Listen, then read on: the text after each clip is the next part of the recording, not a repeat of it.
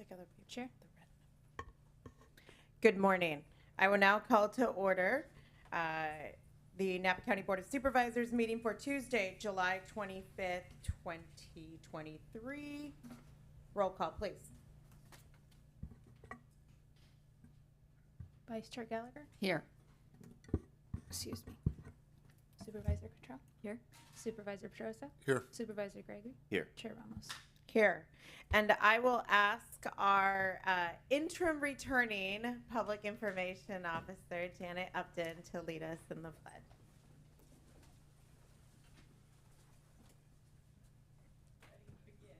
I pledge allegiance to the flag of the United States of America and to the republic for which it stands, one nation, under God, indivisible, with liberty and justice for all.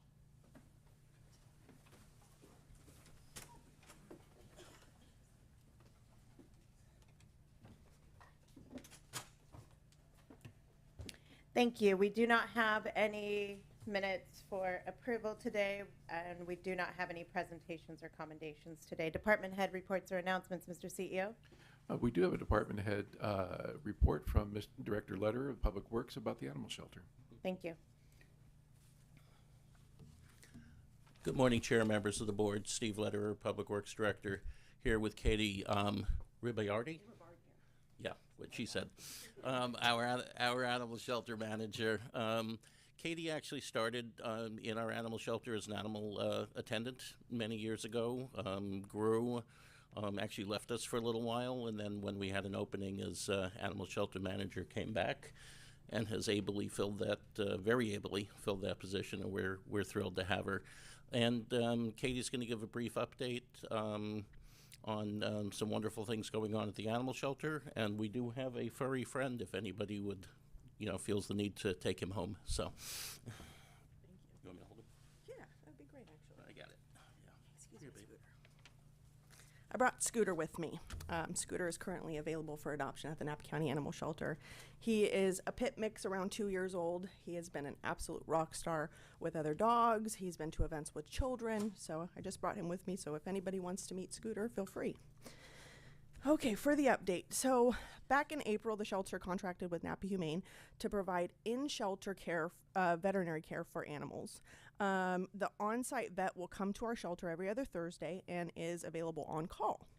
While it's still early in the implementation, the on-site vet has already helped us with over 40 animals that otherwise would have needed transport and assistance from another vet at a higher cost.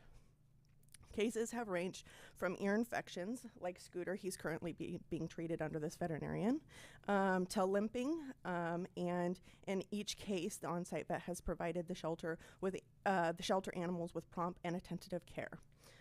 Veterinary protocols are also being updated, and the staff is enjoying the access to the on-site vet to ask questions and learn about protocols. Lastly, in the near future, the on-site vet will be able to conduct cat neuters at the shelter. This is great news because we currently have 59 animals that are in our care that are waiting to be spayed and neutered, and it's been a challenge even at the shelter, even for the shelter, to get the in-clinic spay and neuter services done at Napa Humane. The ability to perform cat neuters at the shelter will facilitate faster adoptions of male kittens and will help reduce the long list of animals needing to be spayed or neutered. In June, we had a leading animal welfare organization called Best Friends come to the shelter and do a 3-day third-party assessment of our shelter and operations. Their goal was to understand our operations, our past experiences, our current struggles, and then suggest programs and methodologies that have proven to be successful in increasing live release rates. The results of the assessment were very positive, and Best Friends commented that our shelter team has compassion that is not typically seen in shelters. Best Friends has provided suggestions related to adoption practices that we are currently reviewing. They've also worked with our programs coordinator to help with different marketing tools, such as providing suggestions, guidance to help expand our kitten program, our kitten foster program, our dog foster program to get that up and running. And in addition, they also pointed us to an online dog training program called Good Pup and granted us up to $2,250 in scholarships for individuals that adopt dogs that have had longer stays at the shelter. We are currently in a nationwide crisis of increased stray animals as well as stagnant adoptions for large dogs. Most rescues and shelters are at capacity, and it's becoming increasingly more common that these rescues, if they are able to take a dog, there is a fee for them to be able to take an animal. Over the past couple of months, and even now, the shelter has been very close to maximum capacity. Thankfully, during one particular time, our Friends of Group was able to financially sponsor 6 dogs to be transferred to a rescue. This gave us enough breathing room that we were able to avoid having to make the more difficult decisions. The animal shelter participated in Dia de Familia on July 16th to talk with the community about the animal shelter, pet adoption, ownership, and the importance of spaying and neutering and microchipping. We are currently recruiting for 2 animal attendants, an office assistant, and an extra help office assistant. And let's see, we are in the early stages of undertaking a fee study with the assistance of MGT Consulting. Lastly, there's 64 animals that are listed for adoption, like Scooter, at our shelter. We have kittens, puppies, dogs, cats, rabbits, guinea pigs. So if you or anyone you know is considering adoption, please send them to the shelter. Thank you. So thank you for listening this morning. There's a lot of great stuff going on at the shelter. Although, as Katie said, I'll say unfortunately, we do have many animals. It would be nice if we got to the point where we didn't, but that's not the case. So lots of ongoing, continuing work to be done there. And again, if you're looking for a dog, cat, or puppy, kitten, guinea pig, we don't right now, but occasionally we have goats and Yes, livestock. And livestock. So lots of good things going on at the shelter. Thank you so much for that update, and thank you, Katie, for really thinking outside the box on how to improve that delivery of service with Napa Humane. I was a board member when Napa Humane made the decision to become a spay and neuter clinic, and that's been a beautiful partnership that the county has had for a number of years, and I can personally attest to the need. I adopted a dog in September from the shelter, and we could not take him home because he had not been fixed yet. So that was a long 5 days for our family to wait it out, and we really applaud the efforts of the animal shelter to continuously work towards finding a home for all animals that come through, adoptable animals that come through. Thank you so much. And it's Scooter, right? Scooter. And Scooter can be viewed at the shelter, and okay, excellent. So everyone put in a plug for Scooter. Thank you so much. Next, we will move on to our consent items for special districts. We have one item for our consideration, 6A. Any questions from the board? Seeing none, I'll open public comment on 6A. We have none in the boardroom. Do we have any on the phone? No one on the phone. Thank you so much. I will close public comment. I'll bring it back to the board for decision. So moved. Second. We have a motion by Supervisor Cottrell, second by Supervisor Gallagher. All those in favor? Aye. Opposed? Motion passes unanimously. Next, we move on to our consent items.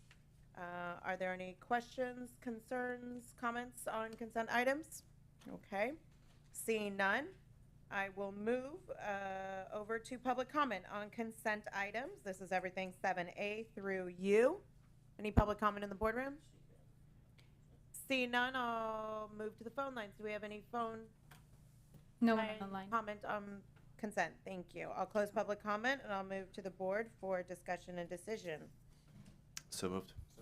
We have a motion by Supervisor Gregory, second by Supervisor Pedroza. All those in favor? Aye. Aye. Opposed? Motion passes unanimously. Next, we will move on to public comment. Public comment is for all matters not listed on the agenda but within the jurisdiction of the Board of Supervisors and special districts. Public comment is limited to 3 minutes per speaker. Thank you, Scooter.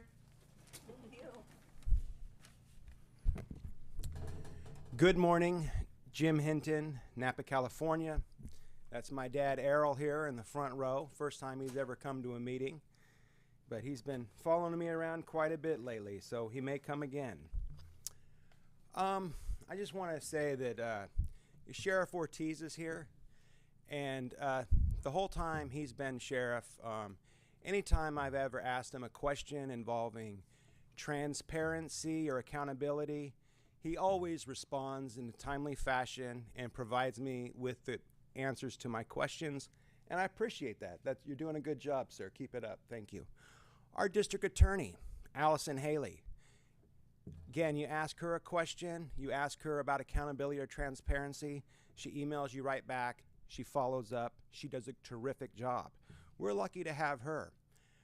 Both of them are tackling some of the most difficult, sensitive issues in our community.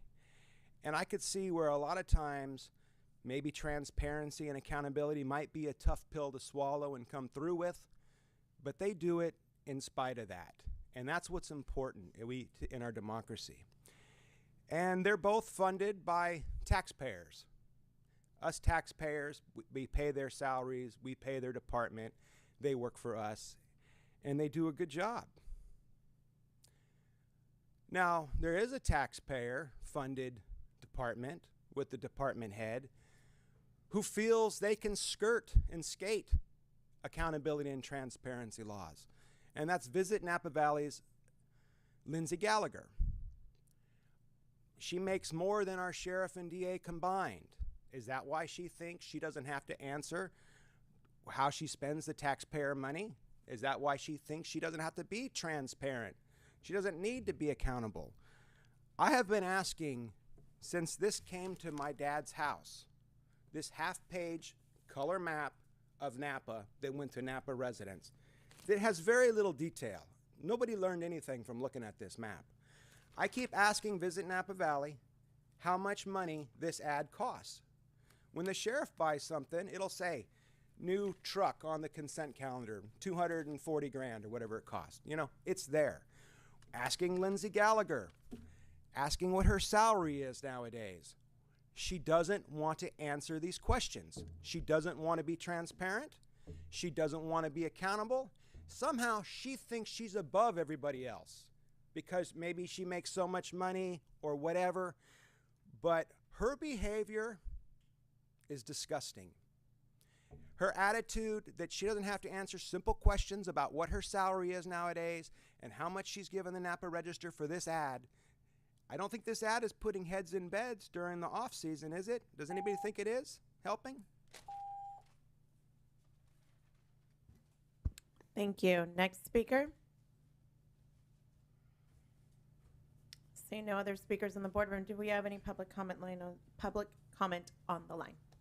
No one on the line. Okay, thank you. I will close public comment and we will move on through our items. We're going to take a few of our timed items first. I'm going to go ahead and take 12A, public hearing introduction of ordinance. The Executive Director of the Housing Authority requests the introduction and intention to adopt an ordinance and the adoption of a resolution. And with us is our Director of Housing and Homeless Services, Ms. Palmer, to be our tour guide through this morning.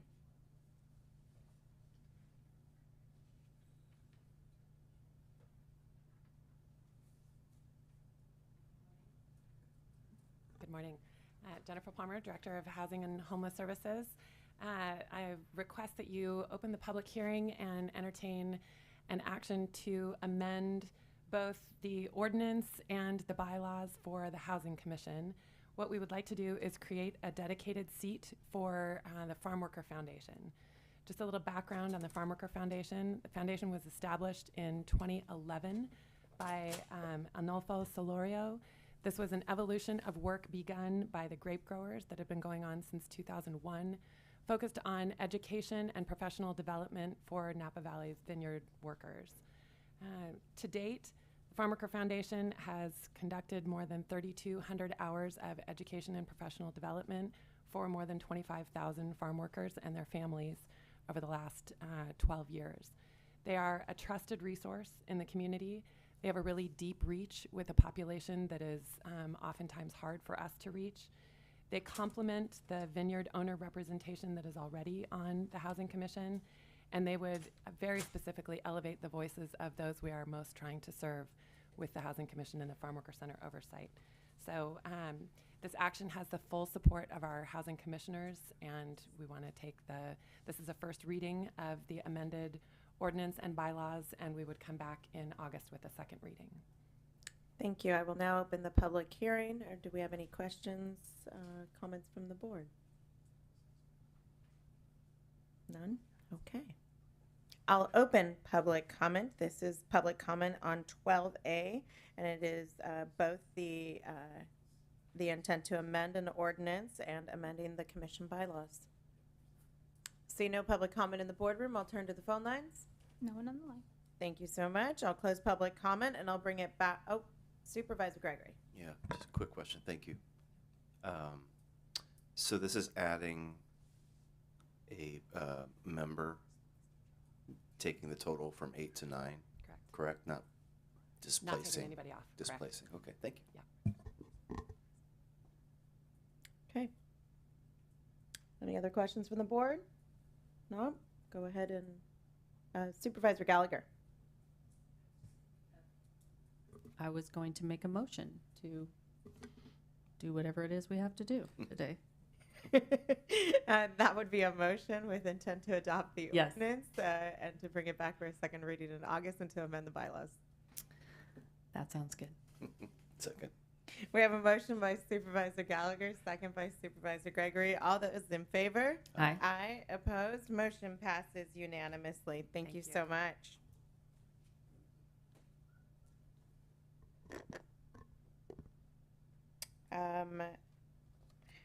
Next, I'll go ahead and we'll take item 13A. This is a public hearing for introduction of an ordinance, and I'll allow County Counsel, Mr. Dooley from County Counsel's office, to be our guide in this adventure.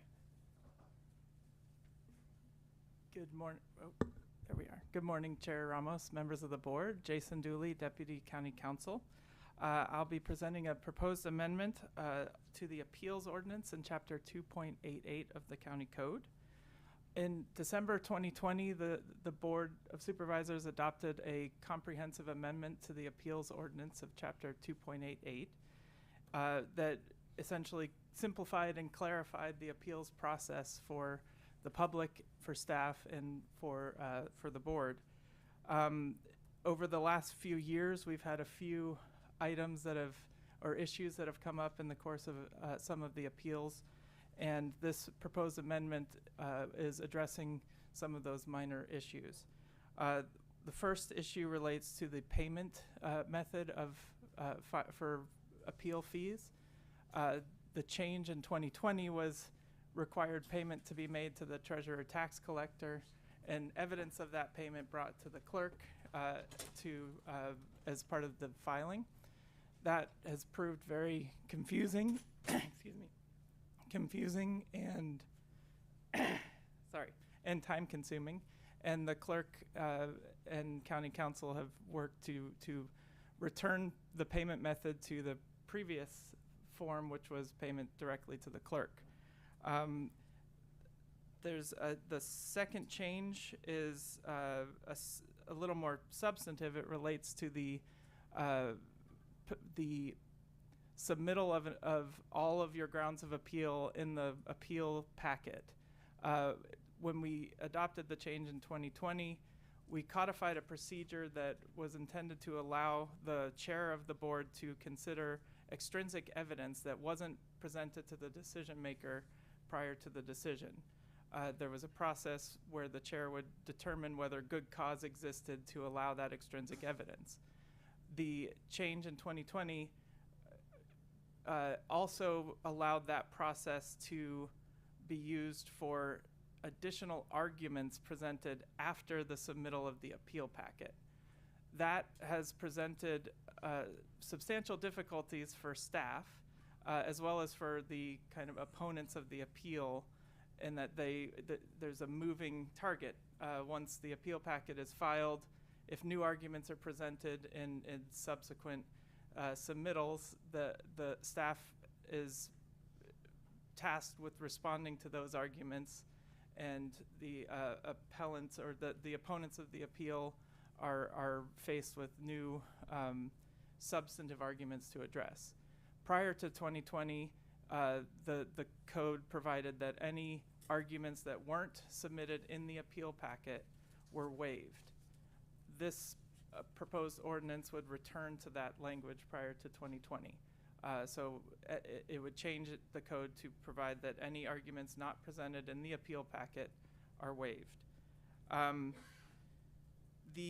There are a couple minor technical changes as well. One, providing us a concrete date when notice is provided, as opposed to allowing it or relying on the time of mailing, and then another to address the form of submittal of the materials to the clerk. These have arisen over the course of the last 3 years, and this cleanup will simplify the process for the public and for staff and the parties. This concludes my report. I'm happy to answer any questions. Thank you. I will open the public hearing. Supervisor Cottrell. Thank you, Chair. Thank you, Mr. Dooley. I had a question, two questions. First of all, because what you're explaining about the second piece, kind of clarifying some things about and streamlining a little bit the appeal and the grounds for appeal. Do you know what the rationale was in 2020 for moving to that different standard? And second, can you tell us a little bit about the process in other jurisdictions? Are we moving more in line with what other jurisdictions are doing or away from? So to your first question, I think this was a kind of appended to the main change, which was involving extrinsic evidence. We hadn't had any situations where people had raised additional arguments later because it was clear from the code that they were waived. Since then, there's been some kind of pre-hearing disputes in appeals about whether arguments are new, whether they're and whether they should be allowed to move forward, and it's created a lot of confusion even before it gets to the board. And so I don't think there was any intentionality to providing that mechanism as far as adding new grounds of appeal. It was, I think, just part of the overall concept of addressing extrinsic evidence. As far as what other jurisdictions do, it's really hard to compare. These are very localized processes for appeals. Typically, I think this is similar to, it's moving closer to what other jurisdictions do, but there is kind of a wide array of options. So this is part, a lot of case law addresses appeals processes that public agencies have, and it essentially says that there's wide discretion for those agencies to fashion the process by which administrative decisions are made and appealed. And this is an area where your board has pretty substantial discretion. Thank you. I see no other questions from the board. I'll now open public comment. This is public comment on 13A, an ordinance to adopt changes to the appeals code. See none in the boardroom. I'll move to the phone lines. Do we have any public comment on the phone lines? No one on the line, Chair. Thank you. I will close public comment And I will bring it back to the board, and I'll help everyone along with it would be a motion for intent to adopt the ordinance and bring it back at a later time for second reading. Supervisor Cottrell. Thanks. I just had another question, which is, was this something that the board had earlier directed staff to work on, or was this that staff was getting caught up in the process of the appeal, or can you talk a little bit about that? Yes, so these are changes that staff has identified based on problems that have arisen over the last 3 years.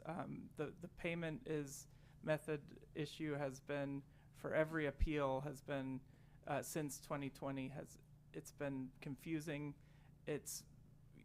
There's often a lot of rush at the end of a deadline to submit these documents. One of the difficult parts about the fee issue is that the clerk has to calculate the amount of the fee at the appeal packet stage, and so you have to go to the clerk first before you can know how much the fee is, and then go to the tax collector, treasurer tax collector, make the payment, then come back. And when there's a tight deadline, it adds an unnecessary step. So that was a reality that the clerk has been dealing with for 3 years. The other change was also a staff-initiated proposal. So these are tweaks that staff is proposing to simplify and address issues that have arisen. Seeing no other questions from the board, I'll entertain a motion for intent to adopt an ordinance amending the noted sections in the agenda. So moved. We have a motion by Supervisor Gregory, second by Supervisor Pedrosa. All those in favor? Aye. Aye. Opposed? Motion passes unanimously. Thank you. Moving along to 13B, and just to set the stage, we'll go from 13B over to 13D, and then we will take collectively all the fire items thereafter.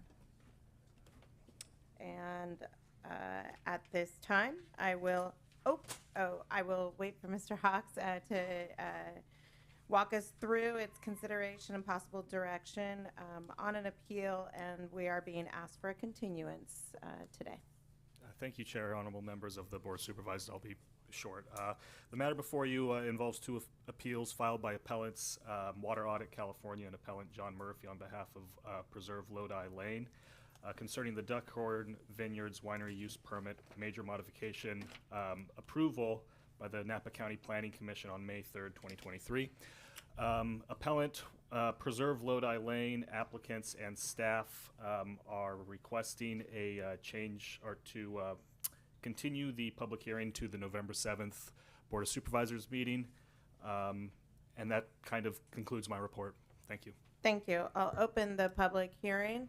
Now I'll take public comment on the requested continuance.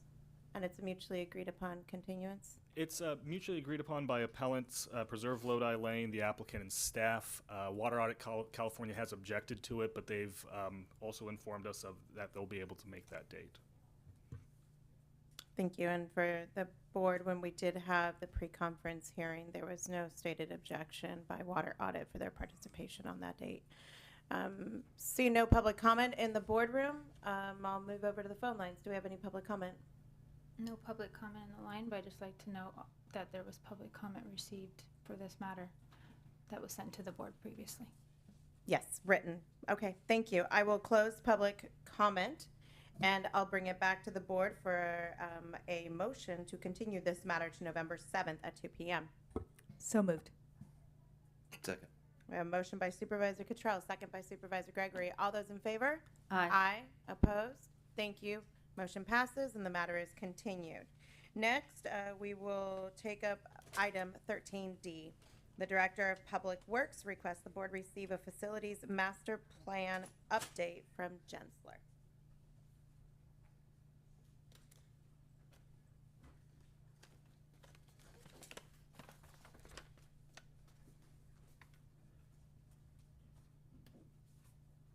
Good morning. Microphone. Thank Good you. morning again. Chair Ramos, members of the board, Steve Lederer, Public Works. I do not have a furry companion for this presentation, but I do have two architects and their team that I will introduce in a moment. Just to set the board for the public, I know the board is aware of this, but back on January 31st, the board requested that we start a process to analyze our future facilities master plan, if you will. The board has an interest in disposing of or dispositioning our property at 1127 First Street, as well as possibly moving some other departments around in development of perhaps a downtown office, a new downtown office building to help that process. The county went out for a request for proposal, did ultimately hire Gensler Architects to assist us with this process. We kicked off this process a couple of months ago, and the purpose of today's presentation is simply give the board update on where we are on the process. We do not have conclusions or recommendations at this point. This is a process update, and we'll talk about the schedule and where we're going from here. So with that, I would like to introduce Paul Natsky, who is a principal in charge of this project with Gensler, and Eric Wong, who is our project manager. And there's an additional member of the team or two, I believe, on the Zoom link that I'll let Paul or Eric introduce. So if there aren't any questions, we'll just jump into the presentation, and then we'll do questions afterwards. Thank you, Steve. Good morning, Chair, members of the board. If you ever have the option to pick between a puppy and an architect, definitely take the puppy. I'll just off the bat. So we are here to present a very brief update on this facilities master plan project, which is in progress. If you go to the next slide. We have a clicker. Oh, thank you. Then I will do it myself. Thank you. So we're going to introduce the project team, which Stephen has basically already done. We'll do a quick overview of the project, a little update on where we are in the process. We're about a third of the way through or so. And then a few key issues that have emerged, as well as a quick report back on the facility conditions work that's been done to date. So our team is structured in Gensler is the primary contract holder, Eric and myself with Gensler. We have our facility condition assessment expert, Bureau Veritas. Mike is on the phone, and we'll be giving an update on the two buildings that were the subject of that assessment. That's this building, the administration building, and building 4 in South Campus. So you'll hear a quick update on that in just a few minutes. We also have, I believe on the phone, members of our economics firm, Gruen Plus Associates, and they're available to answer questions if they come up as needed. They'll be performing market assessment and a financial evaluation of the master plan recommendations when they are put forward. And then finally, we have our cost consultant, construction cost consultant, KPJ Consulting, who will be working to provide those estimates at the right time in the study. We are also under the direction of a core project county team, consists of Steve Lederer, Juan Reyes, and Becky Craig. We also have formed a steering committee specifically for this project, key members, key department heads who we've reported to once and will be reporting back to several times throughout this process, just to make sure we're on the right track and that we're building consensus and moving towards a direction that everybody supports. So with that, I will turn it over to Eric, who will take us through the rest of this brief update. Thanks, Paul. Good morning. This is on. So which button is the? I think we're having some trouble with the. Okay. So for this phase of work, we're focusing on a limited subset of buildings, county facilities, including the building we're in right now, the county administration building, some neighboring buildings downtown, as well as building 4 at the county south campus, as Paul mentioned. So here's the list of the buildings here. And next slide. And throughout our work, here's kind of, I would say, 3 major areas of focus that's going to be guiding our work. The first of which is portfolio optimization and workplace experience. That includes identifying optimal locations for the departments that are currently occupying these buildings, how much space they're likely to need over the next 10 to 15 years, and finally the building features, infrastructure, and other elements that are needed to support the work that all of these departments do and well into the future. And we'll also be looking at long-term costs and operational implications that would be associated with implementing our recommendations. And then finally, disposition or reuse opportunities for any properties that we may identify as potential surplus, meaning they won't be needed for county operations going forward. So to give you a little bit more detail on the next slide, right there. So here's our project timeline. This presentation actually marks the end of task 2, data collection. And leading up to today, we've met with the county steering committee once to clarify goals and key issues. We've also issued a department head questionnaire, which we then followed with a series of interviews to understand the specific needs associated with each department. And we've also completed a facilities condition assessment, which Paul mentioned, for 2 buildings, Building 4 and this building, which the findings of which Mike from Bureau Veritas will cover in just a couple minutes. And looking ahead, we have quite a bit of work still ahead of us. We'll be shifting into analysis and findings, and you can see the various analyses that we'll be conducting there. At the conclusion of that, we'll be meeting back up with the steering committee to present those findings, after which we'll quickly move into options development. So that means master plan options that will, vary according to some of the key issues that we've identified, illustrating different approaches that we think could achieve desired results. And from there, we move quickly into final documentation, where we will hopefully have identified a singular preferred option, which will then be the basis of the master plan. I should also note that at the conclusion of task 4 options development, that's where we'll meet back up with the steering committee again, and then present the outcome of that meeting back to the board.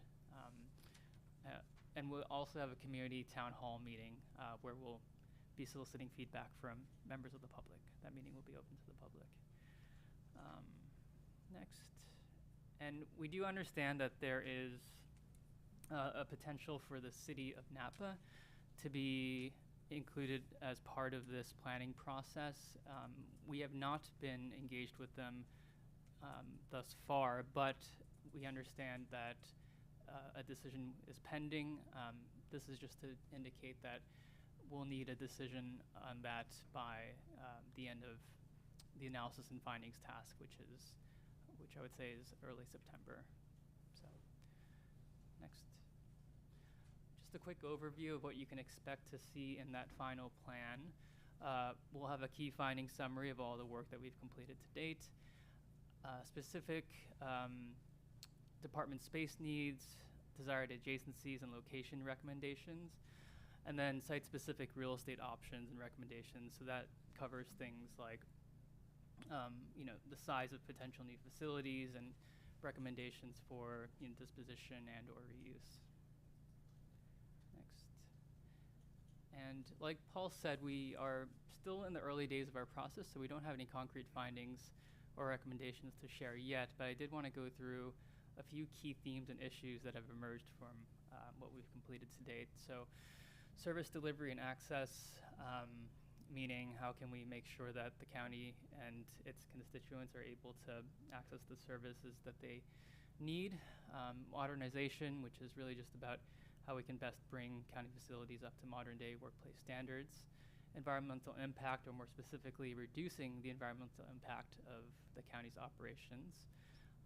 Investment prioritization, looking at immediate facility needs in relation to long-term needs, and understanding how that can be structured into a more cohesive, long-term capital investment vision, downtown presence, which is really driven by the fact that the county's downtown locations have a pretty visible location within downtown Napa. So understanding how we can be a good neighbor and contribute to the downtown environment in a positive way. And then finally, aging building systems, which is really coming out of the facilities conditions assessment. A lot of the buildings, including this one, have aging systems which will be in need of repair. And Mike from Bureau Veritas will actually be going into some details on that. So with that, I will hand it off to Mike. Mike, are you on the line? No? Okay, well then I'll just run through it. So these are some of the top level findings coming out of the facilities conditions assessment. So basically, a lot of the building systems are in poor condition and are exceeding their expected service life. This is really just driven by the fact that the infrastructure is quite old. This building was built in the 70s, and most of these systems we would expect, and any building would need replacement after the amount of time that this building's been occupied. And the estimated cost for all of the recommended equipment replacements and repairs totals to be about $17 million by 2043. So that's over a 20-year period, coming out to about $776,000 per year. And on the next slide, you'll see a little bit more detail on how that adds up. Just give us a second here. So the thick orange line that you see is actually facility conditions index, and the costs are reflected in the bars that you see. So those are cumulative costs running from 2023 to 2043, broken down into reserve costs and then deferred costs. I should note that all of these costs are escalated and assuming an average inflation rate of 3% per year. Next slide. I'll also add that these costs are solely to fix the systems that need addressing based on Bureau Veritas' report. That does not include a broader renovation to modernize the building in terms of workplace, furniture, fixtures, layouts, modern design standards, etc. And I'm sorry. Go ahead. Okay. Yeah, this is just a detailed breakdown of the various components of that total $17 million. You can see some of the bigger ticket items are highlighted in that purplish color here. The deeper the color, the higher the number. And you can see that most, the most expensive items are what I mentioned earlier, building systems, HVAC, which is heating, ventilation, and cooling, plumbing, and other systems throughout the building. So next we'll look at Building 4 at the South Campus. Similar story here, just slightly Before different. you continue to Building 4, I'm just going to check so we can move along if there are any questions from the board on the county admin building. I guess one thing that would help me understand as we go forward, if you go back one slide, that line that determines poor condition.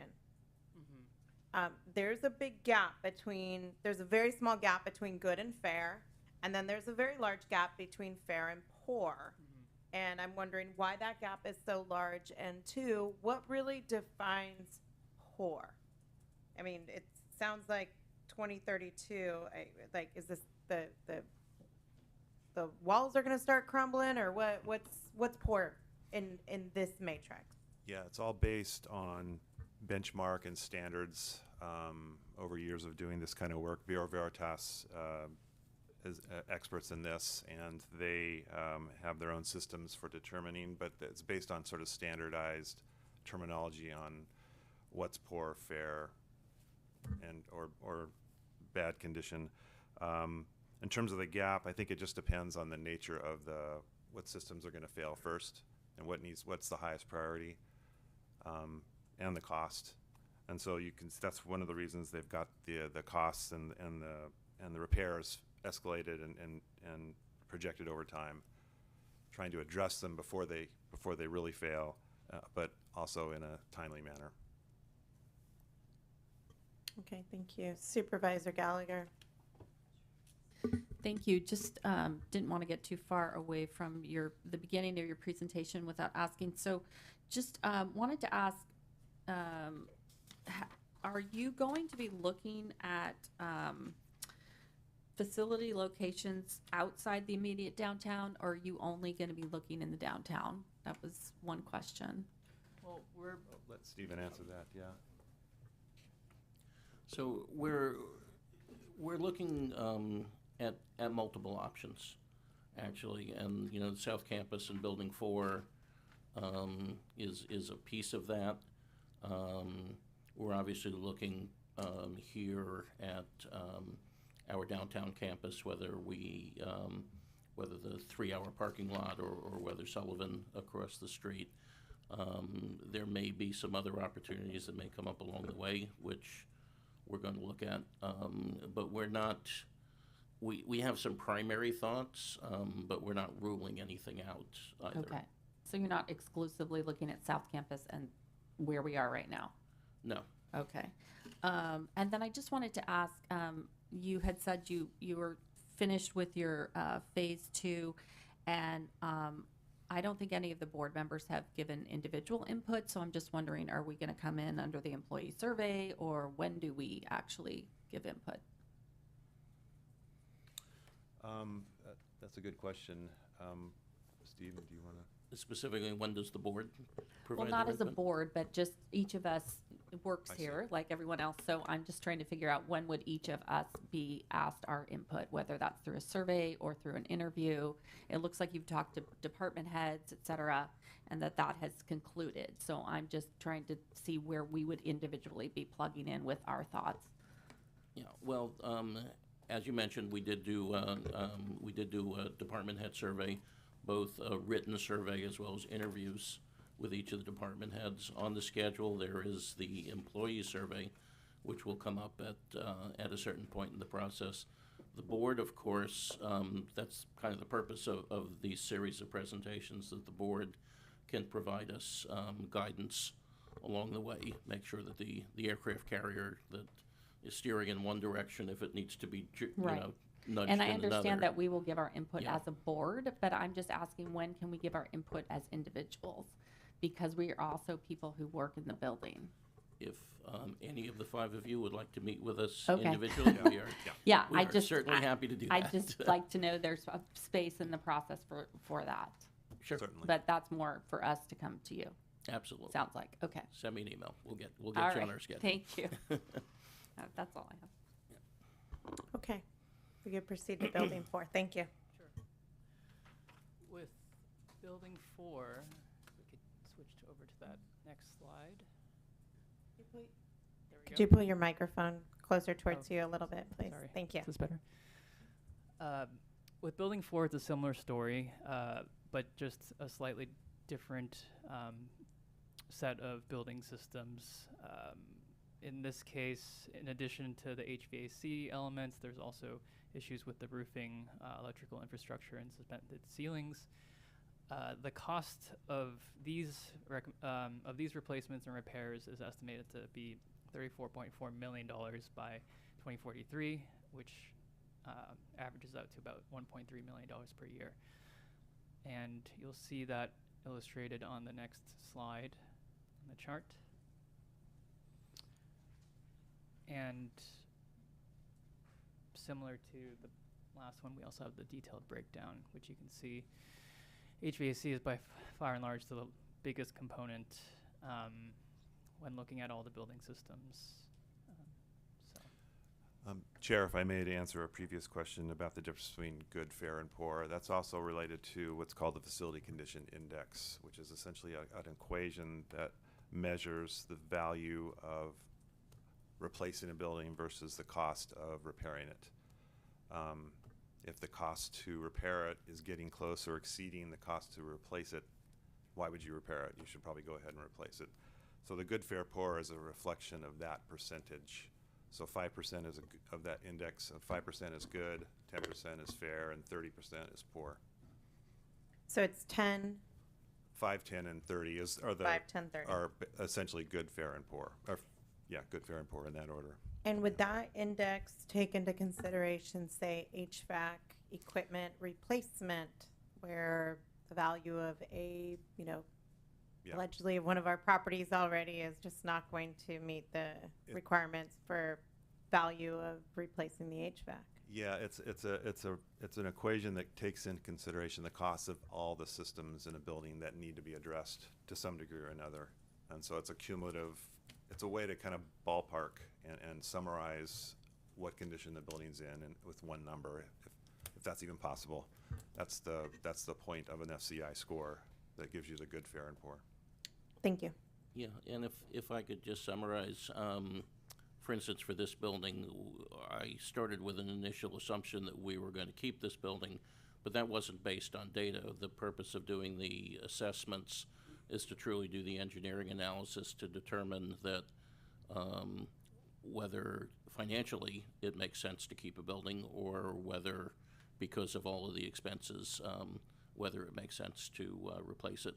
And then if you do decide to keep it, well, what's your ongoing investment, so we can budget for that and plan for it in the future. Okay. So I think that concludes our very brief update. We're happy to receive any additional questions you might have.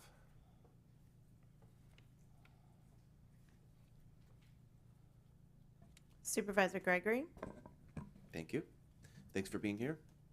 One of the biggest things I think to find consensus on is, if we do shuffle things around, build something new, what public-facing uses belong downtown and which might be able to go elsewhere, such as the South Campus. So what's your process around that? That's front and center of our study. We're engaging with departments who do provide customer-facing, client-facing services, gauging their interest, need, desire, requirement to have a presence downtown, especially if they don't already. And so that is going to go into our analysis. This notion of some sort of maybe one-stop customer service center is very attractive to a lot of departments, to kind of minimize the need for clients to move from one building to another just to get different types of services. So we're putting all that together, and that will be a very big part of our analysis and recommendations when we're finished with the study. Okay. And we'll present those options to you at that time as well. And Supervisor Gallagher and I are on the 2x2 with the city of Napa. I think we meet next week. And that will be our big question to them. What are their priorities to try to accomplish in this first move so that it jives with our schedule and our interests? And we'll let you know. Yeah. And then I'd like to just, and I know you will, continue to focus on why we're doing this, and early feedback from the public, is why are we doing this? Is it just for us, or is it for them? We need to make the business case and explain the why the whole way through. Two of my big priorities remain the Hall of Justice for a couple reasons. Sewage pipes are leaking on our staff. Carruthers, or First Street, is an old, expensive, failing building that just is in the wrong place, and there's something better there that would benefit downtown, I think. And so that there's a lot of why, but let's make also the business case help us, keep this popular. Yeah. Absolutely. Thank you. Thanks. Supervisor Gallagher? Thank you. I just wanted to confirm, so I'm looking at the facilities condition assessment on Building 4. So we're saying basically that this building is already in poor condition? Is that the way to read this? Not currently. Currently it's Yeah. between fair and poor. So as the red line grows over time, you Oh, can see it. I'm sorry. That will be in 28. Okay. Yeah, it eventually does get there, but you're absolutely right. One thing to note about that building, I don't remember if Eric mentioned this, but there's a lot of pharmaceutical equipment in that building from Yeah, the previous right. tenant. The facility conditions team did analyze and rate that, include the cost to repair that. We will back that out if that's not something that you guys that's interested in keeping, or maybe a potential future tenant would want to keep. but we have the option of doing that because they did price the cost to Okay. repair that. So the numbers you see here for building 4 may be a little overstated because of that, Okay. but we'll refine those as we learn more about the future possibilities for that Okay. building. Great, maybe like a note, a footnote or something, Yeah. so we remember that. That'd be great. Thank you. Supervisor Pedroza? Thank you, Chair, and I appreciate the update. You know, one of my focuses is going to be customer service. You know, I do believe we're here to serve the public, and we have to provide good customer service. So I am interested in how does this elevate that? And I think Supervisor Gregory asked a really great question. We have to explain the why we're doing this to the public. It's their tax dollars. The other part, in terms of climate change, one of the biggest things we often think about, and I think where the state is going, is measuring vehicle miles traveled. So I'd be very curious to look at that lens on how it applies to this in terms of where do our employees live, how we locate, what does that mean from, you know, travel patterns, what does it mean from our customers, from our, you know, residents and travel patterns. So putting that measurable, whether that's a decision maker or not, I think it's going to be very good data for us to have as we also try to reduce some of the greenhouse gas emissions by our operations. So I don't know if you have any responses to that, but those are just some comments. Absolutely, yes, and we do that type of analysis quite often, and we can happy to do that as well here for your employee base or even your customers. You know, where are they coming from? Where are they traveling to get their services? It's just sort of another data point to help inform the plan. I'd be interested in both, Yeah. right? Customers and our employees as well. Thank you. I think to add on that, and I know part of the reason why we embarked on this was actually the constraints that our employees are facing in our current facilities. That you know, when we look at, I think really having a big picture of, we've had these buildings for X number of years. How many employees have been added since that time in terms of capacity? But to also look at our service interruptions that we have had for whatever reason it is.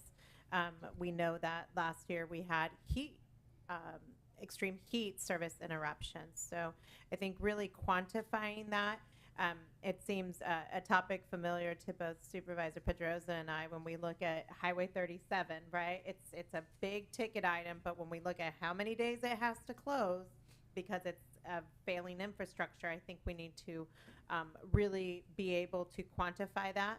It's not so much as much as it is data.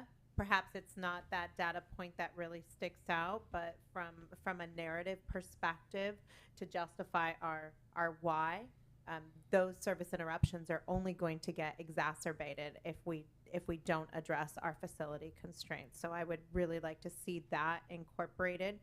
And I really do.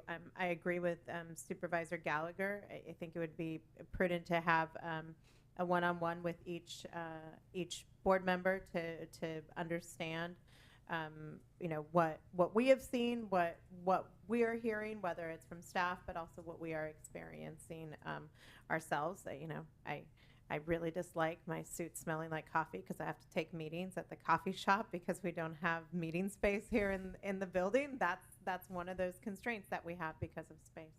Supervisor Cottrell.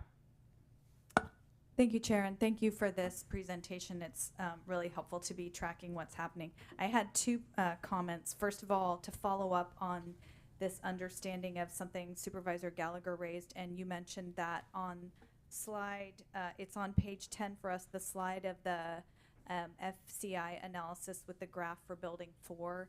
I think what you're saying is that builds in, because some of that existing equipment is the lab equipment, that the cost to replace is cost to replace that equipment. And so I'm thinking, I like this idea of having an asterisk or something to explain that, but actually I think what would be more helpful is to have the default be the costs, assuming we don't do that, because I think that's the much more likely scenario, and then having this as the secondary would be helpful.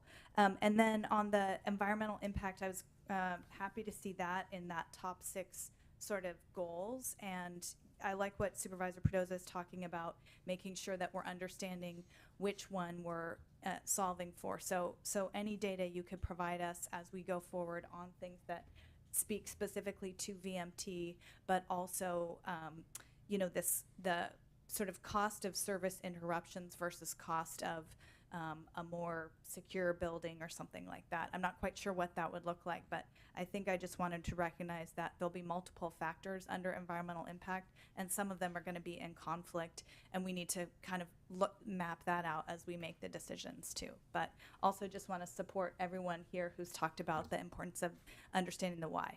So thank you. Thank you. Okay, that's all the lights I see from the board because everyone lit up.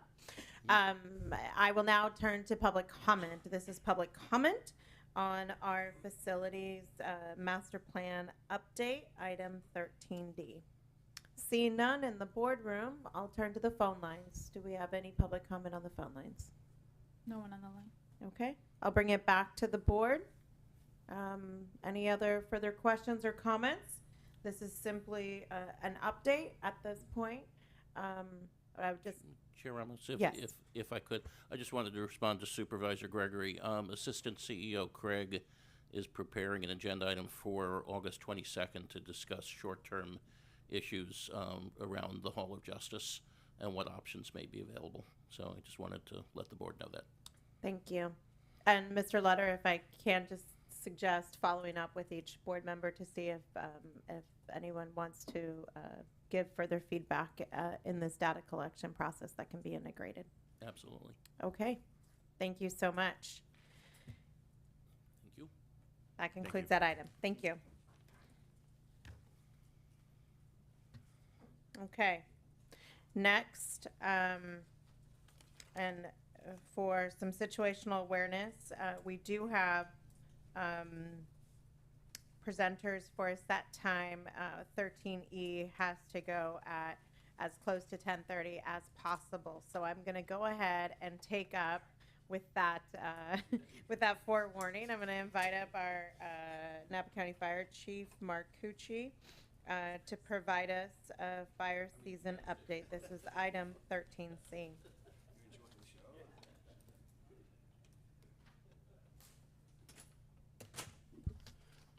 Good morning, Chair Ramos, members of the board. Thank you for having me for this very brief update on fire season 2023 so far. We do have a slideshow. Oh, we got a security alert. I can walk through it.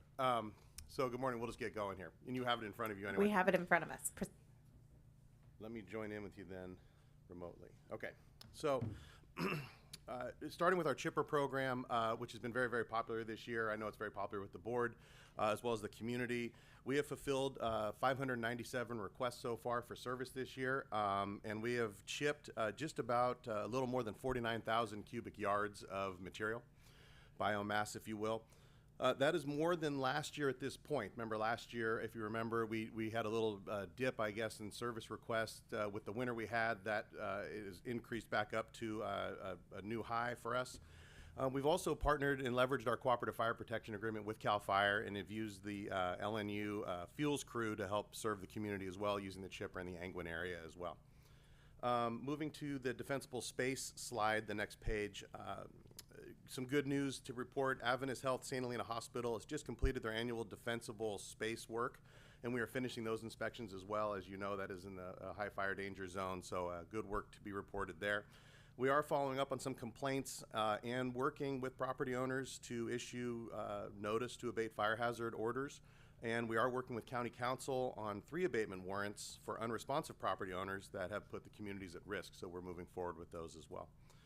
And next week, we will begin inspecting Circle Oaks, one of the annual inspections that we do in the high-risk communities within the county.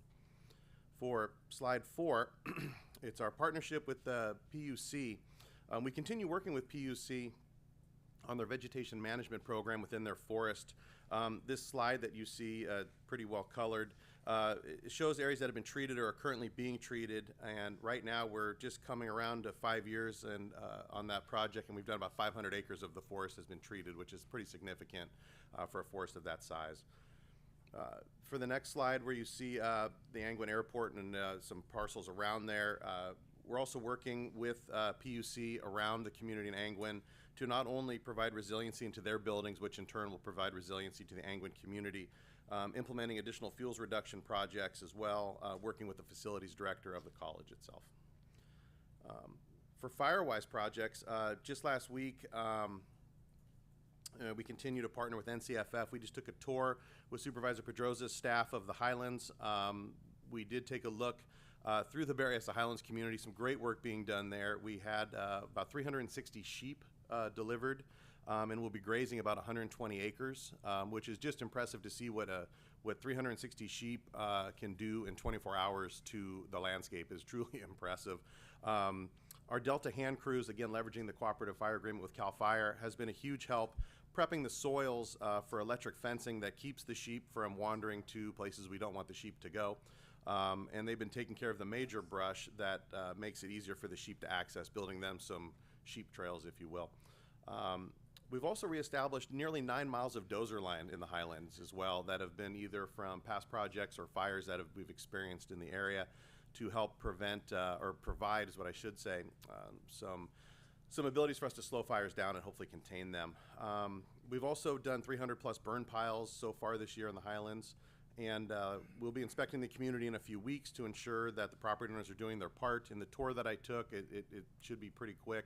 A lot of community, actually the community out doing a lot of the work while we were actually there. We've also finished the Bald Mountain Ridgetop project, and we're currently doing a roadside shaded fuel break on Mount Veeder Road right now as well. Oh, we got the thing back up. There you go. No, I got you. Go back one. There you are. And then we've also got goat and sheep grazing projects on the Highway 128 shaded fuel break areas as well that we've established to help lessen the flashy fuels that grow back when we remove the brush in the shade, if you will, to remove that fuel. There it goes. So what you're seeing here is a before and after of a project that we've done behind the Veterans Home. Thanks to a CAL FIRE Forest Health grant, we've reestablished the dozer lines that were instrumental with saving the Veterans Home during the Nuns Fire in 2017. So a lot of good work happening there to protect a very vulnerable part of our community.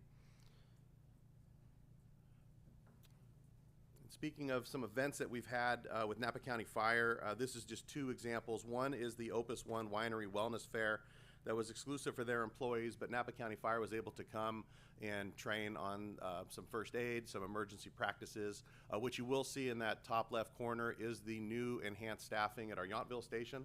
The 6 firefighters that are on duty a day now due to the board increasing the contract as well. So just that happened on July 1st and has been making quite a difference. The other that we've done was the Fire Safe Council meeting with Spring Mountain Fire Safe Council, and then we had one last week with Silverado Highlands Fire Safe Council. So as these Fire Safe Councils are starting to become more populated and more active in the community, Napa County Fire and CAL FIRE is there partnering with them as we continue along in those items. And finally, Alert California, we'd be remiss if we didn't talk about Alert California each month in a meeting. I can say that as Alert California has been deployed at the 6 CAL FIRE command centers, and I would have lost this bet if I took it supervisors, we have actually had multiple first reports from the cameras, and especially in our Nevada Yuba Placer office as well, starting to see, they actually found a commercial structure fire up on I-80. That was the first report, came in on the camera. Which I would have lost the bet, I'll be honest with you, which is great news.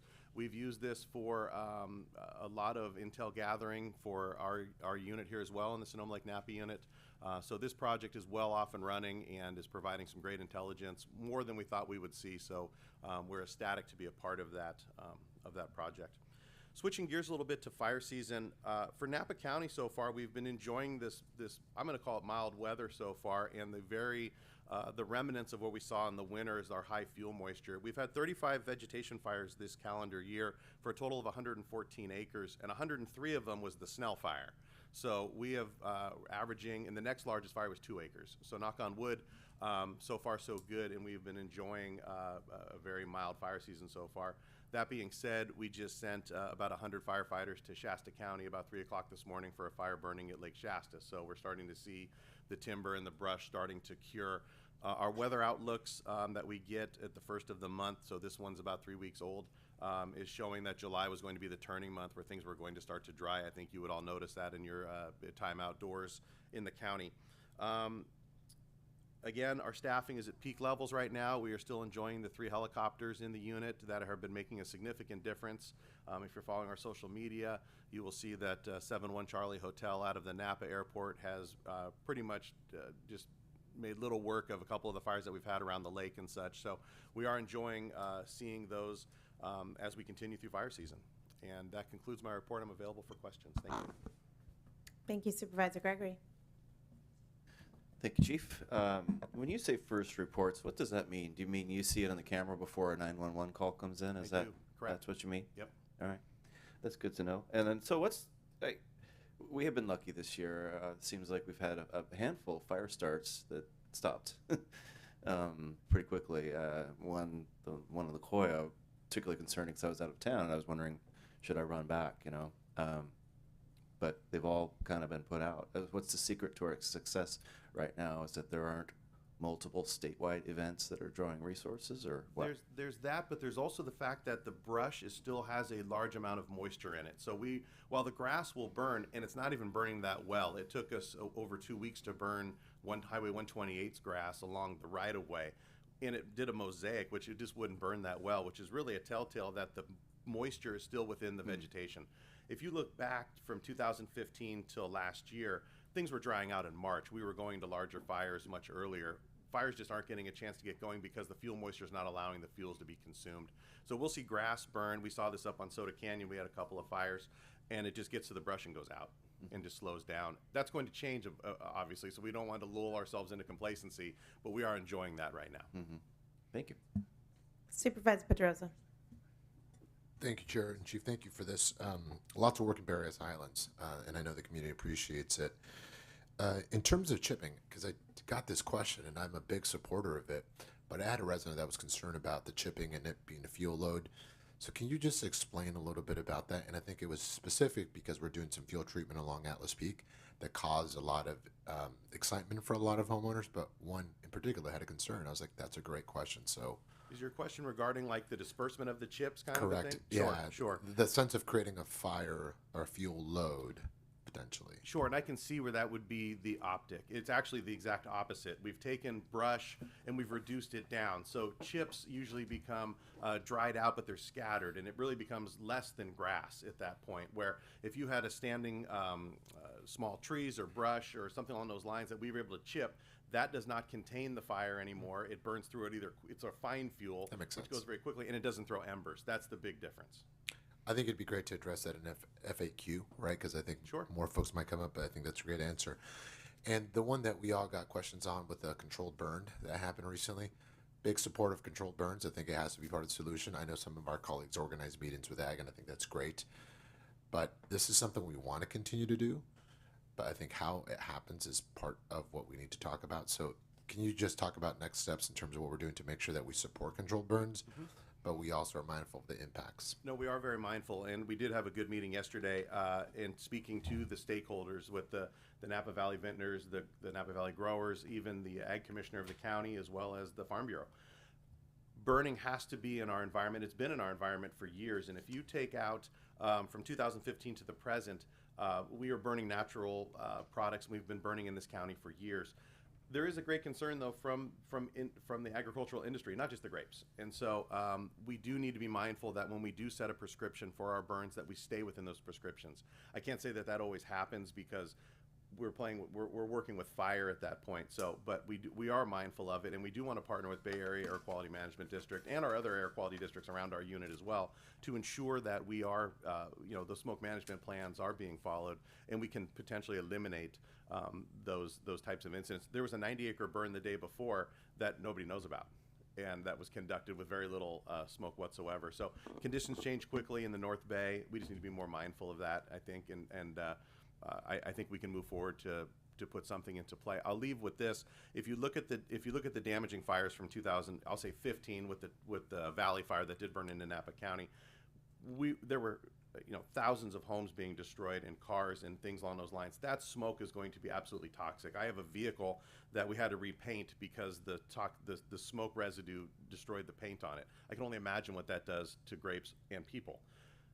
Take that out of there. Napa County's had 5,000-acre fires, 4,000-acre fires for years. And so there's science there that we just need to explore with our partners and our stakeholders to learn more about it, and I'm open to having those conversations. No, and I appreciate that. And, one of the things that we do, when we do special events, we're mindful of other things happening in our community to not create unintended consequences. And I think with controlled burns, as it becomes more part of what we do, we're just mindful of sensitive areas, whether it's ag or any other stakeholder, right? Just being mindful, that would be something that I think we should institutionalize in terms of best practices. I would agree. Thank you. Supervisor Cottrell. Thank you, Chair, and thank you, Chief, for the presentation. I was at that Spring Mountain Fire Safe Council meeting, and it really made a difference to have a CAL FIRE presence there, because I think it really helps fire safe councils feel like they're in partnership with CAL FIRE. So thank you for that. I had a question about the funding sources. You were mentioning that a lot of the work that you've described was funded by the CAL FIRE Forest Health Grant. What are the other sources? I mean, because we've also heard presentations from FireWise. So are the projects that you're talking about here solely funded by CAL FIRE, or are they partnerships with FireWise, or? No, but I'll put a CAL FIRE plug in whenever I can, Supervisor. But I appreciate you pointing that out. No, as a matter of fact, there are multiple funding sources, and we're actually partnering with people that are doing their own sweat equity and some of their own work, providing that guidance. I'd have to research to see where the actual funding came from all the projects, and I can get that to you. But definitely, there has been some CAL FIRE grants that have been awarded to Napa County into areas of the community, and some of that work was even awarded years ago that we're just now, catching up with and getting done, because those grants do last over a significant time frame. So, great, thank you. And I would just ask, and I think we've asked this of FireWise too, is that anytime we get this kind of presentation, it's great to have some numbers to attach to it so that we can start to understand, this much acreage clearing costs us this much dozer line maintenance costs this, as we figure out what the budgeting solution is. And then to just touch on this point, I wanted to thank Supervisor Gallagher for pulling together the meeting with many of the wine growing, grape growing industry folks yesterday, and I thought it was a good conversation. But this most recent burn that you're describing was the first time I had gotten calls from growers concerned about smoke taint from prescribed burns. And as you say, the scale of that is much different than a wildfire, but we're also recognizing that there's a timeline in which this grape crop is particularly vulnerable to smoke, and so how can we have those conversations? So thanks for participating in that as well. And then the final thing is just, again, this is all great information, and to Supervisor Pedrosa's point about maybe an FAQ, I think some sort of website, I know there's a lot of information out there, but that can help us track, here's where we are in terms of maintenance for this year. These are new projects. That would be really helpful too. So thank you. Okay, those are all the questions, comments from the board. I'll open public comment on the fire season update. Do we have any, seeing none in the boardroom, do we have any on the line? Thank you. Okay, that concludes our fire season update of item 13C. And now we will switch gears and we'll do item 11A. And then after 11A, we'll take a short break, and then we'll get on to our timed item of 13E. And to join us for item 11A is our Assistant CEO, Becky Craig. Good morning, Chair and Supervisors. I am here as a follow-up to discussions that we had last month with the budget, but also with CAL FIRE's new agreement and the master plan that came forward with fire. So for all of those items, we ultimately got down to the board providing direction to staff to study various models going forward to see if we do have the best model today for our delivery of services and the funding that is associated with that.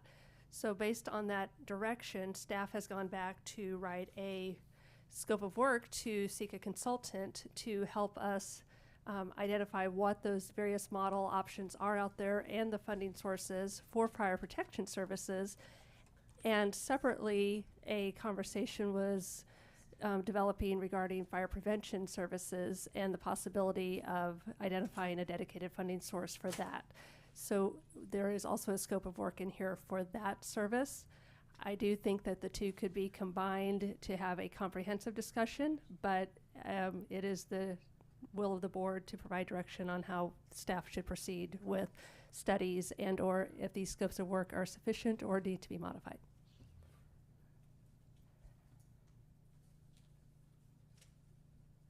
That's the end of the report. That is, I'm seeking direction if we are to proceed with 1 study, 2 studies, and or what are in the studies with proposals for each in here. Okay. Supervisor Gallagher. Thank you, Ms. Craig. I just had some notes here. Do we have some kind of a lessons learned report or paper that was generated or even discussion after the vote on Measure L to just kind of, you know, understand what went well, what didn't go so well with that? Not here at the county. I don't know if that was done independently by the group that took it forward and had an assessment, but not procured by the county. Because I think, of course, that would be something we'd want to do to make sure that, you know, we're looking at this with an eye towards success if we decide to go in that direction and figuring out what we did or didn't do last time. I think it's really important that we bring the other jurisdictions in early and often, making sure that as we have discussions, we're discussing simultaneously really with our city partners. I think last time that was a bit of a problem in terms of communication and maybe getting a little bit ahead of the cities, and I think maybe that detracted a bit from the success of the measure. I'm, you know, curious if we will get more community support if we lump prevention and suppression together rather than funding prevention separately, but curious how we would maybe ascertain whether or not they should be put together or not. And I do think it's going to be hard to come up with a funding measure before deciding on a structure, because obviously the structure is going to probably drive the particular funding method. And I'm also, I think it was mentioned about looking at what other counties' models look like, but I think that would probably be kind of on the top of the list, is to really research, especially our neighboring counties, to understand how they are structured and maybe the lessons they have learned from one structure versus another. Hopefully we can learn from the success and mistakes of other jurisdictions before we get too far down the road. So just a couple comments. Supervisor Cottrell. Thank you, Chair, and thank you, Director Craig, for bringing all of this and kind of laying out the options. I wanted to share some of the thoughts that I've had and some of the conversations that I have had, and Supervisor Gregory and I have participated in some of them together.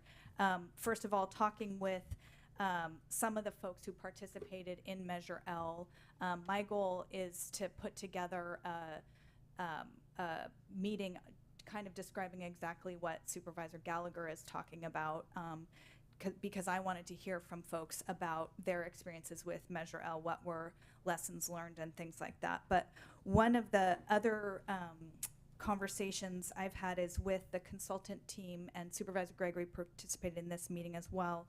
The consultant team that did the successful Marin Fire District measure, where they, by a 75% approval rate, passed a fire prevention measure in Marin. And it's exactly what Supervisor Gallagher and Pedroza were talking about, this having the structure in place.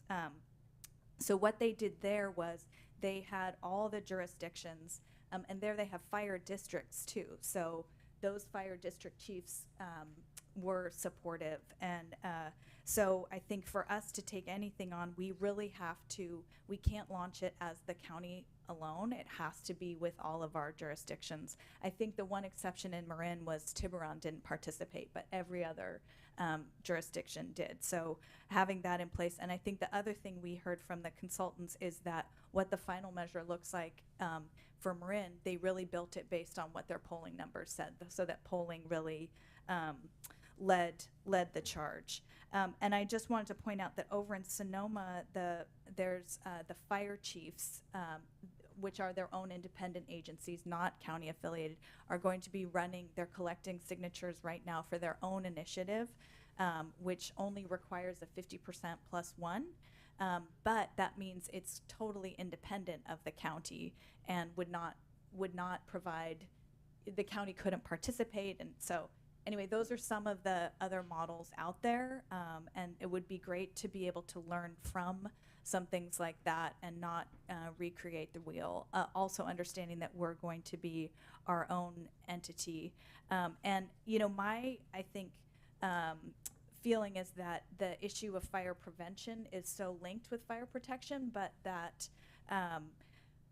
that being able to look at them separately might make sense, because I think people have a different reaction about what is a core service provided by the government versus what is something that, oh, it makes sense that we're in a new climate, we need to go raise some funds to add this new level of fire prevention that we need. So, but I'm interested in hearing from my colleagues on that.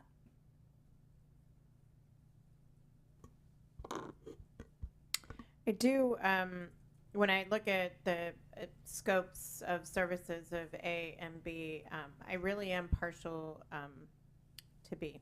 And the reasons are a couple. One of the things that we did last year is make a determination to engage in a 2-year contract renewal with CAL FIRE to somewhat hit the pause button and say, what do we need to do going forward? Part of it is an economic cost assessment, which would include impacts of retirement should we pursue a different model. Another one was the opportunity to reassess the integration of our volunteer firefighters into Napa County Fire, something that we responded to the grand jury on today. So that was a very intentional period of renewal, right? Most of these contracts are, I think the last time we did was 5 and 10. Is that right, Chief? Like, I think the prior one was 5? 3 years. 3, and then we had another one that was the prior one before that. Might have been 5. I think that one was 5. So we've been cutting the CAL FIRE contract shorter to really put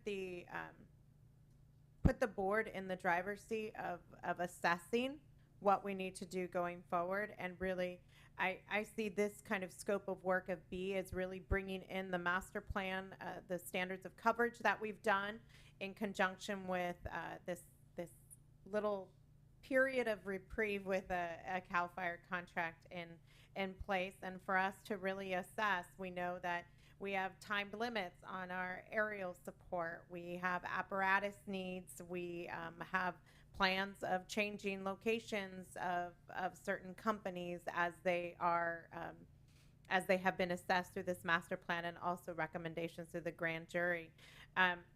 If we put that all together, that's the organizational part that I think we really do need to do some work in how we assess that, and also looking at the delivery of service really in the Up Valley and some of our municipal partners, and what their needs are going to be from county support in the future, something that has changed a bit, especially in regards to Calistoga. But also, as we had gone through in the budget process, yes, fire protection, fire suppression is seen as a core county service, but this is our largest contract. It is an escalating cost that we simply cannot keep up with the pace we're at right now without larger contributions from the general fund, which supports everything else that we do, and really looking at how we prioritize and safeguard that funding. I think a fire prevention and suppression, if done well, can really help us secure this into the future. I really do think when we look at how we are going to address this, we're at a point right now, having now included the description for our fire services administrator position, to really look at this holistically. And I would like us to really utilize this time and this scope of work to bring all of these moments in time together for a holistic assessment. Supervisor Pedroza. Thank you, Chair. And look, I support attachment B too. The only concern I have is it just seems premature to talk about funding until you know what you want. So to me, you need to have the conversation of what does that structure look like? What do we want to be? And once you have that conversation, then you can talk about, can you afford it and how do you afford it? But to try to talk about a measure, to me, is premature. And that is going to be concerning to our residents who are at times willing to tax themselves for the betterment of a service. But until we know what the service is, I don't think you could actually have that conversation at the same time. So to me, that puts in question whether you could have a measure in 2024, if that's a goal.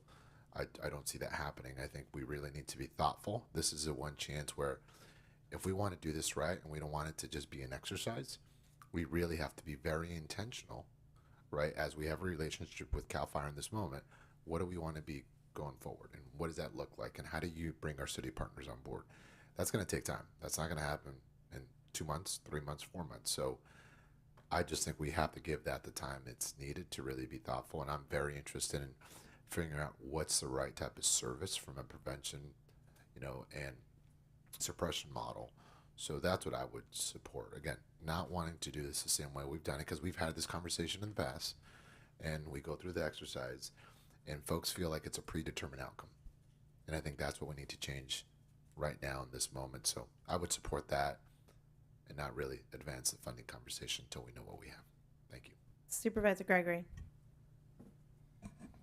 Yeah, these are two very different things, prevention and suppression.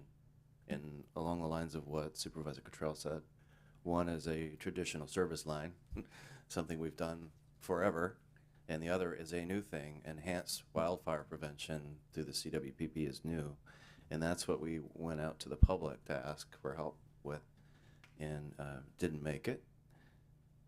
As your board's lead on that committee, I'll tell you the biggest challenge we had is that the people that live in the city don't feel it's their problem. It's a county problem, not theirs. And so obviously any campaign moving forward has to address that to be successful. But I do think it's worthwhile bringing somebody on to facilitate a postmortem on Measure L, do a little polling, and advise us on what is possible. And I think that's a very different company than one that would do the fire services study, which is why I think they definitely need to be split up if the consensus on this board is to at least pursue some kind of a ballot measure for 2024, 2026, whenever, but to know more about it. Supervisor Cottrell. Thank you. I just also wanted to add a couple points of context. We know that the LAFCO is going to be embarking on a fire services municipal service review, probably starting in January. I think we're looking at the draft RFP there. So that's another set of data points. But also one of the things, to what the chair was mentioning and also Supervisor Pedroza about what's the structure that we want. I would hope before we sort of ask some of the big questions about what is the path for us in terms of working with CAL FIRE or working with some other model, I would like to address the volunteer piece first, and I think Chief Marcucci is embarking on some of that. But I think understanding what pieces that we already know need some work in the short term, I'd like to see that be able to move forward. You know, that one we've done a lot of the work on knowing what some solutions might be. That we don't know if they'll work, but at least we have some rough game plan in place. So I do think it's important to understand what should be in this study and what we can move forward on in the meantime. If I may, Madam Chair, we are moving forward on all these fronts. We're moving forward with the fire administrator. We're moving forward with bringing more structure to how the volunteers are trained and certified and overseen and organized. And our staff is requesting today to go forward with the study if the board so agrees. We have been looking at other jurisdictions and started to do a cursory review. And there are different ways of doing it. Yolo County has 16 different districts. Solano and Lake County have 3. Marin has 7 districts, but they also have a county fire department embedded within the county government, as does Santa Barbara, which is similar to somewhat to Napa County. San Luis Obispo County has CAL FIRE service. Again, San Luis Obispo, also wine growing region, high housing. They also contract with CAL FIRE. Contra Costa and Sonoma County have countywide fire district. So there's a variety of things. We intend this study to show us which of these models work best for Napa County. What I can say is the model we have now does not work. We need to replace it with something else. And so that is one question: is can we go forward with this study? And we've asked, we put out 2 competing options in terms of attachment A and attachment B. And then I agree secondarily, there are 2 related questions. Does the county want to move forward with looking at any kind of preliminary work on an initiative, whether 24, 26? And then secondarily, as we look at these models, if we look at initiative, are we looking at fire prevention and suppression as 2 separate things or one integrated thing? So those are the 3 main questions we're looking for direction for this morning. Thank you. I'll go ahead and I'm going to try and get an expectation here so we can get a short break in and get to our next item. Our next item is going to be talking about a ballot measure for November 24 and the 9 Bay Area counties regarding housing. I know that NBTA is considering, was it your pothole measure in November 2024. I think that it would be presumptuous for this board to say, give a date of when we would intend to actually go to the ballot. So I think certainly what I have heard, and I'll just kind of leave it there and I'll take public comment, there's more of a leaning towards B, but with some separation between the organizational and then the objectives of what funding would do. Because we recognize there are moving pieces. I agree with Supervisor Cottrell. We do know that the integration, more cohesive integration within our county fire department is something that has our attention and we are working on. And we're not going to be waiting for a consultant to necessarily tell us what we know needs to happen going forward. And I think that this relates, again, back to that master plan. We had some short, medium, and long-term goals that were reviewed with the board, and Mr. Sanchez, our analyst on fire, had presented that to us.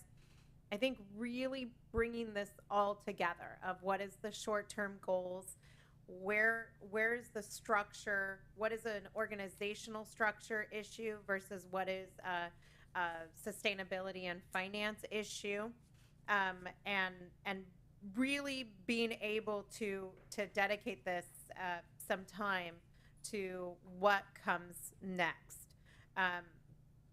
We have been very fortunate to have a long-standing relationship with CAL FIRE, but we're at a point where we do need to redefine how we work that relationship here within the county and most importantly, how we pay for it, for the protection of our residents.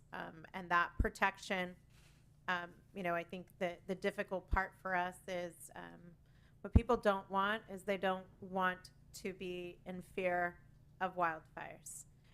How that happens really rests with the policy decisions that we make here going forward. So, and then Supervisor Cottrell made a great point. We need integration of where the LAFCO Municipal Services Review on Fire is going to play a role in here in this grand scheme of things. Supervisor Cottrell. Thank you. This has been a good discussion, and it's nice to finally be able to talk about all these pieces together, although it is messy. So I just reflecting back, it sounds like there is support for moving forward with the fire protection piece, and I also wanted to express support for making sure that we're looking at fire prevention too. I think Supervisor Gregory's point about they're different tasks, so maybe we can do something where it's some sort of modular RFP that says, these are two, because I think the point I want to make is they're separate, but they really need to be connected.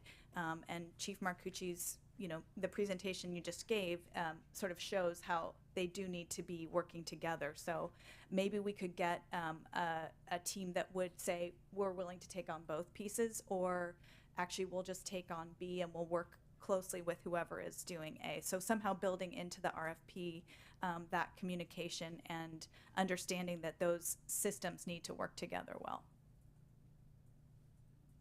I agree. I heard that. I think there's more general consensus that they're related, and how it all works out is for staff and consulting to work out.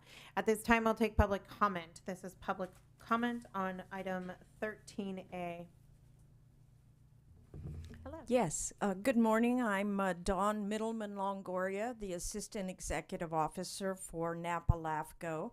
I'm here to support the board first on the master plan study that you did of fire service, and then secondly on moving forward to implement the recommendations of that study.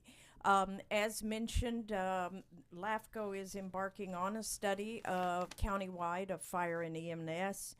LAFCOs are required by law to study local government services, and various agencies, organizations, and members of the public have come to LAFCO requesting that we conduct a study of fire and EMS. Part of the reasons that they've come to LAFCO is they know that by law we're required to be neutral in these studies.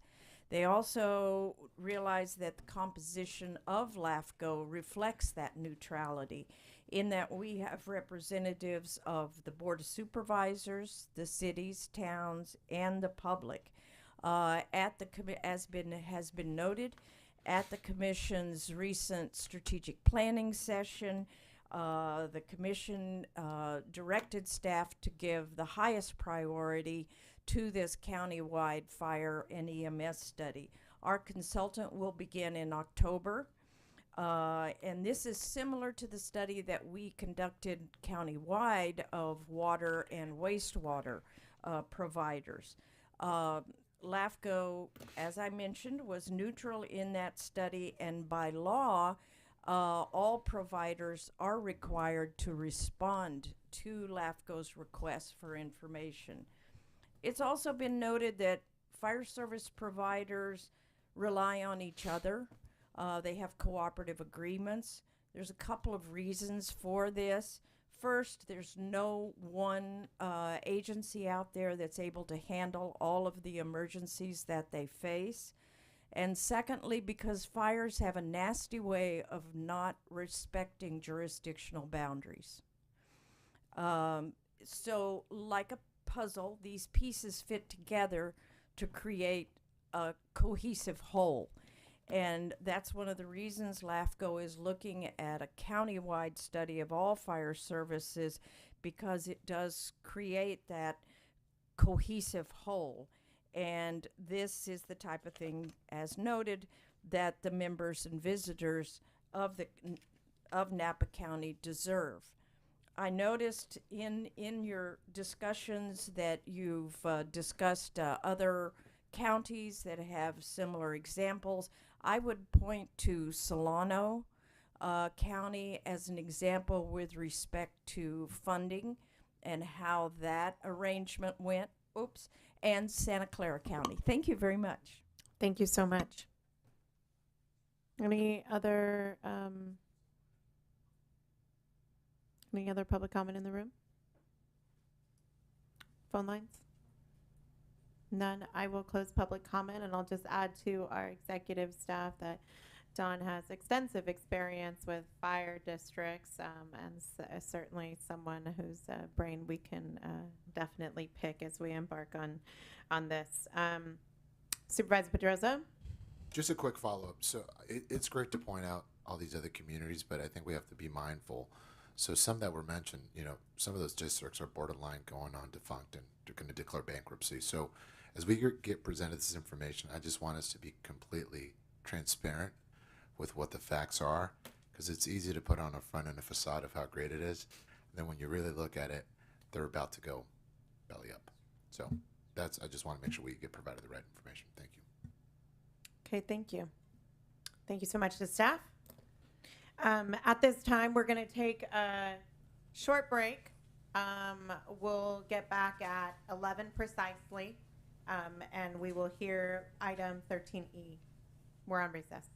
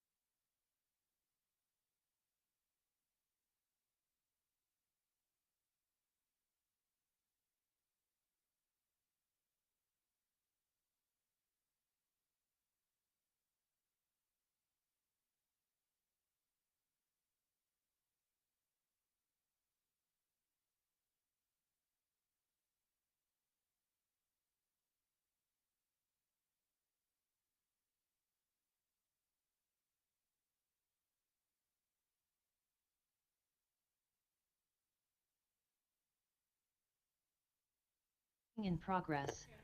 We are now back from recess. We are now back from recess.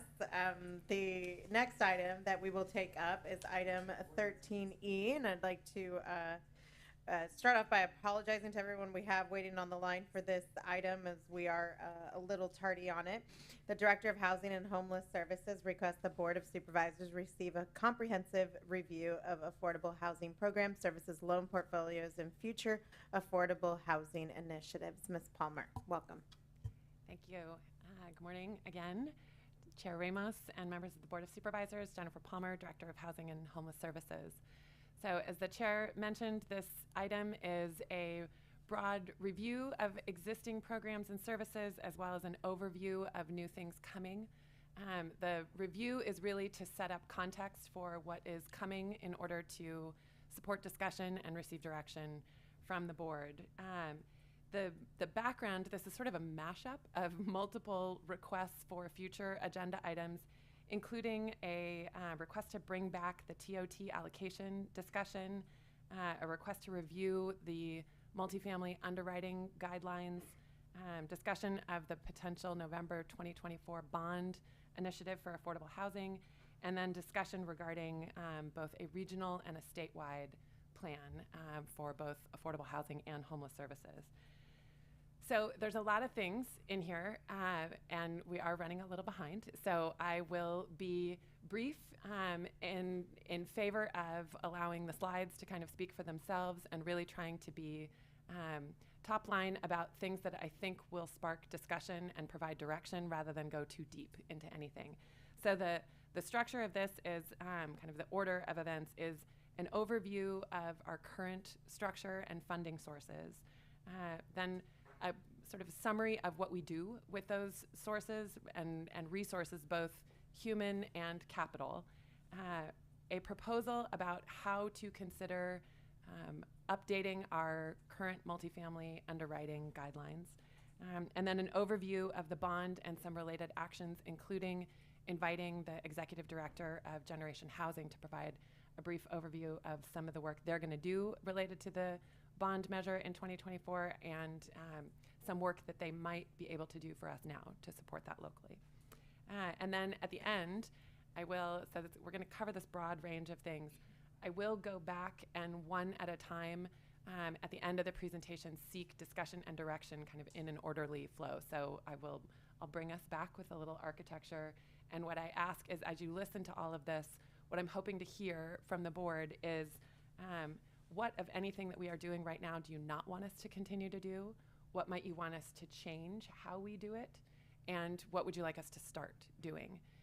With the goal that I would then come back with a proposal as far as what that might mean from a budget allocation and what are the appropriate funding sources for that at a future item. So this is really just seeking direction. It's not taking any action on anything. Let's see there we go. Okay. So to start, I just want to talk for a second about our structure. We have three very distinct things that often come before the board under their individual programs. So we have homeless services, we have the Housing Authority and Farm Worker Centers, and then we have affordable housing. They are all together under our one Housing and Homeless Services department. And while they are each individual sources with their own funding sources, they are super integrated as far as the people we serve across and how decisions in affordable housing blend right into either things we do in the farm worker centers or things we do in homeless services. So as an example of that, the terms that we use for extremely low income, and moderate income are useful to imagine. At the extremely low income, that's 30% to 60% or 30 to 50% of AMI. Those are mostly folks who we serve in our emergency shelter. Those are the folks we are trying to rapidly rehouse because a single destabilizing financial event can push somebody into an experience of homelessness, and we're trying to get them rapidly back out. So extremely low income housing is often what we are seeking for folks in the shelter system. Low income would be our farm workers. That's about the wage of an average farm laborer.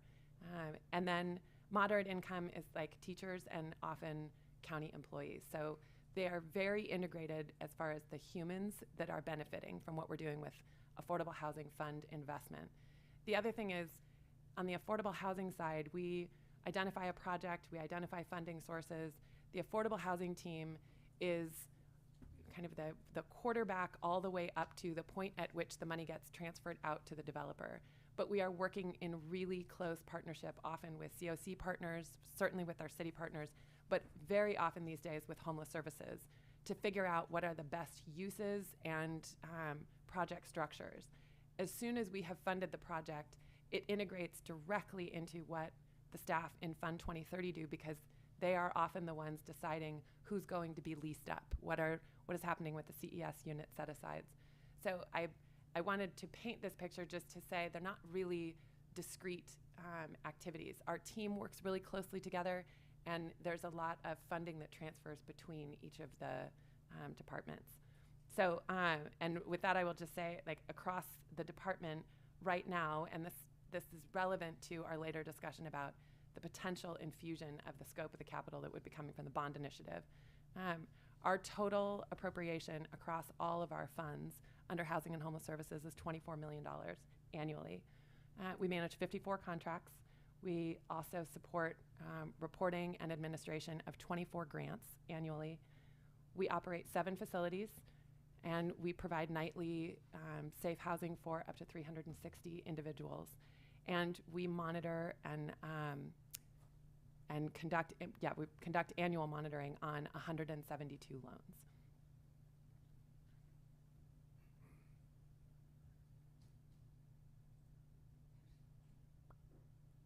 There we go.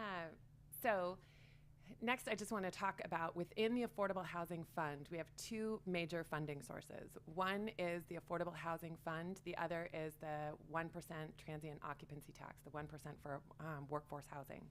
So transient occupancy tax is I think it's a 13% tax right now, collected on nightly hotel stays. Only 1% of that is coming into affordable housing. So most of that goes elsewhere. But there is 1% that was adopted by the voters back in 2018, and that money is set aside for workforce housing. So the difference between those 2 funding sources, one is a fee based on permits pulled. So the affordable housing funds are fees. The other is a tax. The commercial and residential permit fees generate about $4 million annually. The hotel occupancy tax, the 1%, generates 1 to 1.2 annually, depending on obviously hotel occupancy. Under the Affordable Housing Fund, there's a 55-year deed restriction, and we're capped at 120% of AMI. So we can't invest in projects that support folks who are making more than 120% area median income, whereas the workforce housing is undefined. So that could conceivably go higher depending on how we looked at what is considered workforce level. And then the uses, to date, we've really only utilized the Affordable Housing Fund. The TOT, since it was started to be collected back in 2019, so January 2019, it's just all been collecting in a fund right now. So there is a fund balance of $4 million.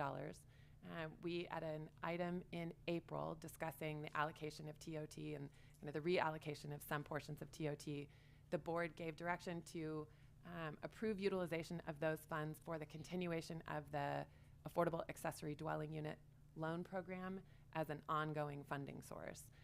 But to date, we haven't used that. We've got $4 million of appropriation in this coming year's budget for when we have fully expended down the first $5 million in the pilot project.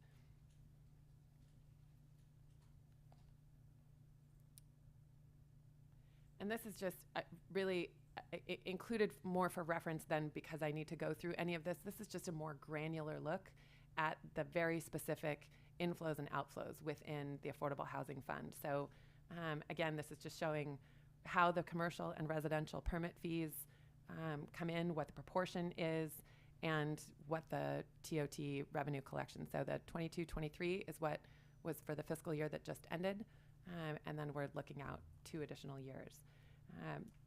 This is also to just illustrate that our current fund balance this year, what is unallocated in the Affordable Housing Fund, is around $4.6 million.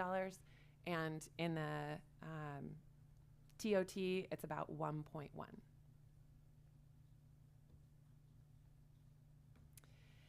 And then I just want to take a sec to talk about what we do. And again, this has to do with like size and scope of what we do now and what might change with a large housing bond. So 4 major programs that are supported within affordable housing funds with our 2 analysts who work in the affordable housing side. One is the multifamily loan portfolio. We have 54 loans with a principal balance on those loans. That means the original amount that we loaned out being $26 million. We collect 3% simple interest on all of those loans annually. And so the actual accumulated fund balance is significantly higher than $26 million, but it's $26 million in original investment. And that has translated to just over 1,000 units of affordable housing. We monitor those loans every year, so each one of those 54 loans has a regulatory agreement that says what the developer and the operator must do in exchange for those funds, and we are obligated to conduct annual monitoring, so making sure we're getting all of the documents annually and making sure that they are in fact serving the individuals that we need to. Next is the Proximity Workforce Down Payment Assistance Program. For this, we have 106 active loans and a principal loan balance of $4.7 million, supporting 106 units. These loans are an equity share of proceeds, so it's originally a 10% down payment assistance. We just switched that up to a 16.5% down payment assistance. And we also conduct annual monitoring on these loans to make sure that each one of the units is owner-occupied, that they have the right insurance certificates, and that the, owner-occupied and insurance certificate, that's all for that one. We have the number of loans varies year to year depending on payoffs. So when the housing market went way up and interest rates were way down, we had a lot of homeowners choose to pay off their loan.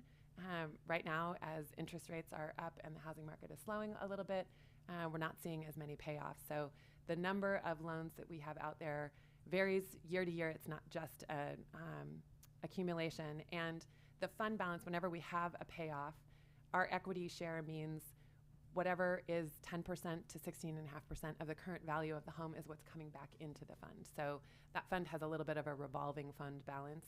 It actually does replenish.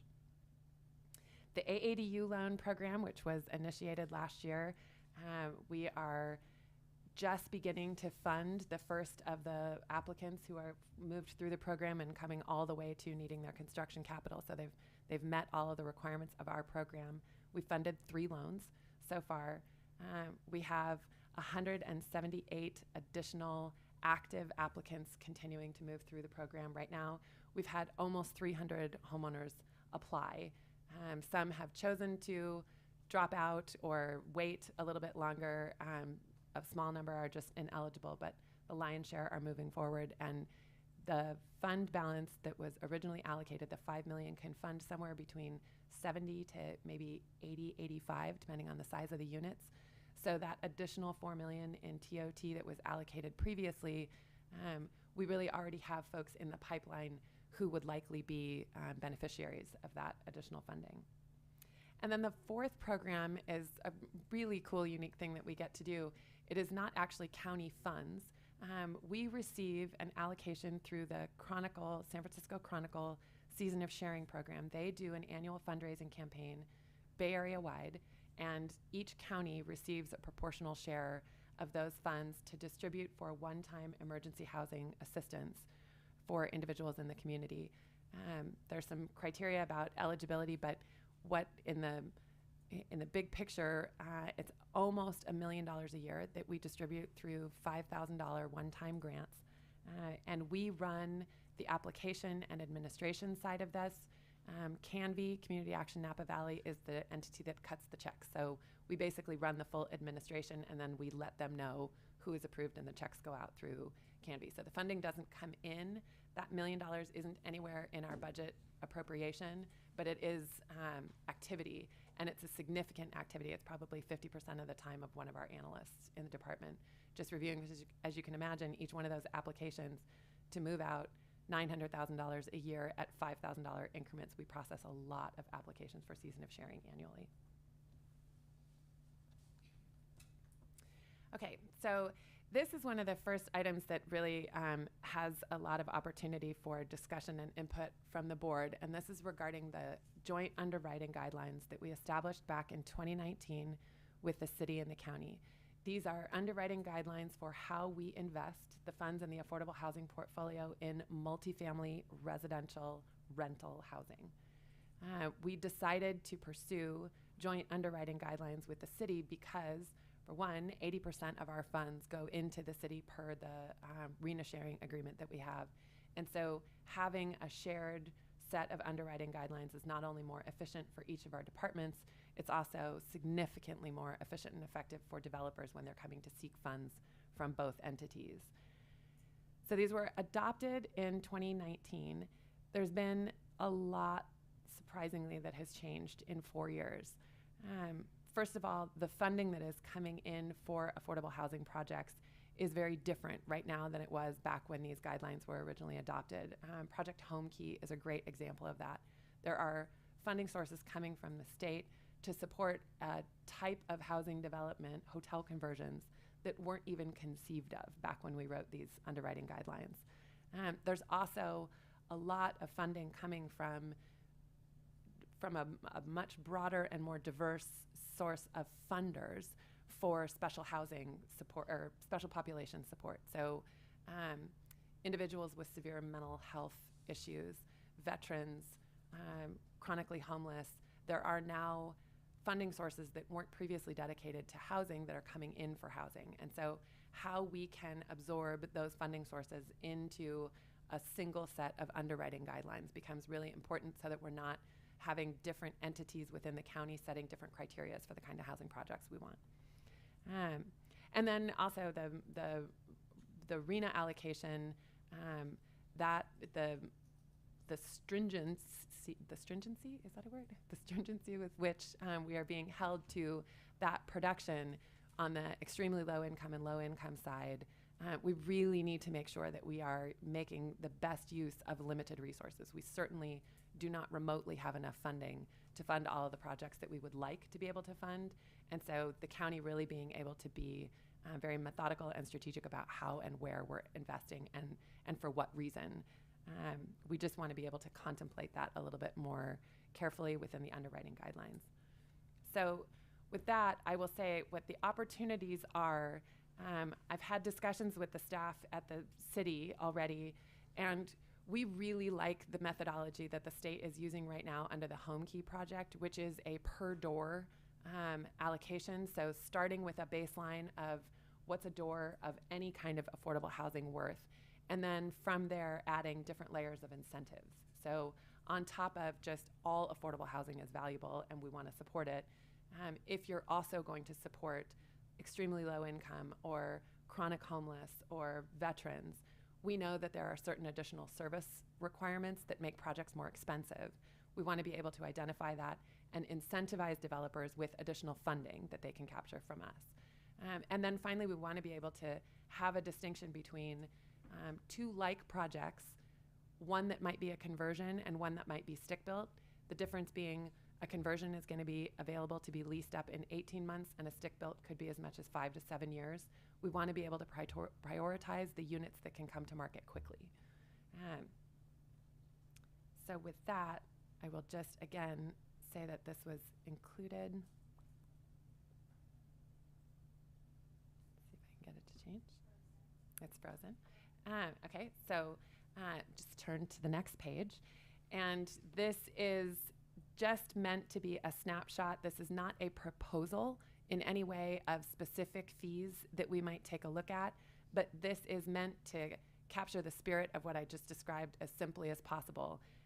This is, for the purposes of discussion, suggesting different levels of incentive for extremely low income, and moderate income for various subpopulations and for occupancy timelines, and how two 40-bed projects might score and be funded very differently based on the populations that they're serving. So I say this again to say, like, this is not, I'm not proposing that these would be the fees.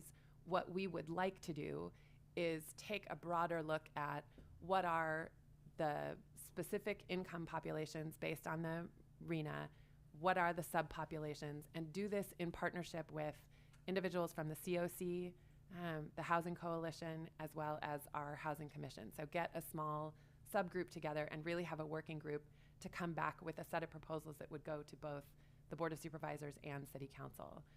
So I think for the purposes of today, when we get to the discussion, I would like to hear feedback on this as a framework, but also then make sure that to get input on what are the specific subpopulations or criteria, what are the things that we really want to incentivize. Climate change, for example, was one not captured in this really overly simplistic framework, but I think that was definitely identified as something we might like to. Okay. So now with that as kind of background to existing programs and services, the next part of the presentation is to talk about things that are more forward-looking and on the horizon. The first and foremost being the Bay Area Housing Finance Authority bond that's been discussed or referenced a couple times today. It is a bond that is contemplated for the November 2024 ballot. Bay Area Housing Finance Authority is an entity established for the 9 Bay Area County region, and their purpose really is to create funding sources, create funding mechanisms to support and address the region's housing crisis at scale. So there's a couple different ways that they can raise funding. I won't go into all of that. This isn't necessarily a presentation on Bay Area Housing Finance Authority itself, so much as it is on the bond, which would be proposed for the November 2024 ballot, and it is a $10 billion region bond. The way that it is contemplated at this time would be 80% of the bond funds would return to the county of origin.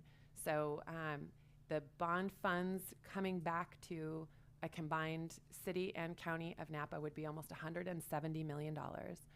Eligible uses of those funds are what they call their 3 Ps, production of new housing, preservation of existing affordable housing, and protections for individuals at risk of experiencing homelessness or losing their affordable housing. The allocation plan for most counties is a direct allocation to the county if one of the city jurisdictions within the county is responsible for more than 30% of the extremely low and low income RHNA allocation within that region, they get a direct allocation. So in our case, the city of Napa does meet that threshold, and $70 million would go directly to the city of Napa. So they would be responsible for the planning effort there. The remaining $100 million would come to the county. And that doesn't mean it's all necessarily just for the county to decide how to spend it. It means we need to have a planning process and jointly develop a plan with each of our jurisdiction partners other than the city of Napa for how that $100 million gets spent. At the same time, I am attending all of these meetings with our counterparts from the city of Napa, and all of us believe we need to run a single coordinated planning process for the entire funding. So the city will actually deploy their funds. We would deploy it on behalf of the county, but we would like to have a single strategic, jointly developed plan. And again, the funding here is, this is for up to 80% area median income, so it doesn't go quite as high as our affordable housing fund does, but supporting extremely low income, and moderate income housing.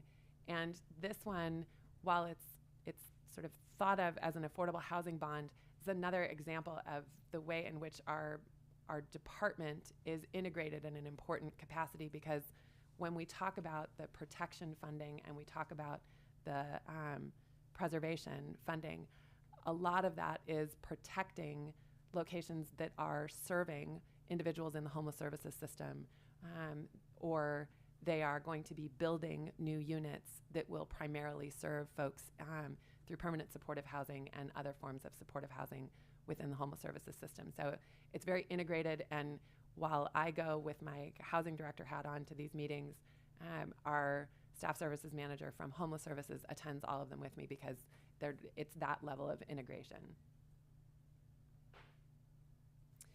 So the timing for the bond, what I have up here is what is the public-facing side of BAFA's planning for public communication. So they're not doing a ton of community outreach right now, but there will start to be outreach talking about what the bond is, how do voters need to become educated about it, and including kind of what's their business plan adoption schedule. On our side of this, once the bond, if approved by voters in November, we have 90 days to submit our expenditure plan. So it is due within 90 days. It's an incredibly short planning period. So there's no way to initiate that the day that the bond passes and have any kind of meaningful plan put in place 90 days later. We need to start that planning process well in advance. We've also discussed between the city and the county that, so we're looking at trying to absorb and deploy $170 million. Our other jurisdiction partners, the other Bay Area counties, are receiving 5 to 8 times that amount of capital. So you think of a sudden influx of $10 billion for housing production in this region. We can't be last to get our request for proposals and get into contract for housing development, because it is going to be difficult to pull together the labor to absorb this much capital and material costs. And we're already dealing with labor shortages and material cost issues. So what we think is really essential is that we use now as the planning process and really identify down to a pretty granular level where would we want projects to go and how much funding from each of the jurisdictions to support those various projects. What would that look like, so that we are not only poised to turn in our expenditure plan the day after the bond passes, but we are also ready to release a supernova so that we can quickly get proposals and award contracts and try to get up to the front of the line on securing labor and materials to make sure that we get projects built really quickly here as well. So with that said, from this day, we're 16 months until that vote would happen. And given the scope of what is involved in the potential planning process with 5 jurisdictions that we would be responsible for, as well as the city of Napa, so all of us needing to come together and agree, and the level of input that we want to make sure we have from community partners, from each of the planning departments, all of that, we want to be out ahead as much as possible. I think that's really the prudent thing to do. And the way that we would look at this down the road, as soon as the bond passes and the funding is allocated, there's $5 million available for the admin side of this. So there's plenty of money, recognizing that it's expensive to deploy this much capital. But there's no money for the planning process right now. So this is where the county has to make a decision about how and when to fund an advanced planning effort. And before I go any further, this is where the scope and kind of why I wanted to talk about how we're set up and what we deploy right now on an annual basis versus how much we would need to be absorbing and be capable of deploying if this passes. So we're across all of our homeless services, farm worker housing, and affordable housing right now. Our annual appropriation for this year is $24 million. This would be looking at doubling that on an annual basis for the first 5 years that this bond has passed. There is no way to absorb that capital with the team that we have right now, and we don't want to be flat-footed about how. So there's the planning work that has to go that doesn't require a whole lot of staff, like the outward planning with partners. Requires some, but we also want to be planning for what does it look like if we do need to absorb this capital, and be potentially envisioning that into next year's budget so that we're ready should the bond pass, that positions have already been identified, and we know how we would want to be administering those funds. And some of these funds are going to be in the affordable housing side, obviously all the production, but some of the protection and preservation might actually be positions that sit in the homeless services. So with that, I know we've had some colleagues on the phone for a while now, and I appreciate their patience. I would like to bring on the Executive Director of Generation Housing, Jen Kloss, who, as you can tell from her video, is on her vacation and is joining remotely in order to provide an overview of work that they are doing in Sonoma County and some bond-related work that they will be and also could be doing for Napa County. So with that, I'll turn it over. And Jen, you can just let me know when you'd like a slide to change, and I'll go ahead and flip them. Okay, great. Can you hear me? Yes. Okay, good. Thanks, Director Palmer, and good morning, Chair Ramos and Supervisors. I am coming to you from a river in Oregon, and it is not where we planned to be today, but we actually had to do a real hard pivot last night to escape wildfire smoke. Some significant wildfires in Oregon right now. And I bring that up because it actually is sort of the generation of Generation Housing. The genesis of Generation Housing was the 2017 wildfires that, of course, we share Sonoma and Napa counties.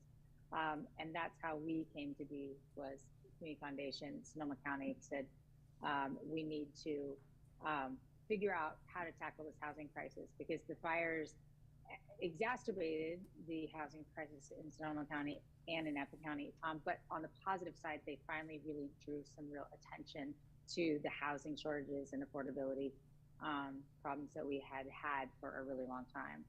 So I wanted to just introduce kind of who we are, and then also what we've been doing in Sonoma County, and then also, like Director Palmer said, talk about what we have planned coming up in the next year regionally. When we started 3.5 years ago, we called ourselves Generation Housing and not something Sonoma County, because this is a regional issue that crosses jurisdictional lines and affects us all economically, environmentally, in all ways. And so we had always thought that we might be doing some more work on a regional level. But from the beginning, and we can do, sorry, I don't have two screens, I'm on an iPad since I'm doing the camping. So I have, so from the beginning, we wanted to make sure that we were doing things a little differently. And part of doing things differently was that we wanted to make sure that we are absolutely evidence and data driven. So one of the first things we did was some research to say, what is our housing need for real? Because we get different numbers from all over, and I'm sure you've had that experience. And we ended up with 58,000, which was 38,000 behind, 20,000 the next decade, which is huge and kind of a punch in the gut. But we think it's important to really look the problem squarely and make sure that we can say what we're doing is based on data.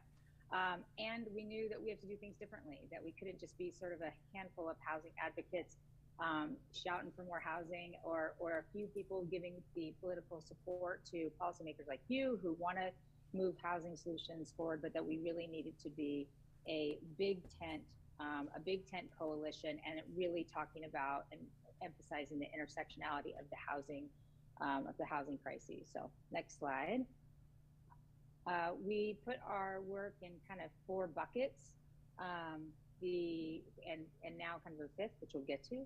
The first one is projects. Next slide. And projects is just kind of what I think what people get their head around the easiest. It is advocating for projects. We endorse projects that pass our endorsement criteria, and then advocate for them to make sure that they don't get hung up because of organized opposition, which I'm sure you've seen happen many times.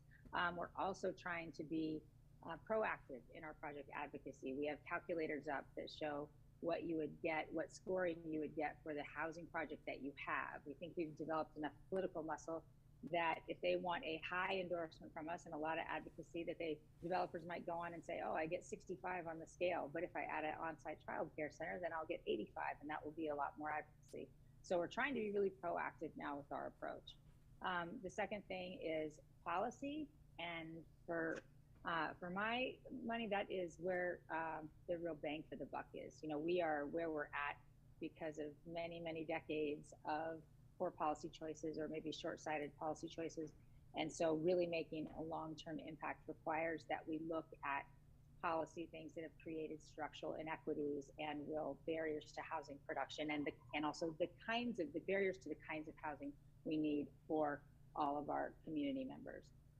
The third bucket is this financial solutions, and that is really working more in partnership with other organizations to help make sure we can draw down state and federal funding where we can, so that we can help get as much grant funding as we can, putting partners together, because as you know, it is not easy to get projects to pencil in the North Bay. It is really challenging.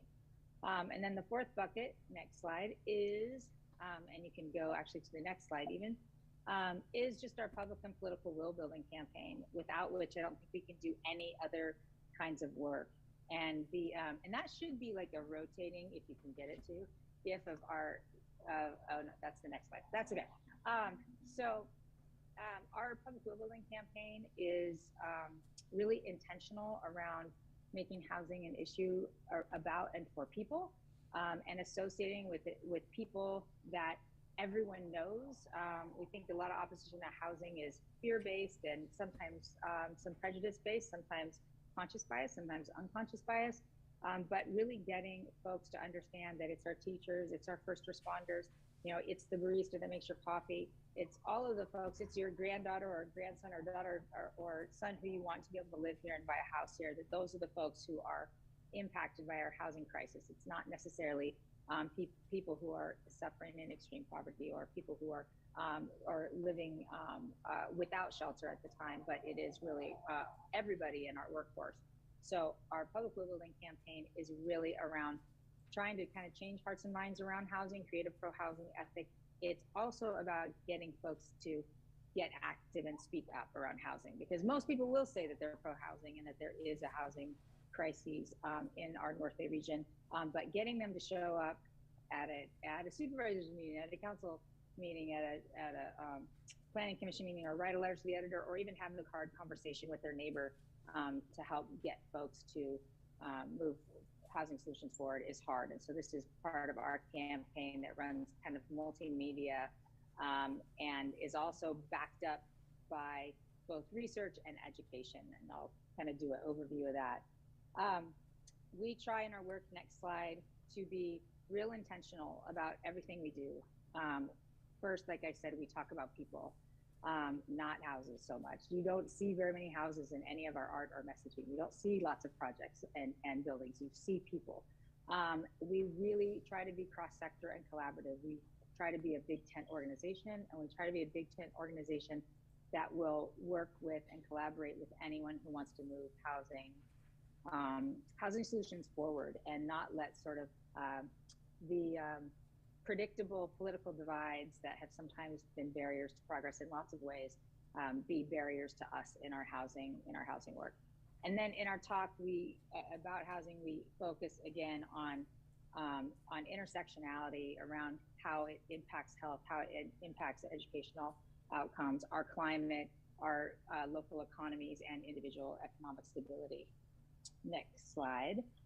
The other thing is that you often see, like, the headlines, or average home sale price is $735,000, or the average rent is $2,100, but what I think we don't get enough talk about is how that really impacts people on a human level, and how it impacts people inequitably on a human level.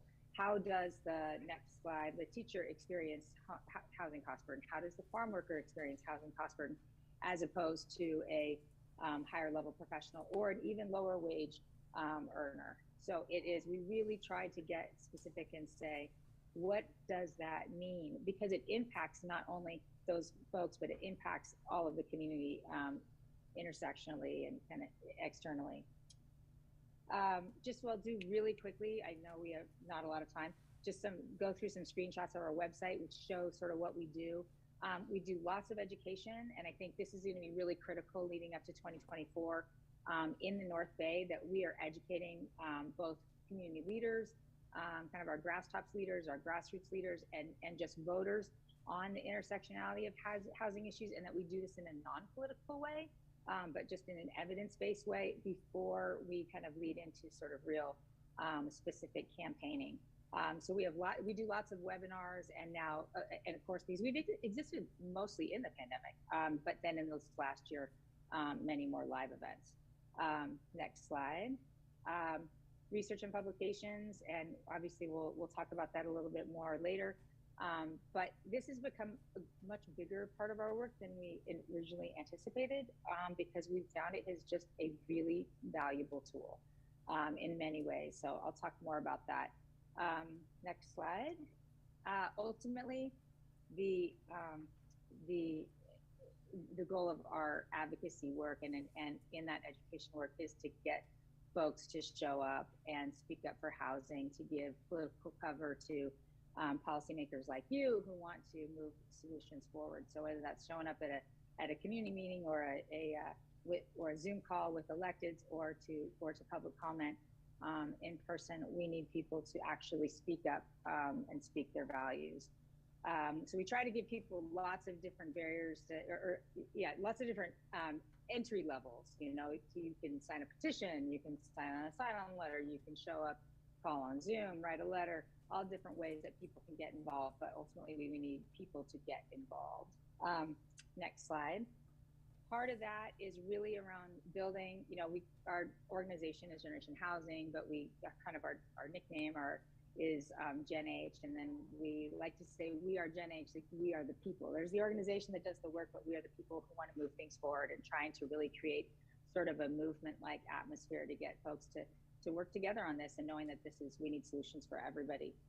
And part of that, next slide, is also that we really take pride in the fact that we think our policymakers, even when we are advocating to them sometimes, really are our partners on this. And we take lots of pride in the fact that the people we are advocating to often have also become some of our biggest supporters. And we think that that's really critical, again, is that we really are working in partnership with our community leadership. Next slide is just, I think, a screenshot of our endorsement page. And you'll also find those calculators I was talking about here. Next slide. We try to put up the policies we're advocating for, and we do advocate for policies at the state level, at the local level, sometimes at the federal level. And then in this last year, we're trying to be more proactive in our policy advocacy by working with our local jurisdictions to help them get the pro-housing designation, and 3 of our jurisdictions just did. And also developing some model policies for our local communities. One thing, when we were first in our incubation, we did a lot of focus groups and always asked the question, you know, do we need to exist? And if so, what can we do? And we brought different groups together. And one of the things we brought is all the housing leads from the 10 jurisdictions in Sonoma County and said, you know, do we need to exist and what can we do? And we sort of actually expected maybe some pushback, but they said, no, please, we are busy. We are too busy. And so we need people who can be looking at best practices and doing some policy development. And so we've tried to do that, and we're trying to do more and more of that. Next slide. That third bucket, financial solutions, we're always working to try to bring money in. I think the first thing and the thing we're most proud of is really working hard early in our existence to make sure that the wildfire tax credits really went to the counties that were most impacted by disaster, which was Sonoma and Butte and Napa, instead of getting shipped to Southern California through TCAC. So the kind of fifth bucket, next slide, is that we are starting to work on as more of a North Bay coalition leader. We want to build coalition to make sure that we do our part north of the Golden Gate to pass the regional bond measure that Director Palmer was talking about, to pass the state constitutional amendment, ACA 1, that is going to be necessary to pass that regional bond measure.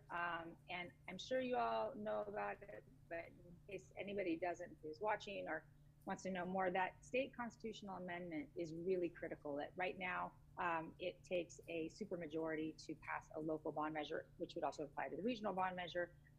And our regional bond measure probably won't pass unless that changes. And so the state constitutional amendment brings that down to a 55% threshold and makes this possible for us. And it will be on the same day, the same ballot, but it will be also effective on that same day. So we need to make sure that we do our part in the North Bay to pass both of those things, that kind of money is game changing. And so we're excited to be part of that. And I think Director Cromwell said it could unleash like a housing supernova effort. So that, and only if we are well planned for it, as she pointed out. So we are starting to work. We've been talking to lots of folks in Marin County and in Napa County, a little bit in Solano County, about how we can work as a region collectively to get these things done. Next slide. And I guess, I think I don't need to tell you this. I probably don't need to tell you lots of this, but I always really try to talk to people about how this is really critical, not just about solving problems now, but also building resilience for our communities going forward, whether that's resilience from a recession or a pandemic or some predictable extreme weather events that we have suffered from and likely will endure again. Okay, so next slide. So one of the things that we're starting to do some coalition building in Napa County, and we might be drilling down and doing more work here in the way that we have in Sonoma County. But in any case, whether it's working for success in the regional measure or moving things forward specifically locally in Napa County, we think that starting with evidence and data is the best way to do that. Next slide. So there are two reports that we have done in Sonoma County that, and we've really nailed down a good set of coding, and also I think a good model that presents data in a way that is helpful to drive decisions on a policy level, on a funding level, on a direct services level, on an advocacy level, and help get attention to the issues that our communities are facing with respect to housing. And that is not just presenting data in sort of a black and white, stapled in the corner white paper way, but presenting data in a way that is accessible, readable, that is personal, and is inviting. And so we try to make our reports not just chock full of information, but also beautiful and specific. So including quotes from local leaders about how it impacts their constituents, including housing stories of how folks are impacted personally by the crisis, including policy solutions that will help us locally. And so this is the kind of thing that we would really love to offer here in Napa County that we think could be a really great sort of kickstart to the housing conversations that need to happen, I think, to drive these regional solutions forward and maybe additional local solutions. We've pulled together just a few, we can zip through these, just a few early data points. The percentage of households with children under 18, which has dropped significantly in Napa County, same as Sonoma County, and we think that is a direct result of the inability to afford housing and quality of life here, or quality of life here. See what's the next one. Rent burden by income type. Again, like this is an issue that's really important to address on a relative basis, not only how many people are paying too much for rent, but what the income level of those folks who are suffering from rent burden is, so that we can really understand how they are specifically impacted. What's next?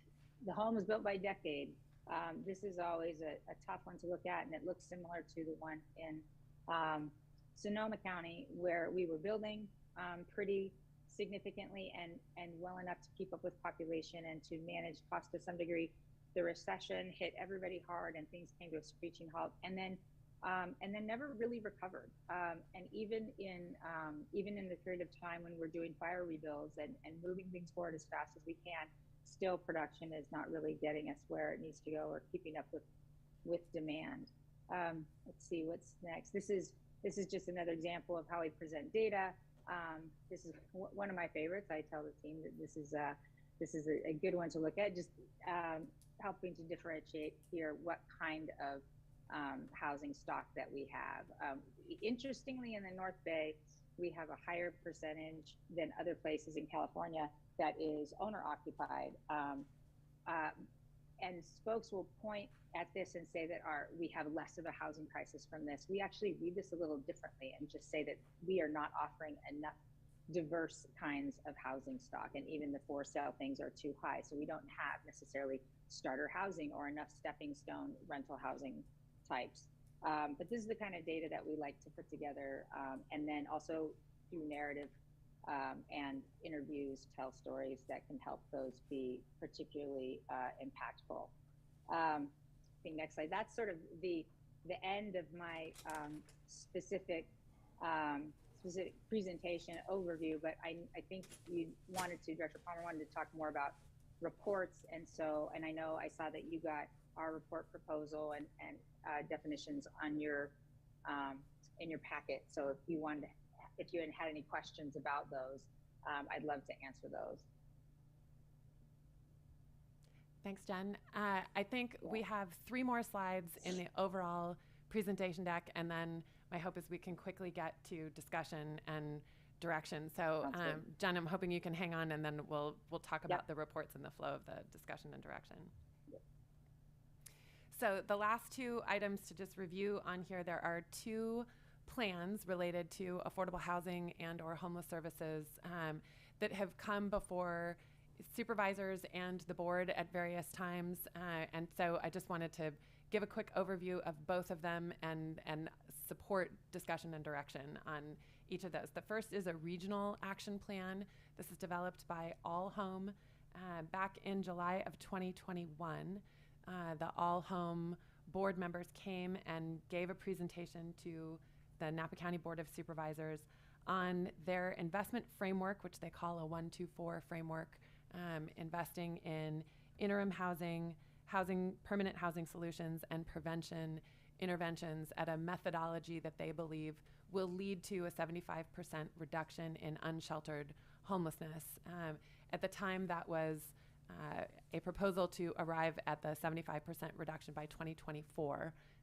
And I think that we have not seen those levels of reduction, but we also haven't seen the capacity to make the kind of investments that this plan calls for.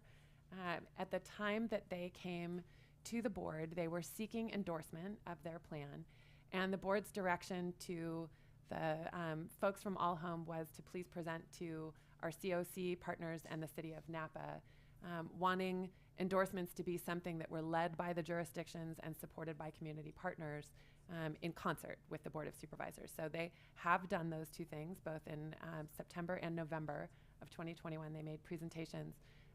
Neither entity, neither the COC nor the city of Napa, has chosen to make an endorsement at this time, but I will say there is not resistance to the framework that they're proposing. The approach to it, I think everybody broadly agrees that's probably the right kind of framework. The concern is that there is not yet a funding mechanism to support the kind of investment that is necessary to really bring a plan like this to action. And so where I believe there is maybe not so much hesitancy, but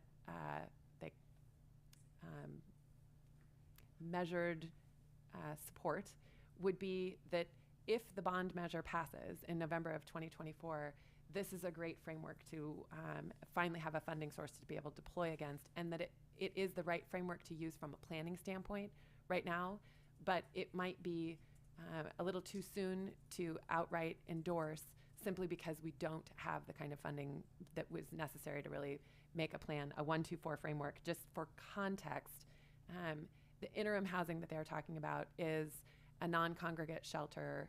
It's not emergency shelter. It's moving folks into short-term housing to stabilize in order to move them into permanent supportive housing. A great example of that is the project that was just accepted by the city of Napa last week to convert the Motel 6 into a 60-unit interim housing for the next 3 years. That project requires $15 million to operate over 3 years. So if that's the 1, then the 2 and the 4 are 2 times and 4 times that level of investment. And that 1 is taking a bite out of about 25% of our unsheltered population. So the scale is really significant and important to pay attention to here. We have seen the kind of success that they talk about with this plan in our project Room Key. It is what we wrote the grant application, what the city of Napa wrote the grant application for the encampment resolution. We know that this model works, absolutely. We just don't locally have the kind of funding that could possibly put this framework into action, and the state hasn't committed those level of funds yet, and there isn't yet a regional bond measure that would support it either. So what I would recommend would be considering an approach to using it as a planning framework for our bond work between now and the passing of the bond, and then using it as a guidepost for deploying that capital. And the last is just to touch on the statewide plan developed by CSAC. This is a comprehensive plan to address homelessness. I didn't advance. I've exhausted this. Oh, there we go. So this is a statewide plan to have a coordinated and collective approach to how we are going to address homelessness and measure success on resolving homelessness statewide. This is a ginormous plan, as you can imagine, for all of the state. And there are some really good positives in here, including resource advocacy as a collective group of counties to the state, and accountability and being able to talk about return on investment in a consistent way across all the different counties. Some of the challenges are, as we know, one size doesn't fit all, and there's a huge diversity of county populations and demographics and needs between Los Angeles and Napa County.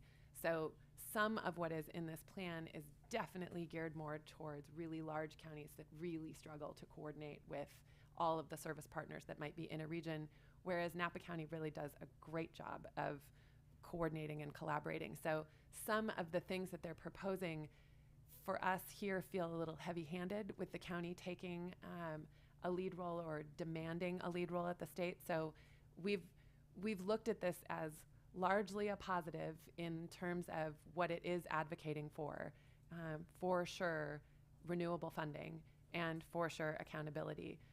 At the same time, even the accountability, we've had a lot of success locally, and our relative almost holding flat on our point in time count last year, this year, is evidence of that. We only saw a 2% increase, whereas a lot of our surrounding jurisdictions saw 15 to 20% increases. The challenge with how accountability gets defined in terms of what funding we might be able to compete for in the future is, if this is the baseline, we've already succeeded in a way that a lot of other counties hadn't, and so we might be sort of unintentionally penalized for additional funding because we've already made large gains. So all of those things, it just gets really complicated to have a single statewide plan that fits all different mechanisms. But nonetheless, it is the CSAC proposed plan, and I think the one thing that we can absolutely support that CSAC is really advancing is the renewable funding. The governor's office has dedicated significant amounts of funding on an annual basis right now through the Homeless Housing Assistance Program, but it's not guaranteed in any way, and that makes it challenging to make really long-term investments that truly change a system.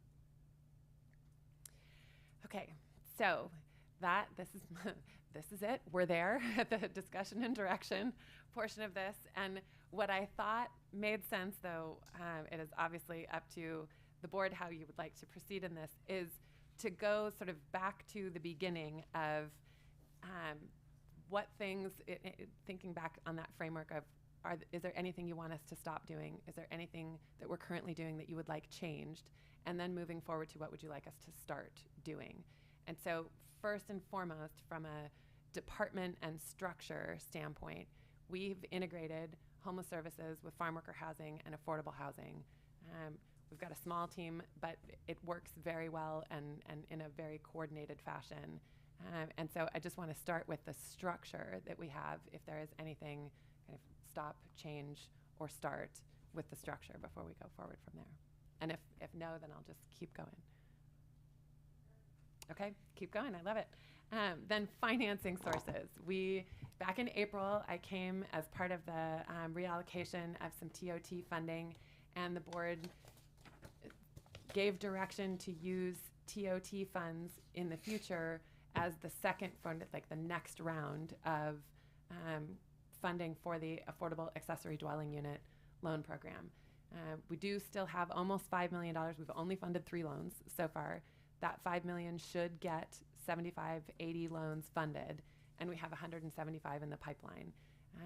We're not obligated to continue that pilot in any way, but at the time, the direction was we've got so many folks who are actively engaging in that, and that the production of those units, which come with a 5-year covenant for affordability after the unit is developed, was a priority. So I'm just checking in before we go any further that we still want to move forward with TOT. Seeing head nods. And okay. Yes, great. All right. So then the next big discussion item is the multifamily underwriting guidelines. And this is updating those guidelines to include, to change over to a framework that is more of an incentive framework than just a single set of underwriting guidelines, so that we're targeting the kinds of housing that is hardest to fund and needs more funding than other types of funding projects. So the question here is both twofold. One, does the framework make sense? Is that a good framework to move forward with the city? And the second would be to make sure I hear what are the things that we really want to incentivize. Supervisor Cottrell. Thank you, and thank you, Director Palmer. This is all great information. I had a question as we're talking about this particular topic. I love the idea of building in the incentives to hone in on what we prioritize. Did our recent housing element speak to any kind of priority? I just want to make sure that any direction we give is also consistent with what we've put forth in that document.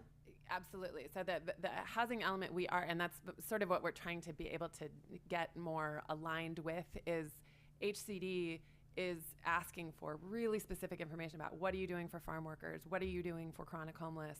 Where is housing going? And we are doing the same for everybody right now. And that doesn't feel like a good enough answer, that we want to be able to say in a really more tactical and practical way, this is how we are incentivizing. We are trying to move the needle further with these harder to serve populations than we are, that it's not everybody coming equally. We're trying to help the developments and the individuals that most need the help. Okay, so this kind of feedback could help update or target the general goals of the housing element? It wouldn't be that this is going to impact the housing element. It's more that this is taking into our underwriting guidelines what we know to be a huge priority for HCD, so that we're better able to, on an annual basis, answer what we're hearing from HCD, that these are all the ways in which we're affirmatively furthering. Okay, so we're being responsive to HCD as well as saying, hey, we want to focus on this because this is what we see as a need in the community. Yes. Got it. Okay, thank you. Supervisor Gallagher. Thank you, and thank you, Director Palmer, for a great presentation, and to Jen Kloss also. So I do like your idea of bringing a group of stakeholders together to look at the underwriting, updating the underwriting guidelines. I think that's a great idea to include community partners.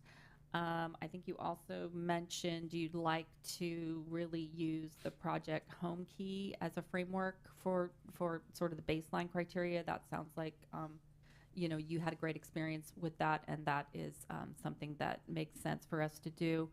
And honestly, I know these aren't recommendations on the slide, underwriting guideline updates, but those all look really good. Absolutely, considering climate change and what we can do to advance all electric, all of the different issues there. Also, distinguishing the investment by income level, certain population, vulnerable populations. Those are all really important criteria, and I like the idea of creating those incentives. So I would suggest you start moving forward with updating the underwriting guidelines and pulling together that group that you spoke of to get input from different stakeholders in the community. I would agree that some of the guidelines, I particularly like being able to bring together some of our climate resilience goals, whether it be from infrastructure itself, but also from a design perspective. You know, just even in the last 10 years, when it comes to the way a building faces and being able to utilize natural light and bay breezes that come on in, but also to look at rideshare opportunities. When we look at the populations that we're really targeting and really looking at, you know, does everyone own a car, or are they going to be more of an on-demand service, on-demand transportation service recipient?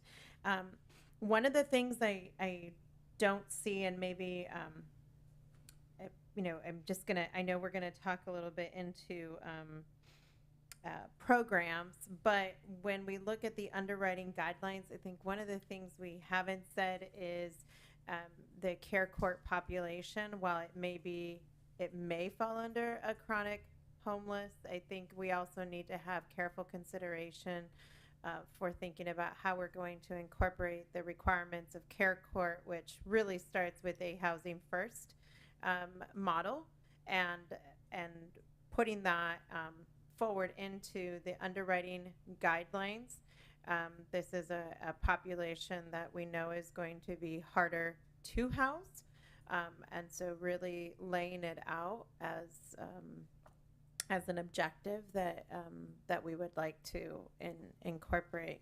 I think also in underwriting guidelines, and you know, I really appreciated looking at the calculator that Generation Housing had for scoring large and small projects.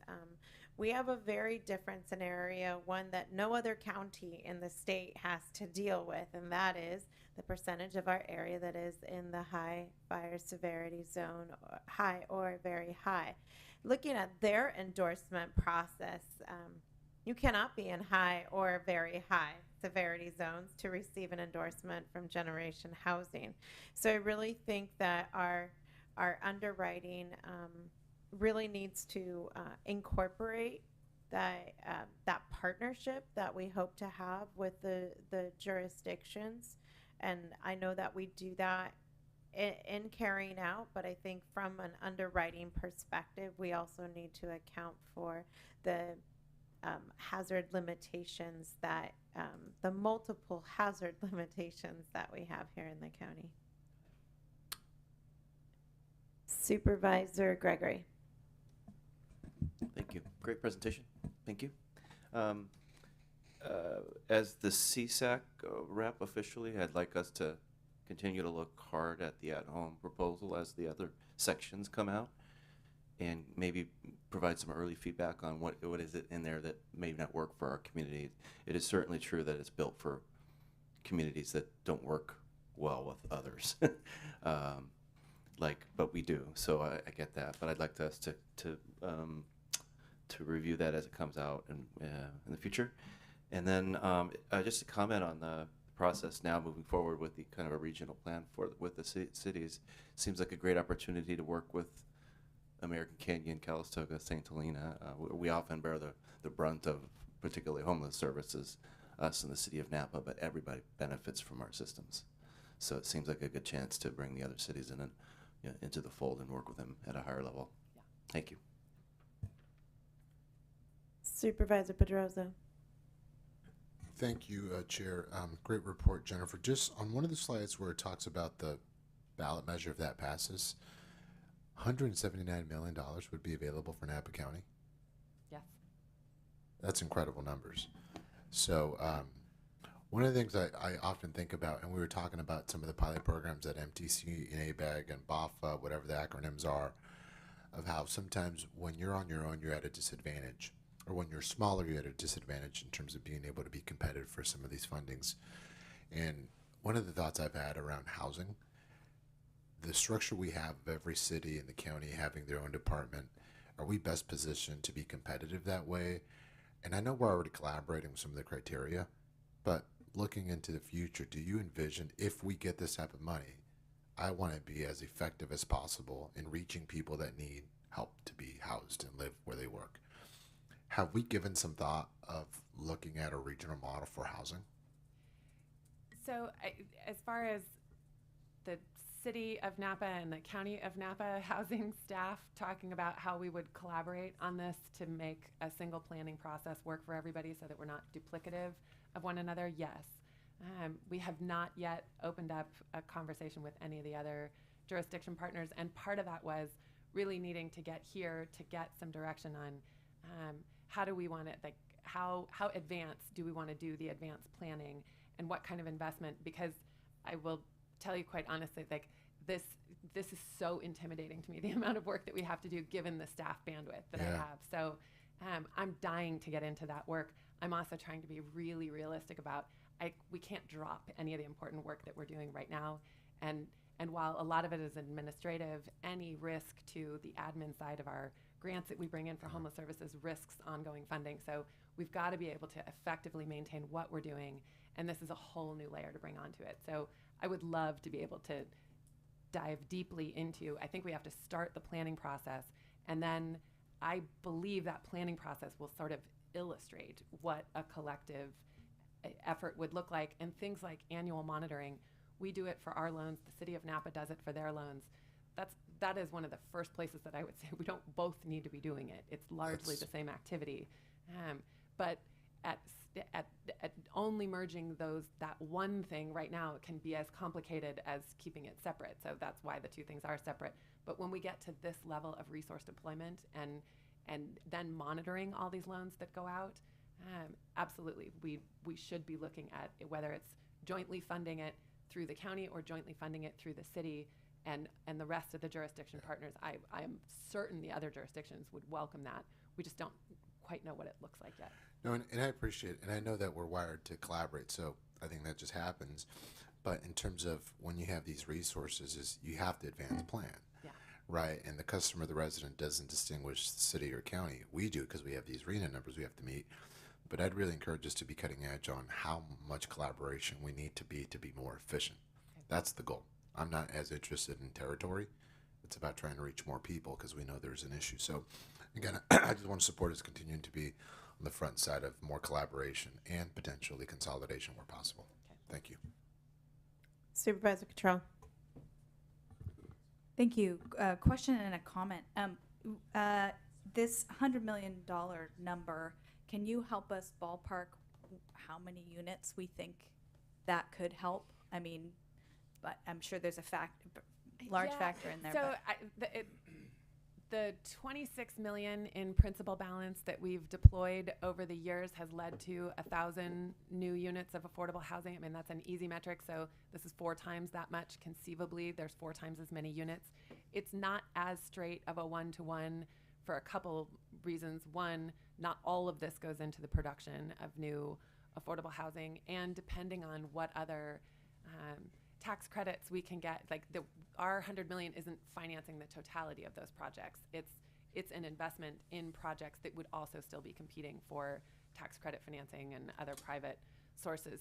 And cost of construction has gone through the roof lately, all of that. So I would say it is reasonable to assume there is more than 2,000 units that comes from our $100 million, and then you marry that with the city of Napa's $79 million. There's probably the capacity for 3,000 units to come to market. But even that, that's an enormous amount of housing to produce.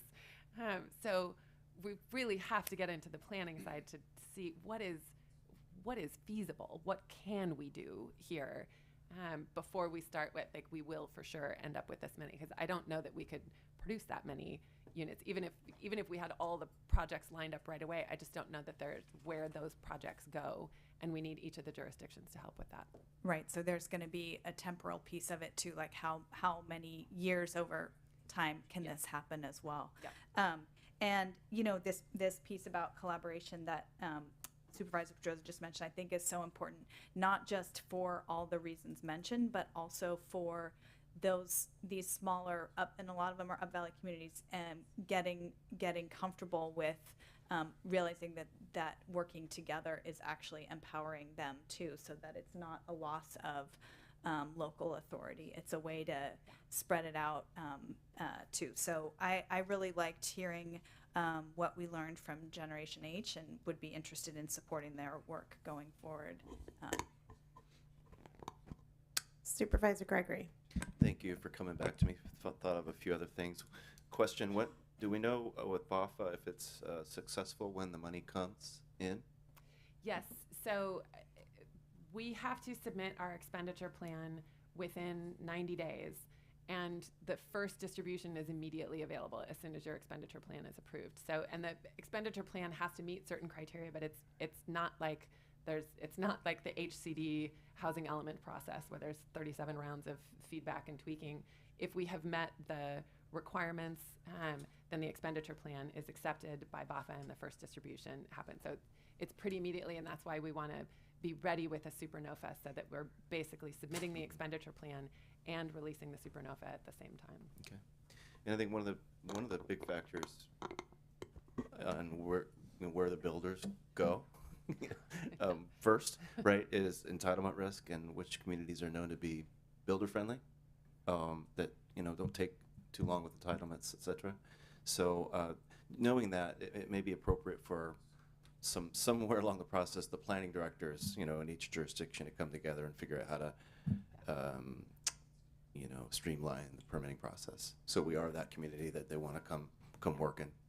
And I think what Jen Kloss from Generation Housing touched on, helping communities become a pro-housing designation community, that's really important work. And agree, we've already, our Director Bordona and I and our teams have already begun to talk about this, and absolutely that the regional planning effort needs to be, it's not just the housing side of it, it is as much the planning directors being involved.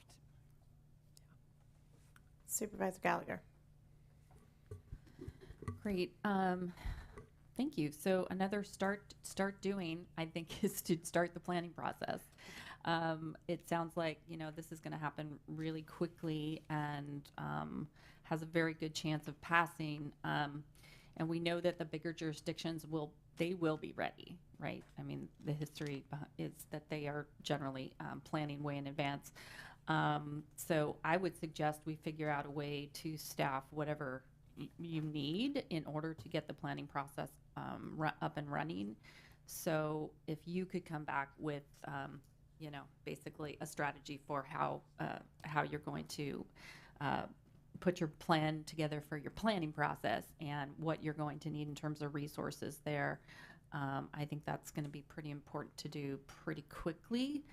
And then I am also really interested in that Generation Housing state of housing report, because that looks like that could be something that we could use in our planning process, but also is something that would be a great tool for anybody that is, looking at doing development, to use that as a, great data for whatever kind of financing they're going to go for or whatnot. So that would be probably super valuable to the community as well as the county. So I think there's a lot to definitely start doing.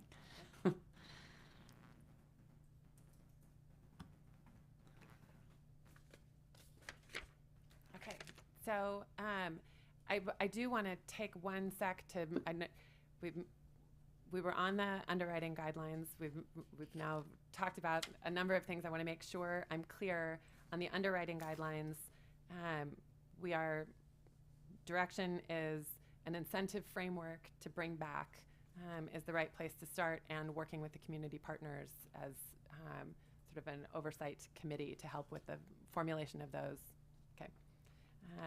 Then for BAFA, it sounds like there's collective agreement on begin a planning process. We want that to be a really collaborative and fully engaged process with planning departments as well as housing staff in all the jurisdictions, with an eye for going forward, how might we in the future, should and when the bond passes, envision perhaps a collaborative housing services department that might serve all jurisdictions. Okay. Then for Generation Housing, so Jen shared a lot about the work that they're doing in Sonoma, and the advocacy around housing, they have 2 reports that they can make available in a sort of off-the-shelf, like they're reports we can basically order. One is, as Supervisor Gallagher just said, it's called the State of Housing. It is a $70,000 investment. It takes a couple months for Generation Housing to produce, and it really covers the scope of what is the current housing need, impact of housing burden, and overall really is intended to increase the fluency in the community at the average voter level of what is happening with our housing and kind of where do we need to make investments and what are the impacts of the lack of affordable housing. The other one is called a Housing Cost Burden Report. It's more involved. It takes about 6 months to produce. That one is a $110,000 investment and would be something to consider as a follow-on, like a next piece, but really the first piece would be the State of Housing report. So I want to check in. I did hear Supervisor Gallagher supporting that. I just want to know whether there is direction to continue, like if that is something that you would like me to bring back as an approval, and how everybody feels about that report.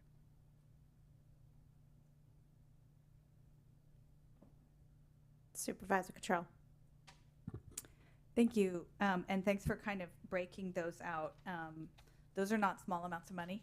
I do think, so I mean, I guess we talked a little bit about the housing element, which does provide a little bit of a snapshot of the community. So you're saying this would be a much more in-depth piece, or? No, probably not more in depth than the housing element. I think that's probably a far more extensive and granular document. I think this is something that is designed to be easy for the average individual in the community, the non-housing fluent voter, to understand and be able to translate a lot of complicated data into simple, like they're taking the work out of it and putting it into, as she was describing, like very attractive and simple infographics. And in my experience, that's what we need to get better at. Housing is a complicated topic, and it is often very dehumanized. It's a lot of data, it's a lot of math. I think Generation Housing does a great job of keeping humans at the center, which is a really essential way to talk about what the need is. So they're taking that approach and using all of our local data and putting it into a really consumer-friendly report format. And I will just say, like, there is some of this is, it's a huge kind of particular time-sensitive value for the bond initiative. But when you think about the number of partners that need housing data for their grant applications, for their housing developments to compete, it's not just related to the bond that this becomes effective. This is for every one of our nonprofit partners to be able to articulate what their client mix is experiencing here with this kind of data means they're more competitive for their grants, along with our housing projects are more competitive for tax credit allocation. Yeah, thank you. That's helpful that it's useful in many different forums, and I can see it also being helpful for the municipalities like American Canyon, Calistoga, where I've heard people talk about, I feel like what we're missing is the missing middle. Like we've built this other stuff, which may be true, but is also kind of an anecdotal observation. So to get those facts on paper and kind of commonly shared. So I would be in supportive of the moving forward with that State of Housing report. Do we have consensus? I think that one of the other things that I think is kind of been missing in this discussion here, when we look at the value of preservation through rehabilitation and making sure that that comes through, much like we talked about our facilities and the state that they're at right now and the money we have to inject in them. This needs to also not be in a vacuum. There, the preservation and protection dollars can be used for rehabilitation, and that in and of itself is maintaining, and because of the influx of investment is additive to the total count. So I would like, to the extent that that's possible in that State of Housing, is to really, assess what our state of disrepair is of especially those affordable units that are going to need an influx of rehabilitation dollars, because I think that also will help set the stage for what would be our BAFA expenditure plan that's going to need to encompass rehabilitation as well. Yes. Okay, so you have direction on generation housing. I am going to really, really try and move us along because we've got so much, and I'm really sorry. So let's go through this because I still need to get to public comment. So I think the last two are all home and at home, and the just discussion and direction about where the county, where the supervisors stand on each of those plans. I think I've heard from Supervisor Gregory that we will be proactive about providing feedback on the at-home, the CSAC plan, where we think they're maybe overly focused on the larger counties and problems we don't experience here. But I do want to just allow for discussion and receive direction on the request for at-home and how we want to, or all-home, and how we want to move forward with using that as a framework or an endorsement. Maybe we could suggest changing their names right, I know. to start with. Supervisor Gallagher. Yeah.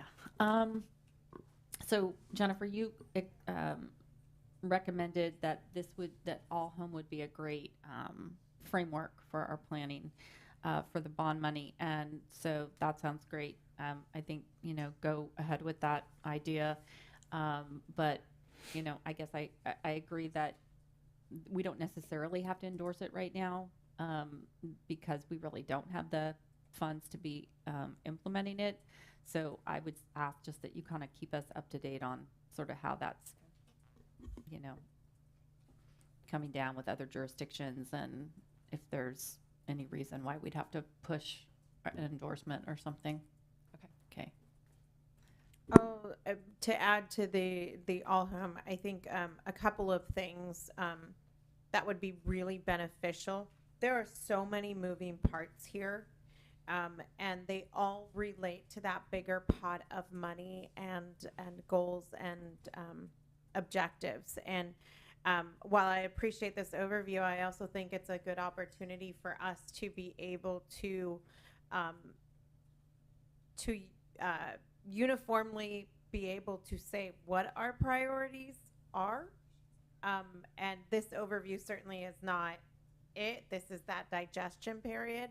I really would like to see you come back with a timeline that is not just the BAFA timeline, it is the everything timeline, which would even include, say, like our farm worker housing assessment that we received ABAG money for. But to put it all into taking the 3 divisions, what's the planning work that needs to be done? When does something kind of move down into that division versus the whole department itself? And then the investments required along the way, whether it's the investment of the State of Housing report from Generation Housing, the investment of additional staff, whether, temporary staff to be able to get the planning process forward on BAFA, at what point we believe we would be ready for an endorsement of all home, the opportunities to be able to better inform the at-home program.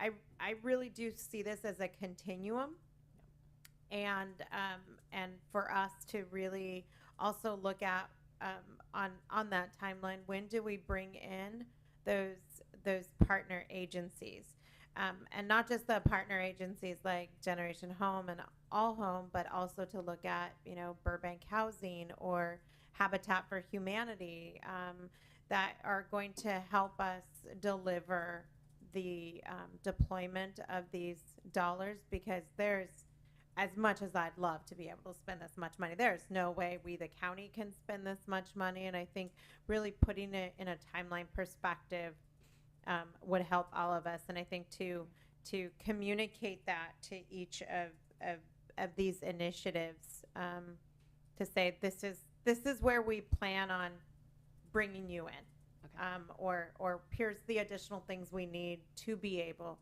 to bring you in. I think putting that message out there would be helpful. so that it gives a clearer picture that we are looking at this very holistically. Absolutely.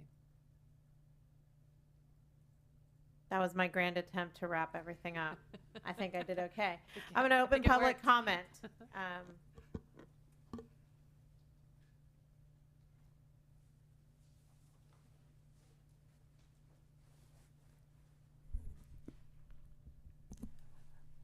Good afternoon, Chair Ramos, Board of Supervisors. I'll try to make this quick because I know you guys are running long, but I want to applaud your endorsement for moving forward with the Gen H study.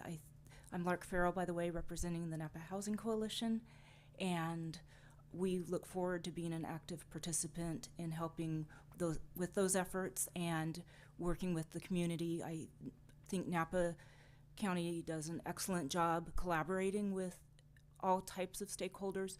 It's important to get the community members involved.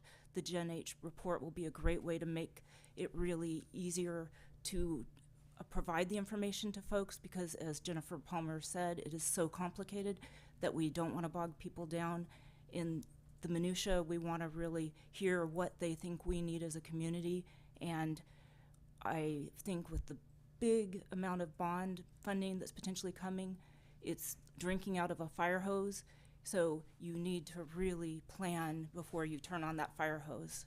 So thank you. Thank you. Any other public comment in the boardroom?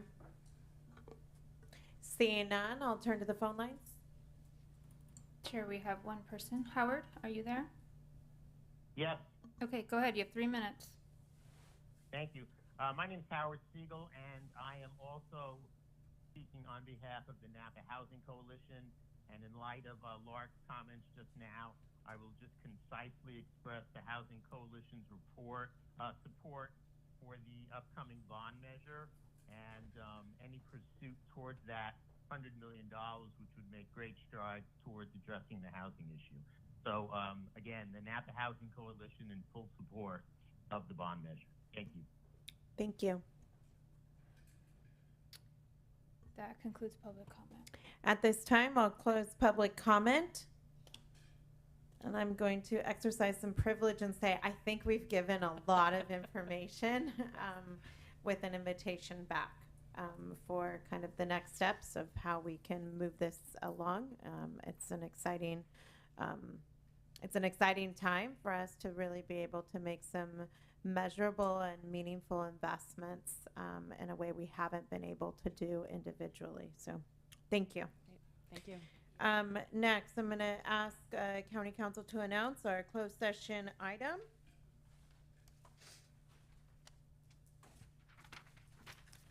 Good afternoon, actually. Yes, item 18A, we have public employee performance evaluation pursuant to Government Code Section 54957, and the position being evaluated is the Interim Director of Planning, Building, and Environmental Services. Thank you.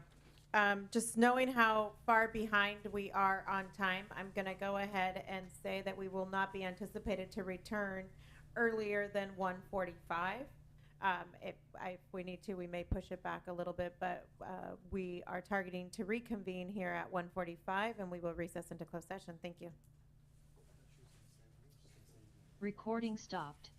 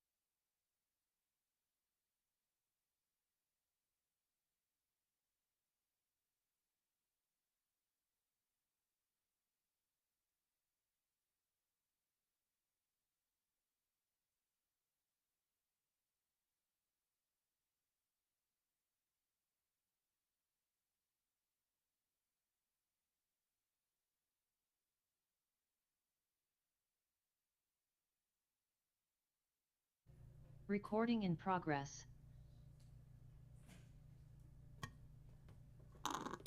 Thank you. We are now back from closed session. If I could have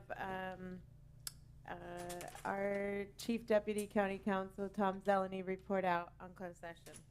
Thank you. There's no reportable action today. Thank you so much.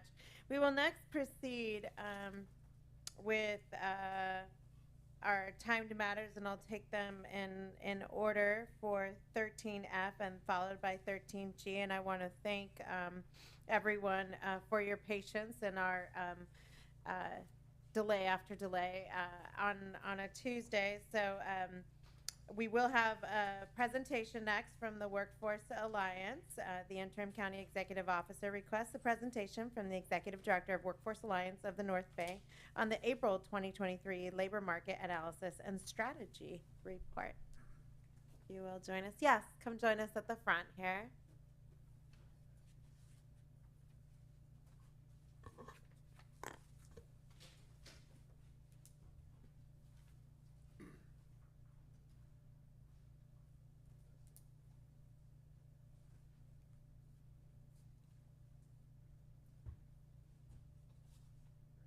We're ready. Make sure your green light is on, and you may proceed.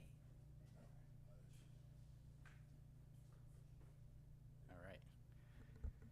Good afternoon, Chair Ramos, members of the board. Bruce Wilson with the Workforce Alliance of the North Bay. I have with me Laura Davis, also with the Workforce Alliance of the North Bay. I'm the executive director of the agency, and Laura is our Associate Director, Chief of Operations. We are thrilled to be back here with you today and talking about various things as they relate to the workforce development systems in Napa County. There is the report that is being circulated also online. I'd first like to acknowledge Supervisors Joelle Gallagher, who is also on the Workforce Alliance Governing Board, and Supervisor Alfredo Pedroza, who is the chair of the Workforce Alliance Governing Board. As you might know, the Workforce Alliance is a 4-county joint powers agency. Our governing board is composed of 8 board supervisors from each of our member counties, Napa, Lake, Mendocino, and Marin. So today we're going to be talking about data, which I'm sure you look at quite a bit. We're going to be looking at it strictly from the workforce job training perspective.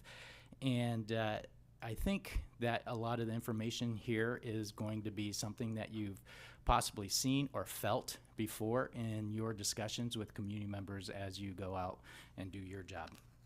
We're going to start at a higher level and then drill down as it relates to Napa County.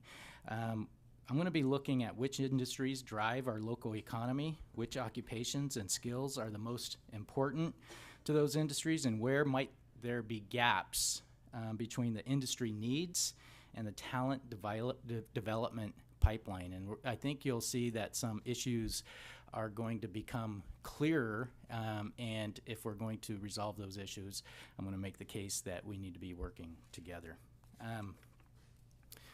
We partner with the a group called Lightcast. What should I do here?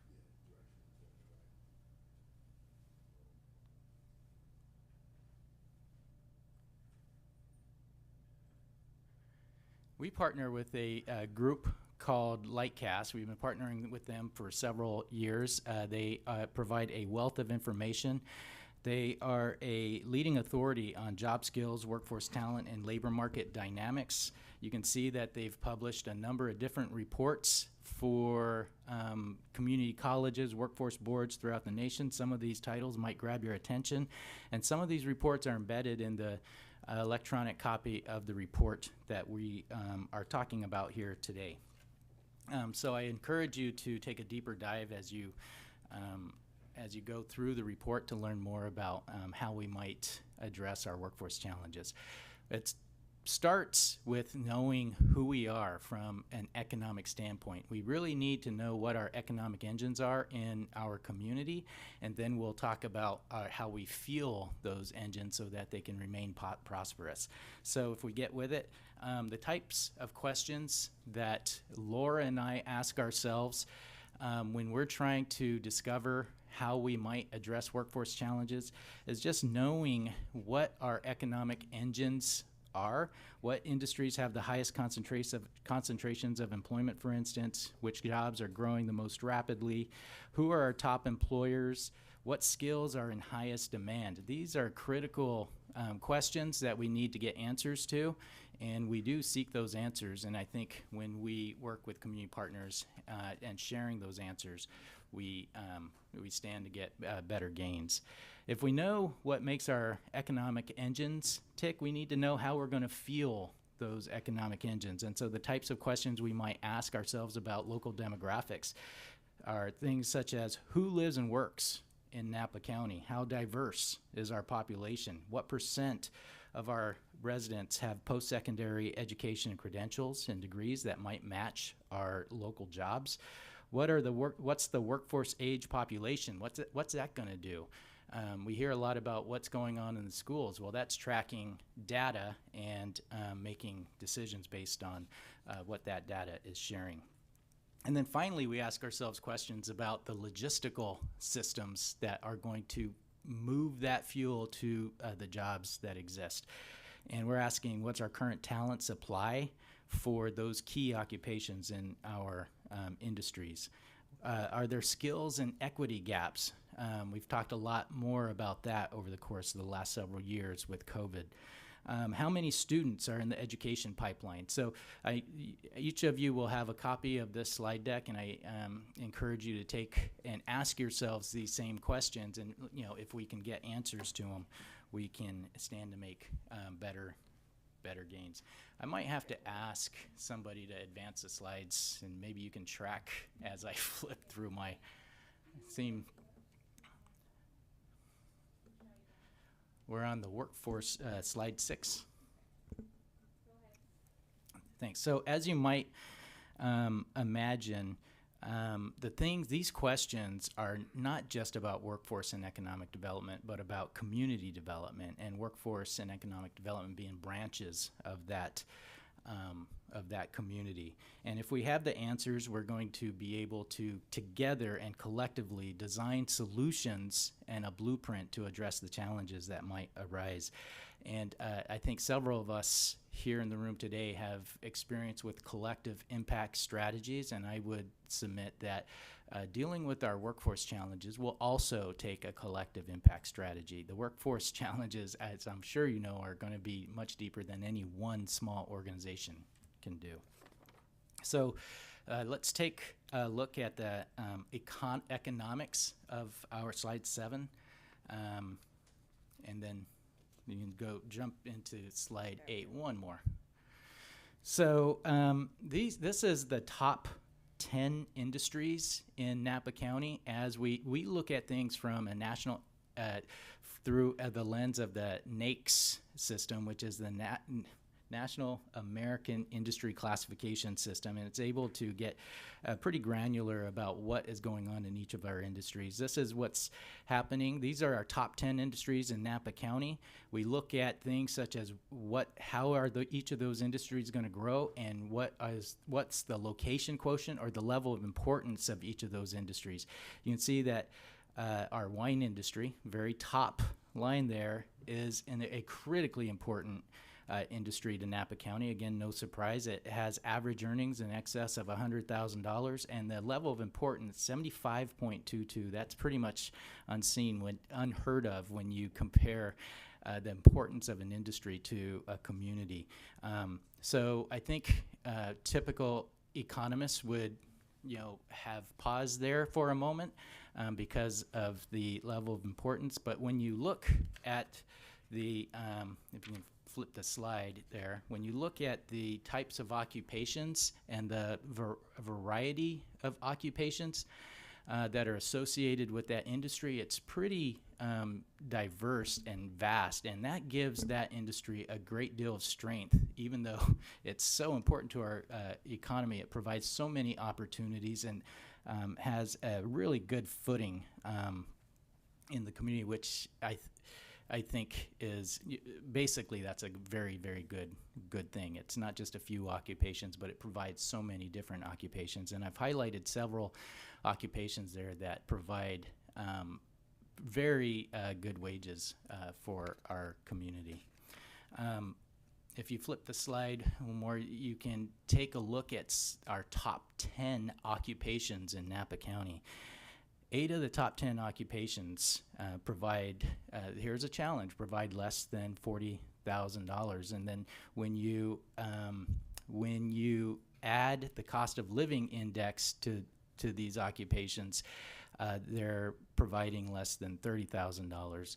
And so we know that it takes a great deal of resources to live in Napa, and that's something that we're going to want to keep addressing, working, and we have several strategies, I want to say, in this report, which I'm not going to get into detail today, but I want to invite each of the Board of Supervisors to continue these conversations with us at the Workforce Alliance on how we move the needle to address challenges such as this.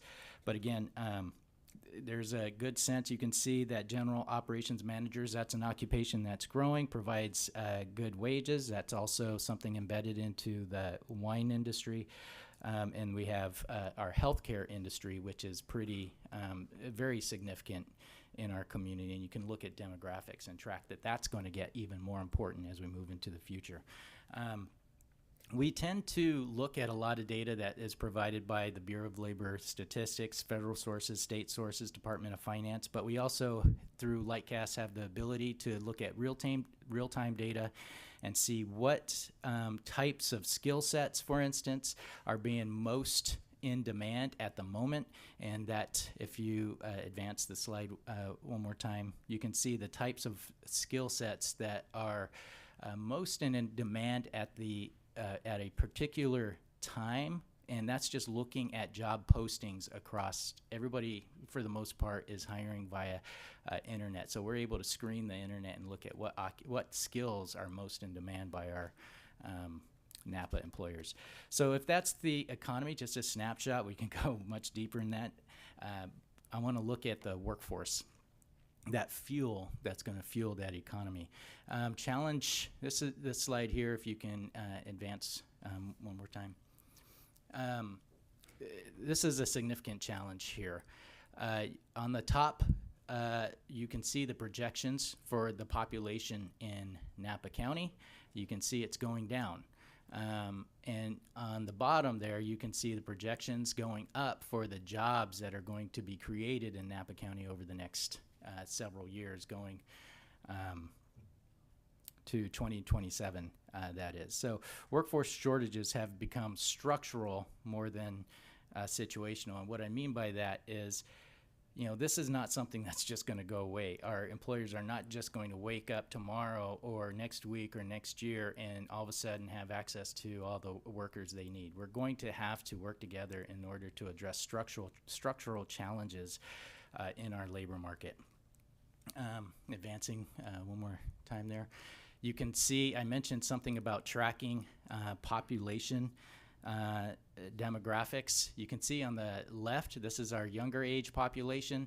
Our younger age population is going to be getting smaller over the next several years. So that means we're going to have less workers at the moment. That's tempered a little bit by that middle age. We do have a lot of people moving into the community that represent that prime working age right now. And then you can see on the far right the aging population. So those all of those data points are going to impact our ability to provide a workforce in the future.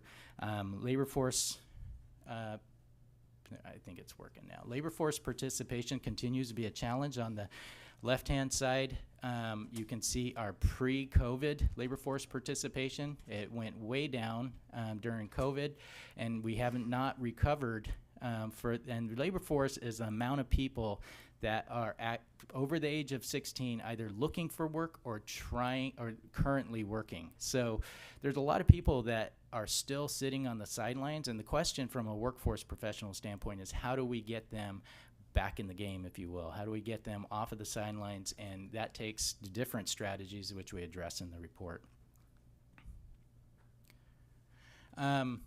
looking at the types of jobs, we do track migration patterns. I think in the report we show that in 2020, Napa County lost almost 1,000 workers to surrounding counties and Idaho, of all places. But we can track where our workers are going, and I would submit that one of the challenges here is that we actually are a very well-educated community for the types of jobs that exist. So I think what we're seeing in some parts is that folks with a degree are coming back here, and there are not the jobs that require that degree. And if we're not going to deliver those jobs, then those people will eventually start looking in other communities for jobs that might require those credentials. Focus on workforce development investments is something that Laura and I do all the time. Think of this as a career ladder. What I like about what Napa has to offer is there's a lot of entries into the labor force. And if we keep working and we know what the career pathways that are associated with each of those entry points, we can keep working with our residents and move them up and through their career ladders to self-sufficiency.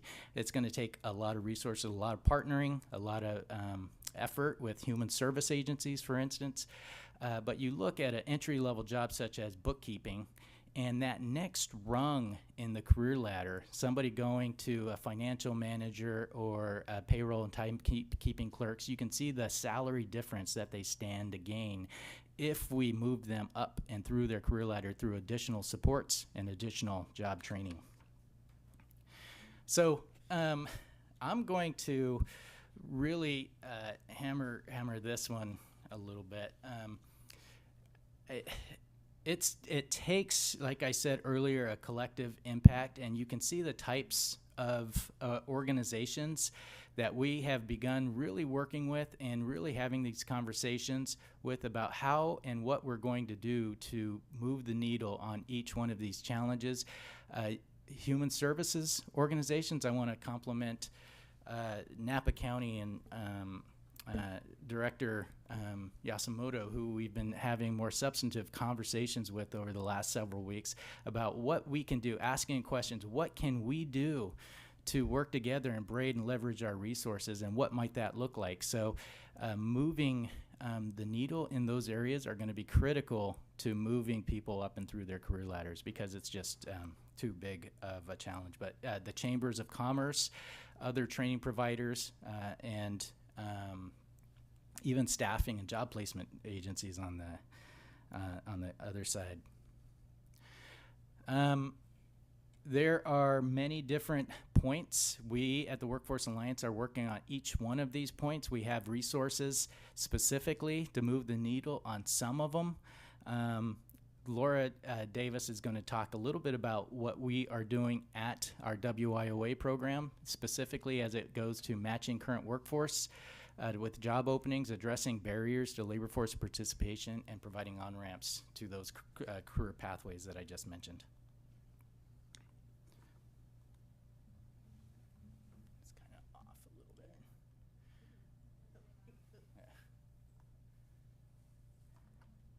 Thank you. I'm happy and pleased to be here to talk to you about our programs. So again, the Workforce Innovation and Opportunity Act is a Department of Labor funded program. Basically, we have the opportunity to provide 3 levels of service. And so today I want to talk about all 3 levels, just to give you an overview. And so our first level of services are what we call our career centers. And this is branded as our North Bay, our Career Point North Bay. That includes any type of marketing for all 4 counties. But in Napa, we are Career Point Napa. And this is, it's under the guise of the America Job Center of California. And every local area needs to have one of these centers. At the centers, we have multiple resources. You can scroll down to the next one. So our centers are our basic level of service. So these centers are open to anybody in the community can come and take advantage of the resources there. They include computers, copiers, printers, resources, referrals to other agencies. And we do that through a partnership. And as you can see, we have listed our main mandated partners in this effort. And we have, gosh, I do know them by heart, honest. So again, EDD, Department of Rehab, California Human Development, Adult Education, Public Assistance, and Welfare to Work. And so right now, we are working very diligently to encourage all the partners to have a face in our center. Bruce has been working really hard at that. Currently, we have Department of Rehab and California Human Development on site with us, which we are so pleased about. But again, the purpose of the Career Center is a place where our community can come and receive services related to employment, but assist them on that path to employment. And that could be through referrals to other agencies where if they needed some kind of housing or other types of food or other types of resources. And so that is what our basic service, and again, anybody is available for that. Our second level is in our individualized career services, and these are services that where we do have an eligibility criteria. Basically, the eligibility is an individual must have the right to work in this country, and if they are male, they must have registered for selective service. That's it. That's it. Again, we want our end goal is employment. So again, we have many pathways to help individuals get to that employment to earn a living wage. And we do that through our third service, if necessary, which is training. So again, we have different types of training. We have classroom vocational training, apprenticeship programs, and we have an earn and learn program, which is also referred to as an on-the-job training program. So we assist. So when somebody comes to us, we assess their needs, provide assessments if necessary, and assist them on that path to employment. And again, that can be many different paths to get there. During the pandemic, we did create a mobile app, and we are the only local area in the state of California that currently has a mobile app. So we're very proud of it. Through the app, individuals can make appointments with counselors. They can register for workshops. They can access job boards. They also have access to LinkedIn Learning. It's really going well, and we are currently working on gathering data and creating reports to pull the data from the app to see how to measure its success. I'll just end with this slide. I want to invite the Board of Supervisors to really get engaged with this conversation around workforce development and job training. I think it is one of the premier tools in our community toolbox to help people move up and through and reach their career pathways and reach self-sufficiency. It does require us working together, though. I mean, we are one small organization. The Board of Supervisors has a lot of employment training resources at its disposal. The community college and the education providers also have a lot of employment training resources at their disposal. And if they work together, there's a lot of gains we can be made. Every time there's an emergency in this community, physical emergency, we do something. We create a local assistance center. We make a place where everybody in the community can go one time, park once, and get all of the resources that they need. And partners are working together to deliver it. And I think that's what we need from an employment and training standpoint. And so I would challenge the Board of Supervisors to ask yourselves where you could fit in to that strategy. And so communicate and collaborate across organizations is a critical principle that we're leaning on. We need to follow the lead of employers, meaning if we're going to do job training, invest in job resources, we need to know where the jobs are and what employers need, and then we make that match. And then finally, focus on skills.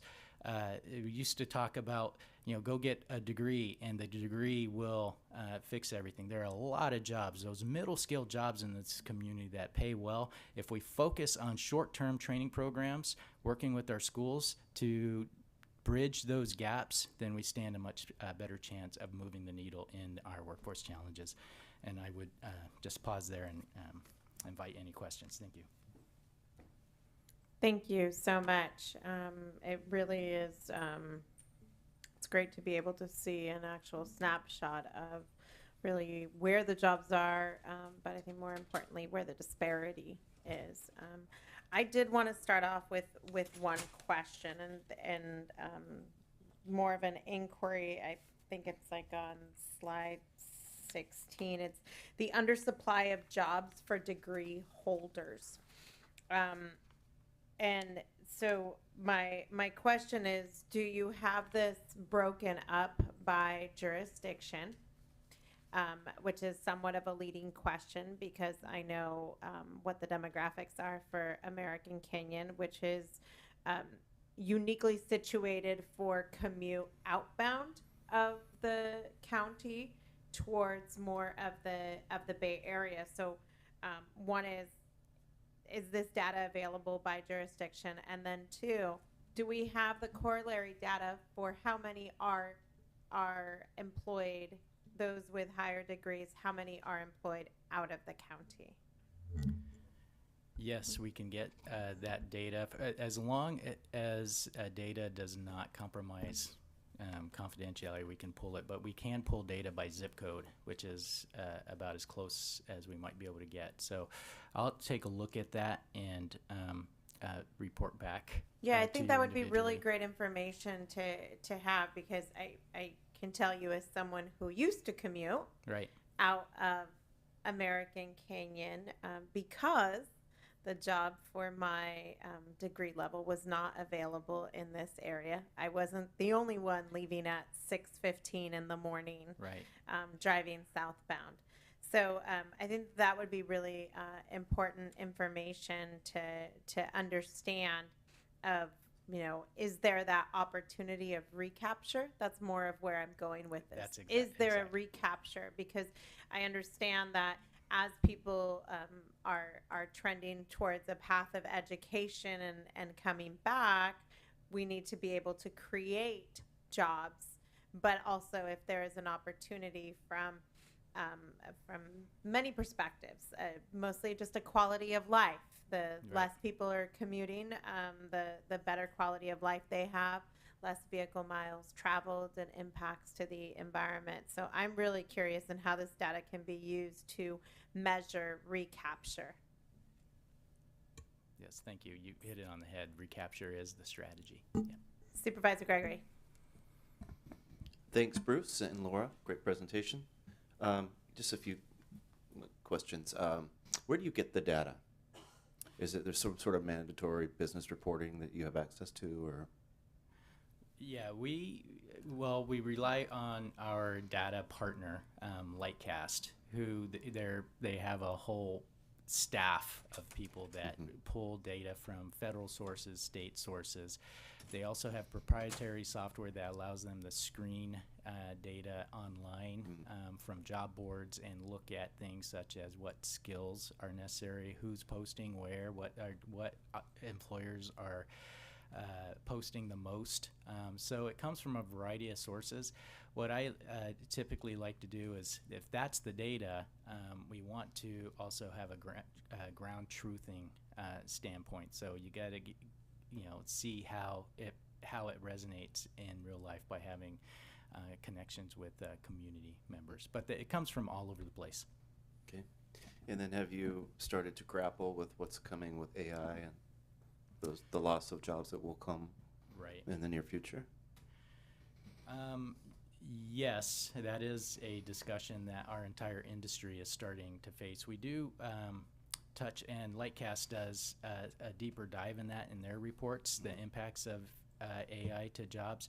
It's, I can't say that we have the answers, but we're starting to look at, for instance, what jobs exist in Napa County, and then there's an automation index, meaning what jobs are most at risk to automation. And so we give a little bit of a picture in there so that you can see that if we wanted to take a deeper dive at that, we could. So I'm going to mark that down as a follow-up with you, Supervisor Gregory. Thank you. Supervisor Pedrosa. Thank you, Chair, and thank you both for these presentations.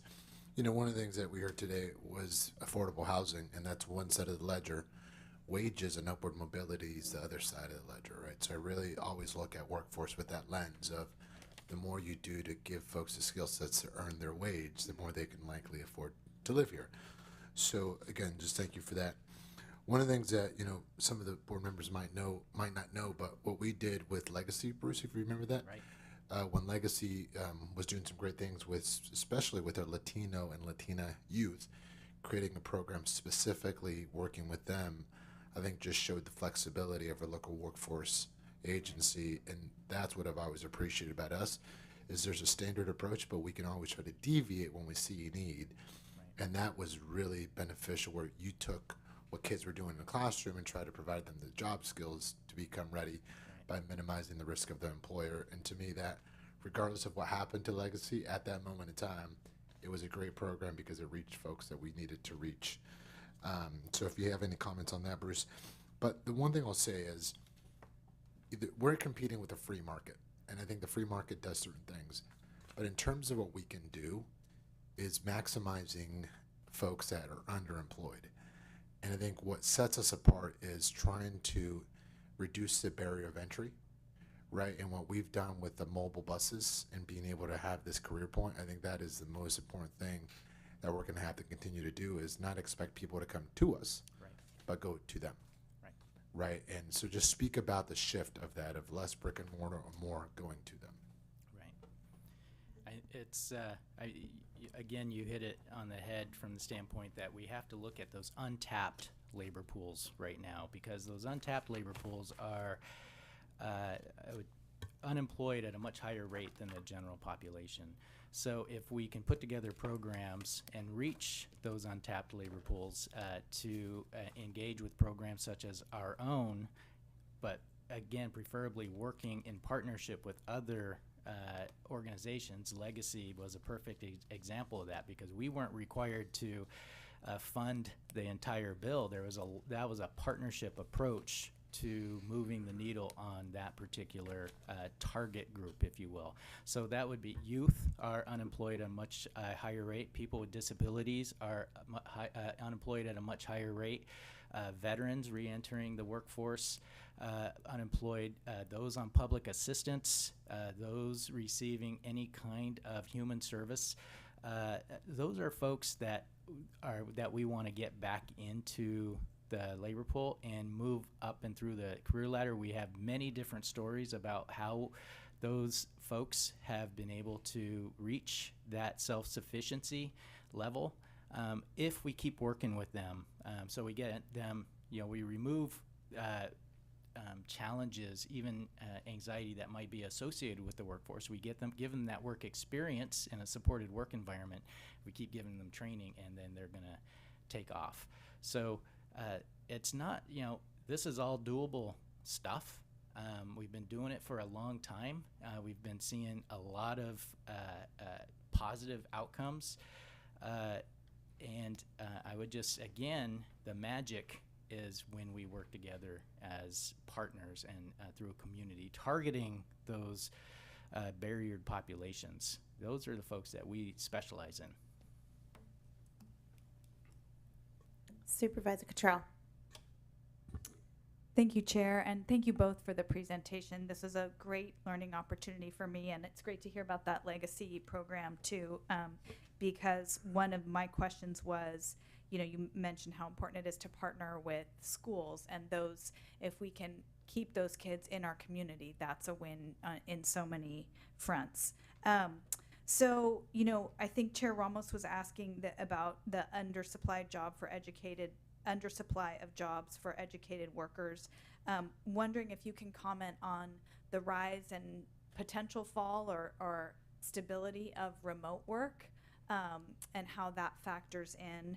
And then also government work, but also law enforcement and first responder work.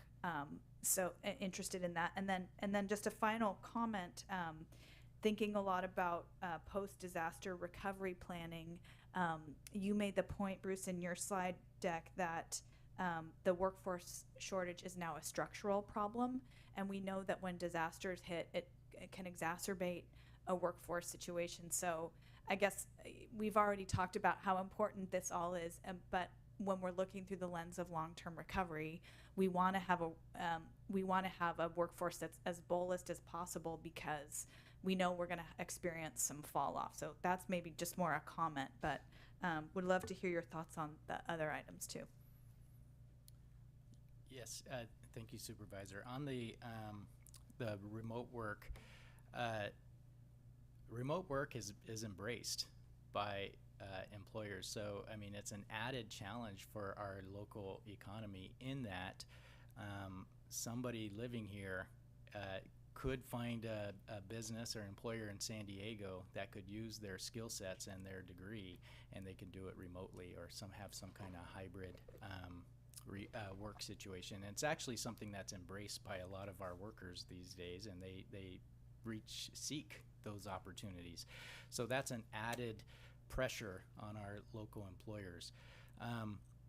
So I do think that remote work is here to stay, and I think that our regional economy, national economy is we got to keep our hand on the pulse of how that plays out, because there's a lot of employers that are really asking their workforce to get back into the workforce. But that's a push and pull that has not played itself out.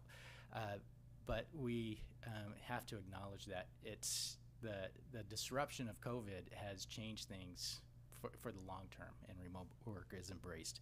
But I would say that, again, I want to underscore that that's an added pressure on our local employers for an already limited supply of workers. So how are we going to, again, this is about how do we fuel those, that economy, those businesses.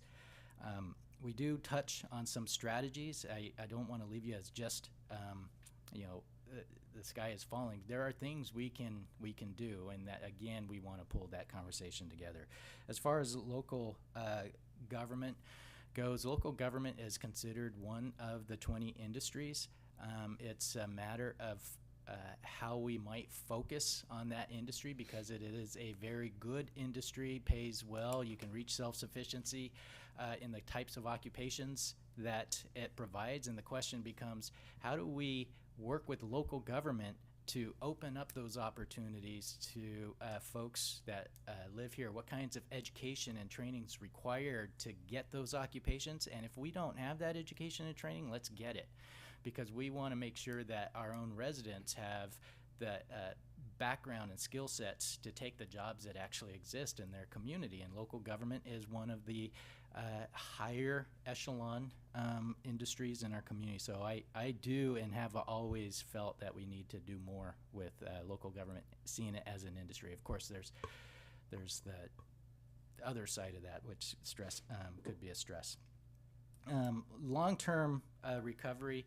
Our organization actually, during times of emergency, we have in the past reached out to the state of California, have received grants to actually put people to work in public areas where they can be specifically rebuild areas that might have been damaged by fire. We've put a lot of people to work in that way. We pay prevailing wage. We actually have a grant, maybe you can say something about it, from the floods that we had this year, which we're working with Napa, Lake, and Mendocino counties on as 3 counties that were impacted by the floods of this year.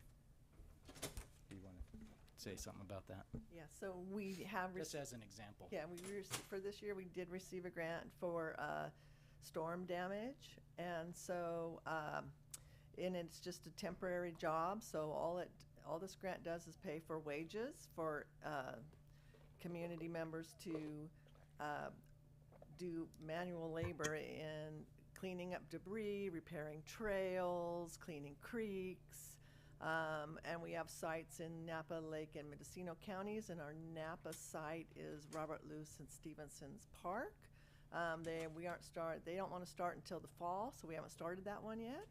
But and so that's another way that we can help put dollars back into our economy through these types of national dislocated worker grants. And I would just say, you know, we're a tool in the toolbox for the community leaders that are trying to address impacts to the local community because of an emergency. You know, I just want to say real quick, you know, what's opened my eyes from the pandemic is individuals have learned how to survive without working. And so we're finding, and in my 28 years of experience in this field, I've never run across this before, to this level where individuals, if it's not their perfect job, they don't want it. And so what we're really working hard, and our counselors are really working hard to show those career ladders. Hey, this might not be the perfect job, your perfect job right now, but you take this, and then in 6 months you can move to this job, and then 6 months maybe you can have your perfect job. And so that has been a real eye-opener for me in working with the staff to encourage those individuals and to really focus on these career pathways to show that maybe you're not going to start out at that perfect job, but you can get there within 6 months, a year and a half. Supervisor Gallagher. Thank you both so much for the report.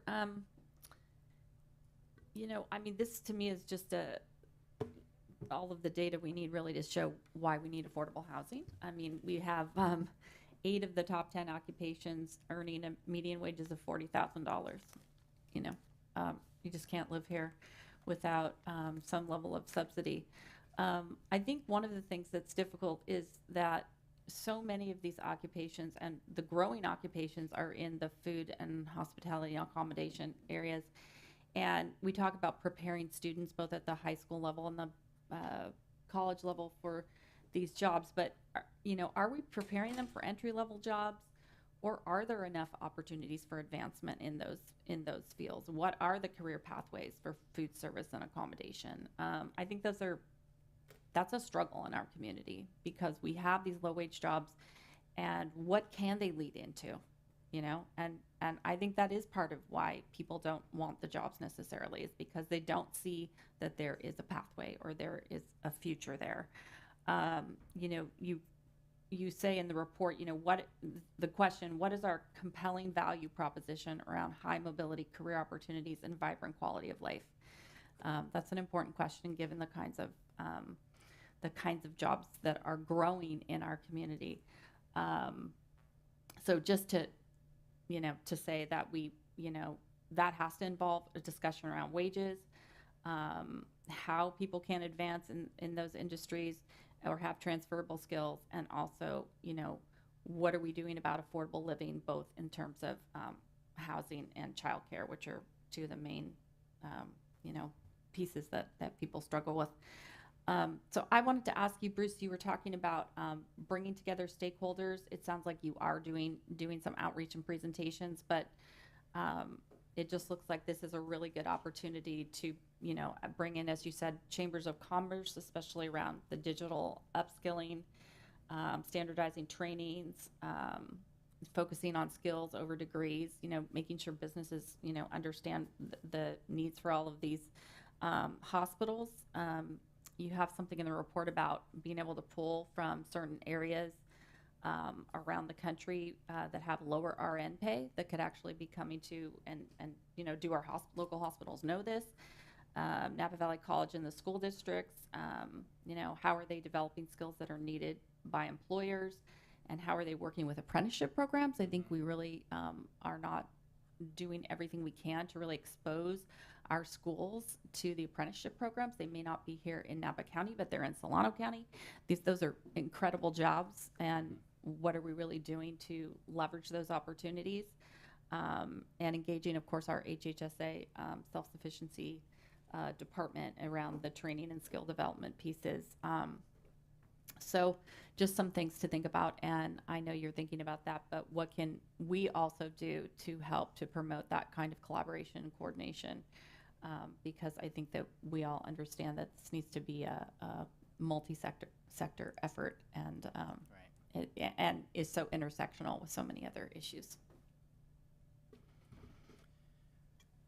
Well, as far as what the Board of Supervisor members can do collectively or individually, I would say that you guys have, if the first part is understanding, you know, do we have a collective understanding of what the issue is? And if we do, you know, what we could use is a big voice, a champion that can be an evangelist for what we're trying to do. Because when you guys pull together a meeting, or you pull together an initiative, that stands a much bigger chance of succeeding and moving on to the next level. So I'd welcome that partnership as to what Board of Supervisor members can do collectively or individually.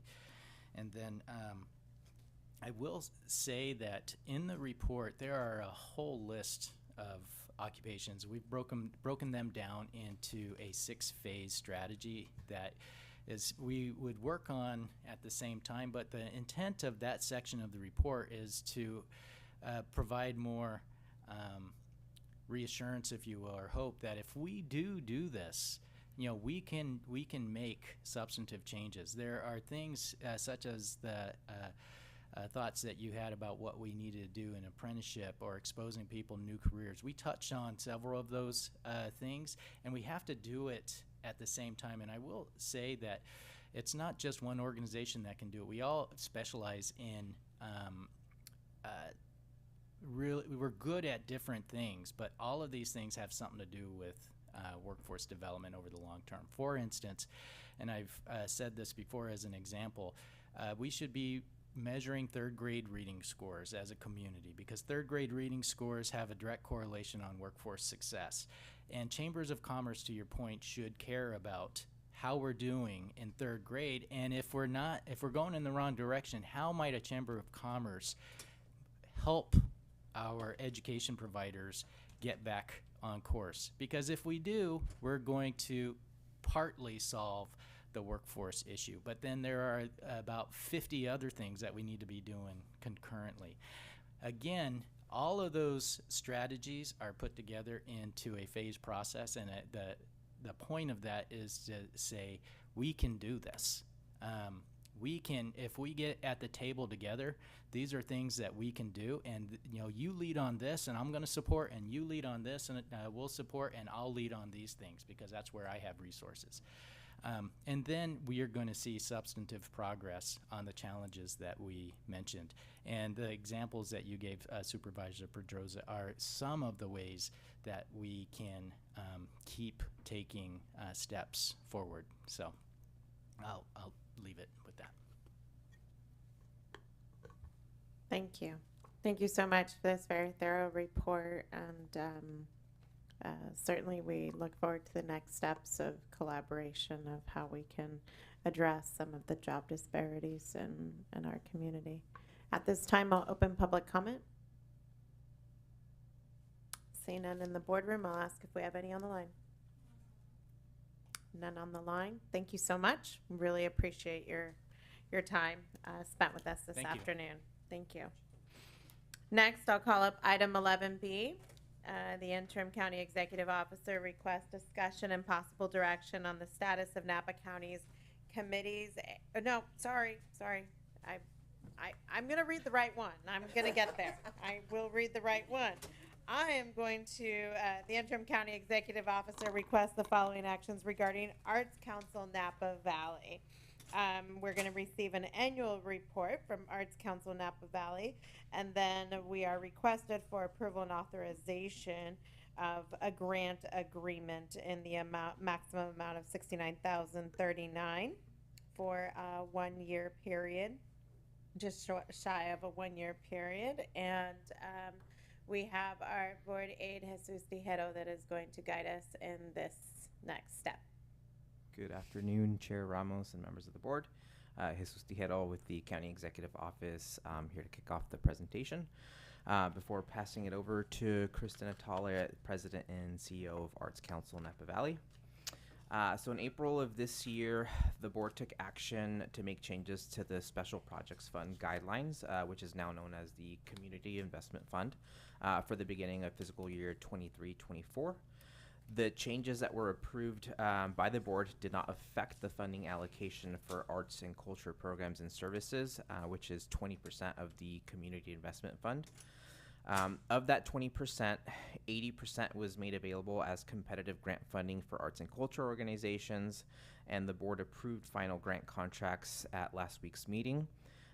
The remaining 20% is allocated to Arts Council Napa Valley for general operating support as the officially appointed local arts agency to Napa County. The amount to be allocated to the Arts Council for fiscal year 23-24 is $69,000. If the board is in agreement with the Arts Council allocation plan, you may approve the contract today. If you would like to make changes, we can certainly bring that contract back to add another date. And with that, I'll turn it over to Mr. Denatale, who will report on the progress with the Arts Council for the previous fiscal year, so 22-23, and the proposed scope of work for fiscal year 23-24. Thank you, Jesus, and thank you for having me today. As Jesus said, my name is Christy Natale, and I am the CEO of Arts Council Napa Valley. Just a quick background on Arts Council. We began in 1963 as a community organization, became a nonprofit in the early 80s when the state of California looked for every county in California to have a local arts agency. So we became a nonprofit then. In 2008, the financial breakdown really caused most nonprofit arts councils to go basically out of business. We were lucky enough, us in Silicon Valley were able to survive that through the generosity of local donors. And we were really reborn in 2012 for what we are today.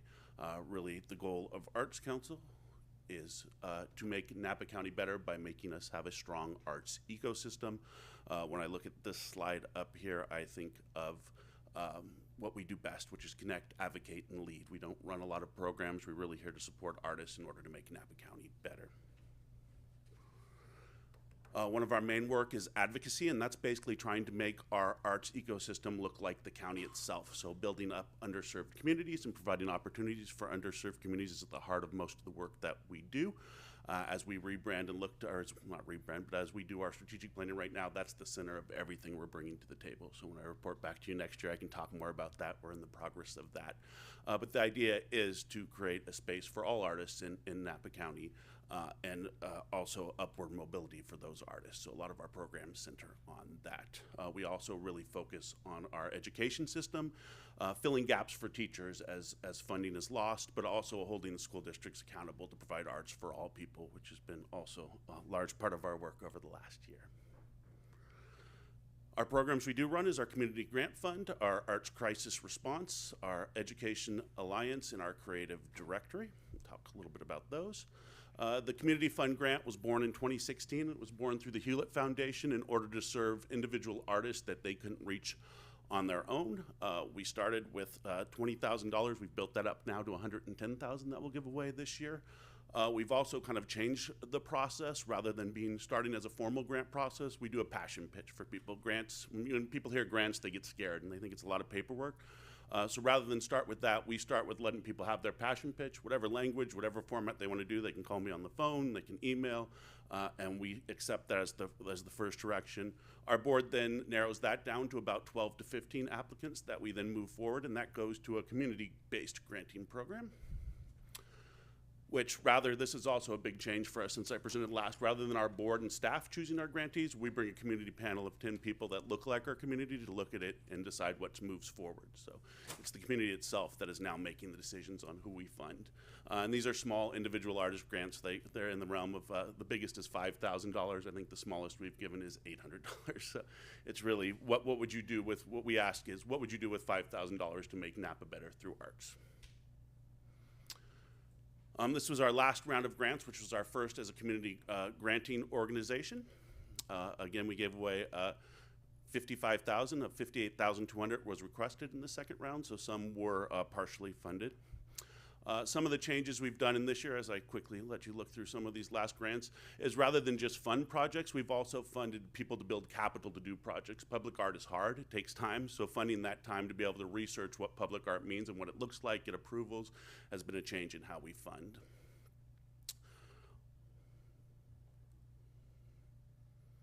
And also really across all different genres and areas of our community that we try and reach. And again, another big one is solving problems through art. So this last one, again, was very exciting to look at mental health through art prism and have a young artist come into schools and present in languages that students identified with and talk about mental health, and that it's okay to look at mental health and talk about it.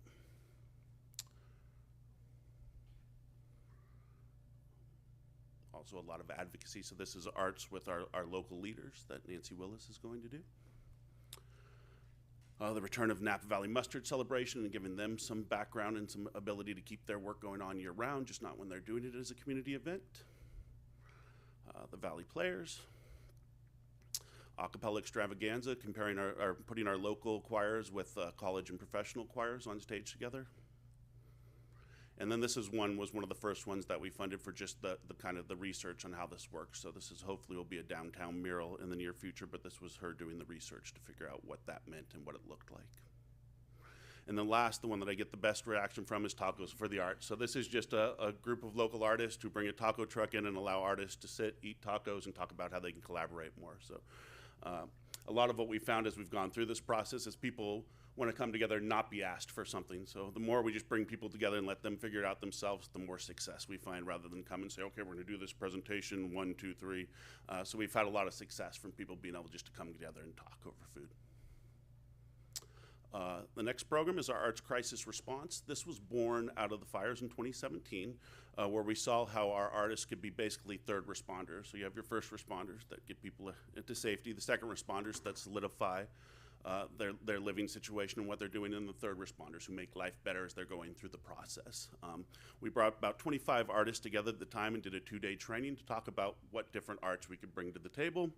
We went over pretty much every situation except for pandemic, so it was a bit of a surprise to us when the first time we got to implement this program was for a pandemic, so it did take some changes. But luckily we were able to accommodate and change some of the programs so that one of the most successful was partnering with our local Boys and Girls Clubs, which was the Brown Bag Art Project. Everybody got their lunch in a brown bag, so everybody had one. And we had local artists from both Nimbus and DeRosa then put together programs for them to make art out of their bags. At the end of it, we grew to bringing supplies to pretty much every secondary artist in Napa Unified School District, but also to through the Boys and Girls Club up Valley as well, so that we could do more intricate projects where they actually had colored pencils and paper and stuff like that, so it grew beyond that. So we stand ready to bring that back as needed, hopefully no time soon, but it is a program we keep on tap as needed. Our Arts Education Alliance is basically where we support our school districts and also shine a spotlight on our local student artists. This is actually my favorite program. This year we were able to recognize 100 students across the county as Arts Students of the Month. And then we were able at the end of the year to recognize 22 of them and give away scholarships in up to $15,000, or in a total of $15,000 in $2,000 to $250 trunks for our Arts Student of the Year. But it's a great chance for art teachers to come talk about their students. It doesn't happen very often. Also, we kind of follow the sporting map on that, so they get their picture in the paper, it talks about what they're doing, and it's just really an excitement for these students to be recognized. We pair that in the event with working artists who then can say, okay, if you love arts, this is how you can find this to make a career. This is the steps it takes. This is what I'm doing. So this year at the event, we actually had Okie Jr., who's a local hip-hop artist who's actually also doing our mental health work, come talk to the students about how he moved to Napa when he was 12, went to Harvest Middle School, went to Napa High School, and now the NFL just licensed one of his songs and what that means for a career and what he's doing next. So always trying to point a picture on that in this program as well. And then we also kind of do one-offs for teachers who say, okay, we don't have enough money for the pottery class this year. Can you help us raise $500 so we can get the supplies to keep that going and fill those gaps?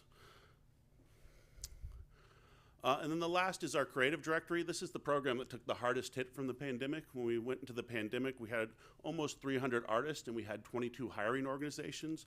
So this was our response to people were hiring out of the county of Napa and saying, no, it's because there's not enough artists. So we wanted to put one-stop shopping for people to hire artists.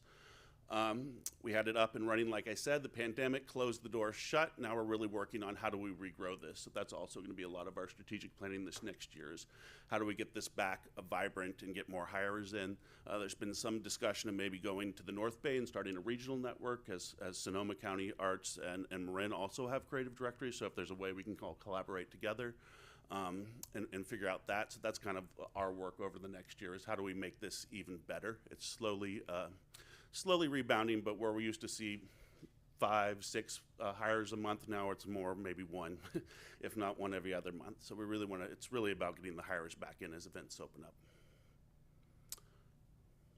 And the creative directory also has an opportunities board for people looking for things and looking to collaborate, so that's still a vibrant part of it.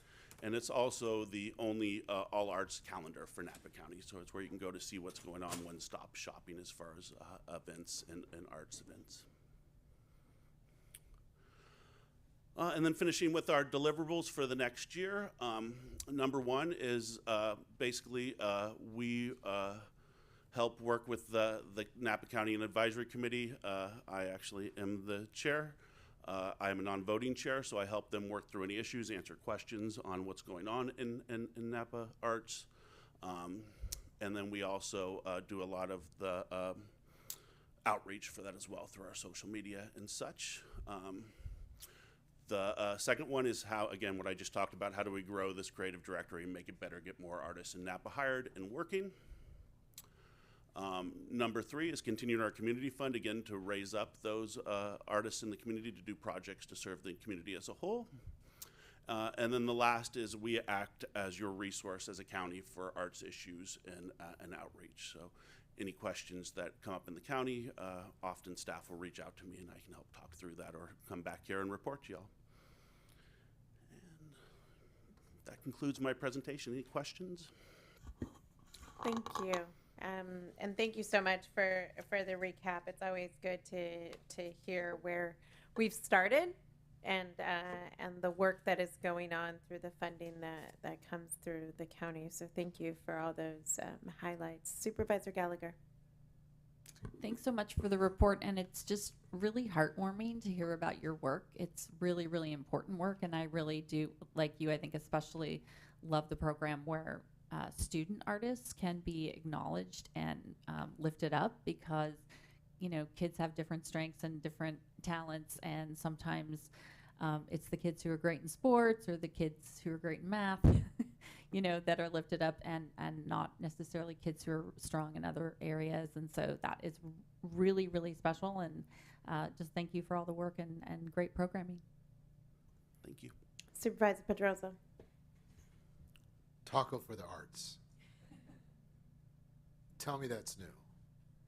Yeah, that's new. I thought I missed one, and I was going to be very disappointed. No, they've had one meeting so far, but it'll happen over the next year. I think they're planning 5 or 6 of them. So. Super passive aggressive. I think that is phenomenal.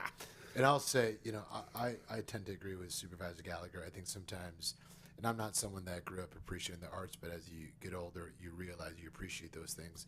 The fact that we're doing this and we're creating opportunities for youth at this level, I think speaks a lot about our community. And sometimes we get distracted with so much that we don't pay attention to the arts. You've done a good job of making it front and center at the right time. So just know that it's appreciated. So thank you. Thank you very much. Yeah, it is. It's heartwarming when we do that event to see both the teachers and students talk. So often they don't get that time to be listened. So my staff is always like, well, we need to put a time limit on this. And I'm like, no, this is their chance to talk. Their parents are here. Their families are here. Let them say what they have to say. But it's always, at the end of the night, you're like, oh, wow, 3 hours went by really quick because it's so heartwarming. Supervisor Cottrell. Thank you. I just wanted to add that I love that this came to us right after the presentation on workforce, because, you know, a lot of what you're talking about here is how you uplift young artists, existing artists, and we want those folks to be part of the community for lots of reasons, including part of our, you know, to be a working artist in this area is very challenging, but it's, as Supervisor Pedroza just said, it's so important. So thanks for that, and I like to see that linkage too. So we'll make sure you're in the workforce development stats too. I think to that point also, it's really effective in keeping that 18 to 26-year-old base that leave. When there's a strong arts ecosystem, there's a reason to stay rather than go off and find that elsewhere. So I think that is a great point. Supervisor Gregory. Just want to say thanks, Chris, for your dedication to this. Really appreciate it. And also to your dedicated staff support, Jesus Tierro, who's dedicated to helping you succeed. So thank you both. Yes, Jesus is fantastic. I love working with them. So thank you, Jesus. Thank you. I'll now open public comment. See none in the boardroom, I'll move to the lines. There's no public comment. I'll go ahead and close public comment, and I'll bring it back to the board. We have received the report, and our requested action is for approval and authorization for me to sign an agreement with Arts Council Napa Valley. So moved. A motion by Supervisor Cottrell, second by Supervisor Pedroza. All those in favor? Aye. Aye. Opposed? Motion passes unanimously. Thank you so much. Thank you so much. Have a great day. Now it's impossible for me to read the wrong item. 11B, the interim county executive officer requests discussion and possible direction on the status of Napa County's committees and commissions. Thank you, Madam Chair. Late in the day, so I'll try and be brief. Currently, the county supports 57 committees and commissions, and your board has the pleasure of appointing up to 462 members, both board representatives and members of the public, amongst those 57 committees. That's not a static number. There have been 4 committees that have been retired in recent years. And over the last several months, the board has talked about the possibility of creating 2 new groups to add to that number. Solano County went through a comprehensive review of its committees and commissions in May, and there was interest in having the county do the same. We've also seen, in terms of having direct experience with the committees, challenges for meeting the needs of a lot of these committees. We have fewer people, as was outlined in the Workforce Alliance report. We have fewer people to draw upon for volunteers. Older citizens especially feel concerned about meeting in large groups with COVID. Some of the FPPC and Brown Act obligations are an obstacle for some people. And so we want to take at the same time, we have a lot of staff work going into these committees. And there's a lot of pressing priorities and obligations on staff that as well. But we want to maintain transparency. We want to maintain community engagement, participation, and we want to have the work that the committee members do be meaningful. So in order to try and focus this effort a little bit more, I had County Council take a look at our 57 committees. 40 of those are mandated in one form or another.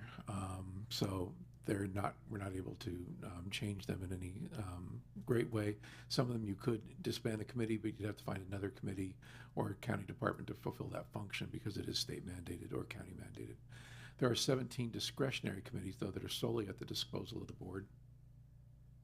I've spent the last several months talking with department heads in terms of their getting their input about the utility or vision or future of these committees, and am recommending that we keep 8 committees as currently configured, that we make modifications to 5 of them, one of which would be the Arts and Cultural Advisory Committee, not to change the committee itself, but to move that from the county's, the CEO's office to the library. The CEO's office is an administrative function, it's not a direct staff function. All the other committees and commissions are supported by a department, and so I think it's only appropriate that this committee also be supported by a department rather than CEO's office. And I've talked about that with both CEO staff and the library, and everybody is very excited about making this transition. For Fire Services Advisory, as we've discussed before in the grand jury report and elsewhere, of aligning that with the future structure of county fire administration. The Poet Laureate, of not changing that, but having that position, again, rather than being more under the CEO and board, of having that be a part of the Arts and Cultural Advisory Committee, that the committee would make recommendations to the board for appointments, and that they would oversee and coordinate any events or readings by the Poet Laureate. With the Veterans Commission, that we keep the Veterans Commission for one more year. We've had trouble with recruitment and lead an effort to try and bring more people into that group so it can fulfill its mission. And for the Watershed Information and Conservation Council, the WIC, that we refocus that on hillside watershed management. We have the GSA, which governs the valley. We don't have a similar group that can focus more on watershed issues in the hillside areas. And so as water law gets more and more complicated with every passing court decision in month, it would be helpful to have a group that could fulfill that function, as well as look at things like municipal reservoirs and other related issues. Also recommending that we retire 4 committees, the Advisory Board on Alcohol and Drug Programs, which is already in the process of being merged with the Mental Health Board to become a Behavioral Health Committee over the next 2 years. The Dangerous Animal Hearing Panel, it's not met ever in the last 18 years. Talking with the sheriff, the recommendation is to eliminate that panel. And instead, where there's a concern about a dangerous animal, that would be referred to the courts in terms of determining whether the animal is dangerous and what the disposition of the animal would be. The Wildlife Conservation Commission currently meets once a year to distribute about $5,000 in grants. That function could be taken over by the WIC. And the Youth Opportunities Commission has not met for several years, and that function has also been addressed through other means and other state mandates by the affected departments. If the board wishes to move forward with these recommendations, please direct staff as such, and we will bring back, working with County Council, the necessary resolutions to make changes or dissolve these committees at a future date for the board to consider. The Dangerous Animal Hearing Panel will also require a minor ordinance amendment to the county code. And that concludes my presentation. Thank you. Supervisor Cottrell? Thank you, Chair, and thank you, Director Morrison or CEO Morrison, for running us through these options and for making some specific recommendations. That's really helpful because we could spend a lot of time hemming and hawing over various things. So thank you for the direction. I had questions or comments on 3 of them. I see we have our library board director here, so I'd love to get his input on one item, which is moving the Poet Laureate under the auspices of the Arts Advisory Group. That makes a lot of sense, but I would love to hear what the current process is for appointing that Poet Laureate and making sure that we're keeping some of those same voices involved. So that's one thing. On the Veterans Commission, I appreciate that, having just met with some of the members of that commission and other folks in the community, seeing that there is a need that could be met by this commission, and if there is an active membership, more things could happen.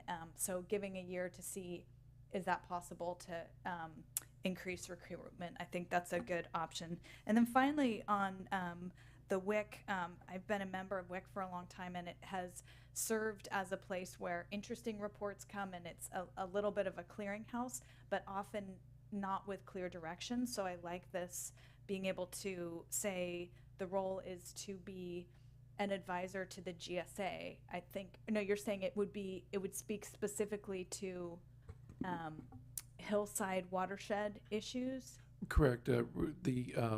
I see it as a complement. The GSA right. doesn't deal with surface water; it only deals with groundwater. But it deals with groundwater from Calistoga down to the Meritage, but only on the valley floor.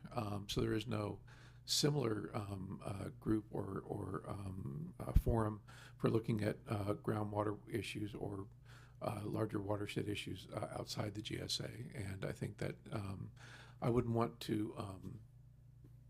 It's somewhat of an arbitrary determination to say, if it's on this side of the line, it's GSA. It's on this side of the line, it's the WIC when when the watersheds are an integrated system. But on the same token, I don't want to set up 2 groups to be giving competing recommendations on the same issue. So I think that the state has already made this distinction by creating by defining the boundary of the GSA. It's the de facto what we have to live with, and so I think that I do think that groundwater issues will become more important in the hillside areas, and even if they aren't, as we see with the ongoing controversies over erosion control plans, watershed issues certainly are, and I think that that's something that would be a better I think that a more narrow focus would maybe give the WIC a little bit more purpose and direction. Yeah, I agree. And I think one thing is that we've talked before in the WIC about, is there an advisory capacity? Because I think a board, any kind of commission needs some kind of task. And so to say, every once in a while, come give an update and some advice to the board, I think that's a good idea. The other thing that the WIC has done in some years, probably not since the pandemic, is put on the Watershed Symposium, which again has been a good opportunity for, you know, folks to come together. It's not any kind of regulatory capacity, but a chance to share information. So if that makes sense, I know that requires some staff time too, so I want to be cautious about that, but I think that was something useful that came out of the WIC. Then the other task, of course, is what you just outlined, the job that would be included from the Wildlife Conservation Commission. The one other comment I would have about that is, right now there's a subcommittee that's serving as the Drought and Water Task Force. So would that also come through? How would you shake that out? That is a state mandated committee. The WIC is not state mandated. The Drought Water Shortage Task Force is. And in talking with in recent weeks with Ms. Crosby, it's her intent to bring forward a proposal to the board to separate that out from the WIC entirely. Right, and because it kind of should better nest maybe under, I mean, would it somehow fit within the framework of the GSA or be its own? It's just, again, it's state mandated. It's county-wide rather than being geographically specific. So I think it'll more or less become a standalone committee. Okay, and the one other comment I would make about the WIC is that it had lots of engaged members, but also it got pretty large, and so we often had quorum problems. And so I guess my recommendation would be, and maybe solving it by pulling the Drought and Water Shortage Task Force out, you could get some folks to go do that and then have a smaller group who would stay with the WIC. But yeah, I agree. I think the committee is too large, and that in revising the bylaws and bringing them back, that was certainly one of my intentions. And I appreciate the comment about having the WIC report or advise the board, and working with the WIC, as you may know, having attended many of those meetings in terms of working with the WIC on their new strategic plan, there was a certain reluctance to want to play a bigger role, and I think that direction needs to come from the board. Mm-hmm. Thank you. Supervisor Gregory. Thanks. And good idea on the water symposium. I'll add that North Bay Watershed Alliance strives to do one biannually, and it would be probably good to team up on that and work together. Question, as one sitting on the mental health board, real curious how that merger will go, and we can deal with the details down the road, but I know that mental health board is one of the state mandated boards. Is it lawful to merge something else with it?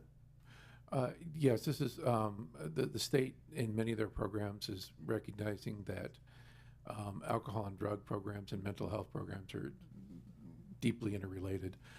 They're not two separate issues, and so this is the way the state is going. HHSA is already in the process of, as I said, of starting this slow merger, but it's going to take some time.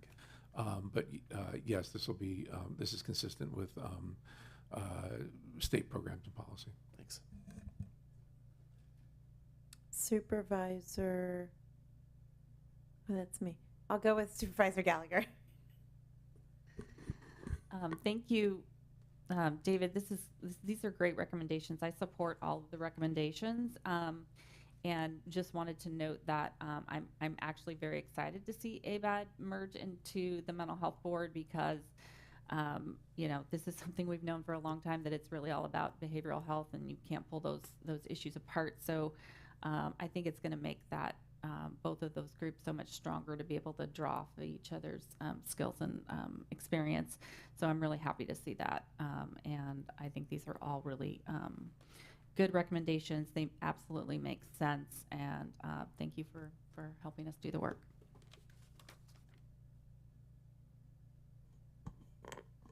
Now I'll call on myself.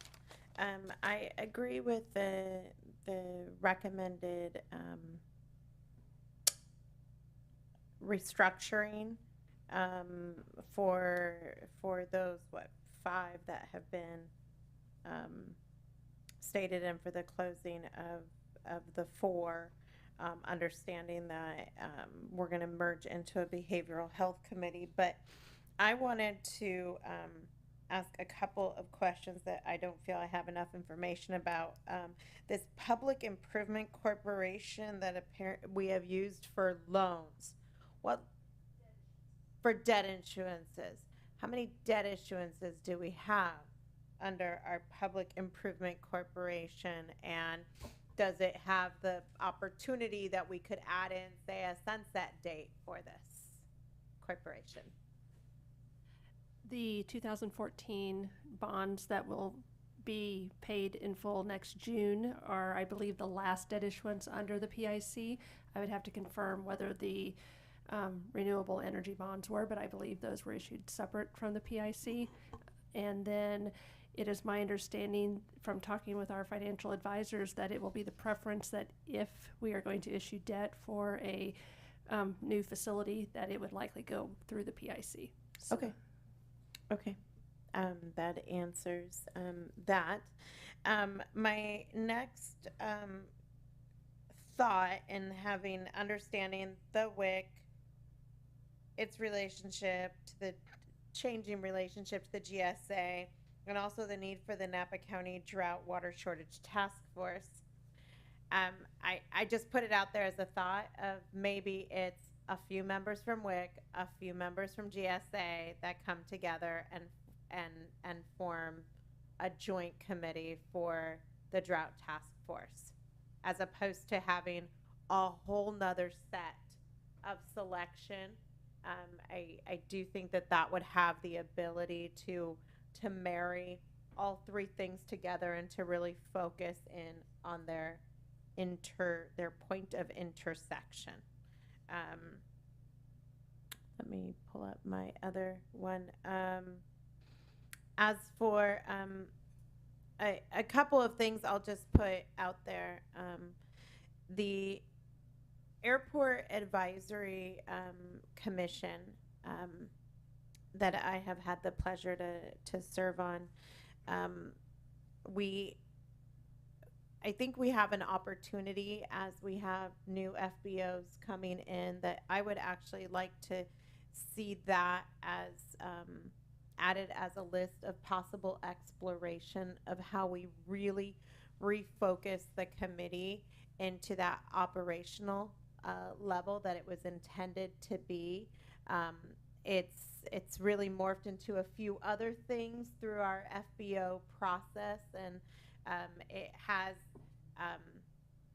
with the help of staff, we've really attempted to get it back to where it needs to be. But I think that maybe looking at what that role is of advisory capacity to the board may be warranted when it comes to the airport. The other one, the interesting one that I just found interesting is the cemetery, Monticello Public Cemetery, because the description says it's helpful to the board, and yes, we do function as the public cemetery district, but having a separate set of trustees, I guess I'm interested in finding out more of what they do, because in my recollection, we have maybe 3-4 items come before the board each year. Are they keeping 20 items off of our agenda here, or are they just referring those 3 items to us? And do we really need to maintain a whole nother committee for this? So that was one that I thought could perhaps have another look. Director Letter has indicated that the amount of work spent supporting the committee is fairly minimal, but it provides benefit in terms of public outreach for the people who are very passionate about this particular subject, and gives them a forum to interact with the county, but I can follow up with Director Letter some more about that and bring further information back when we bring other resolutions and ordinances back. And the other one that I just had a question about was Community Action Napa Valley. And the reason I had a question of it is from time to time they are recipients of funds, and it is not a governmental organization and government funded, such as like the T-bid that might receive funds from the county, but they are publicly supported, and therefore we have a sitting member on it.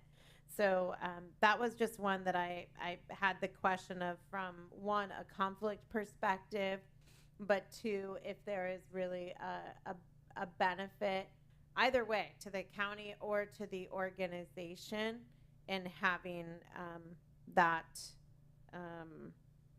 It's on the top of page 2 of the matrix, Community Action Napa Valley Appointments 2. That one, I have to admit,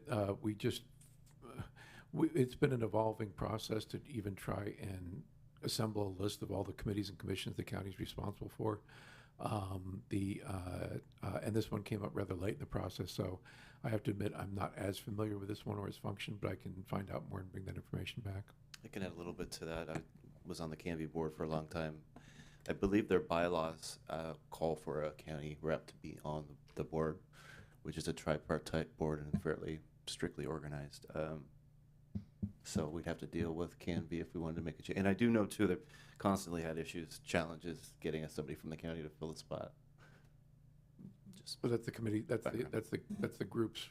That's their membership. bylaws. We're not obligated to follow that. Okay. I guess I would just, as what we're looking at is really what is our function, and trying to categorize what we must maintain, what is beneficial use for the county, and what meets objectives of the county. I saw that one as sticking out, that I would personally like to have some more background information as to why that's on our list. I could understand it being on their list and wanting someone from the Board of Supervisors, but I find it odd that it's on our list as an appointment.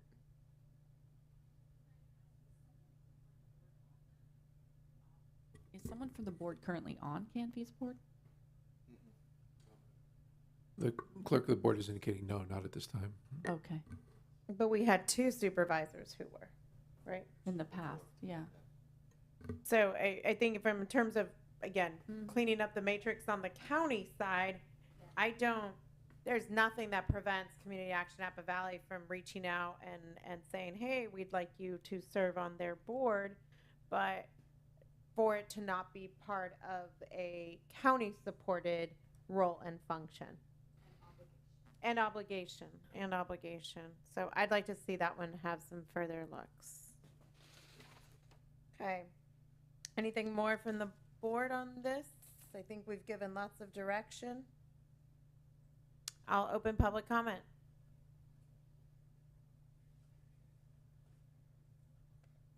I'll invite our library director.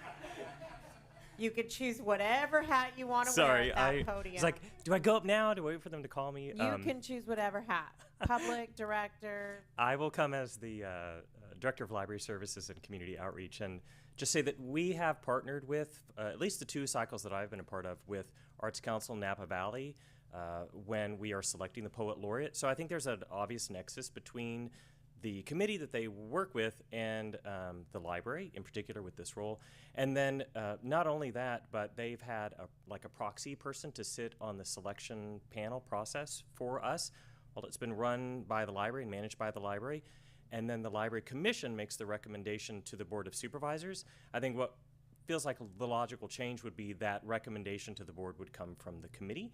And then they have had a proxy member on our selection process as well.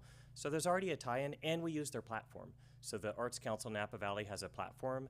And this year, in fact, the timing of our selection was the same as when the review of applications for grants were being reviewed. So we changed our timing to allow them to have the seats that they needed to review those applications. Then we went in and made our selection process. So I think that there's some natural connection between the two. And I also think that there's some, I'm sorry to use this word, but synergy between the two agencies.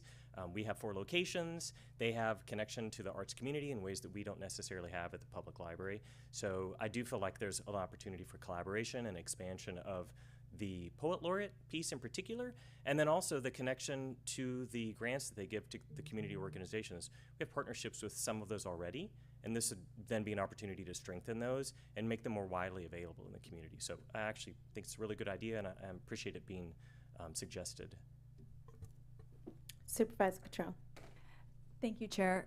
Thank you, Director Halstead. So I think that what I wanted to get to, because it sounds like the Library Commission has had a process for, and I just wanted to make sure that they would continue to have a voice in that.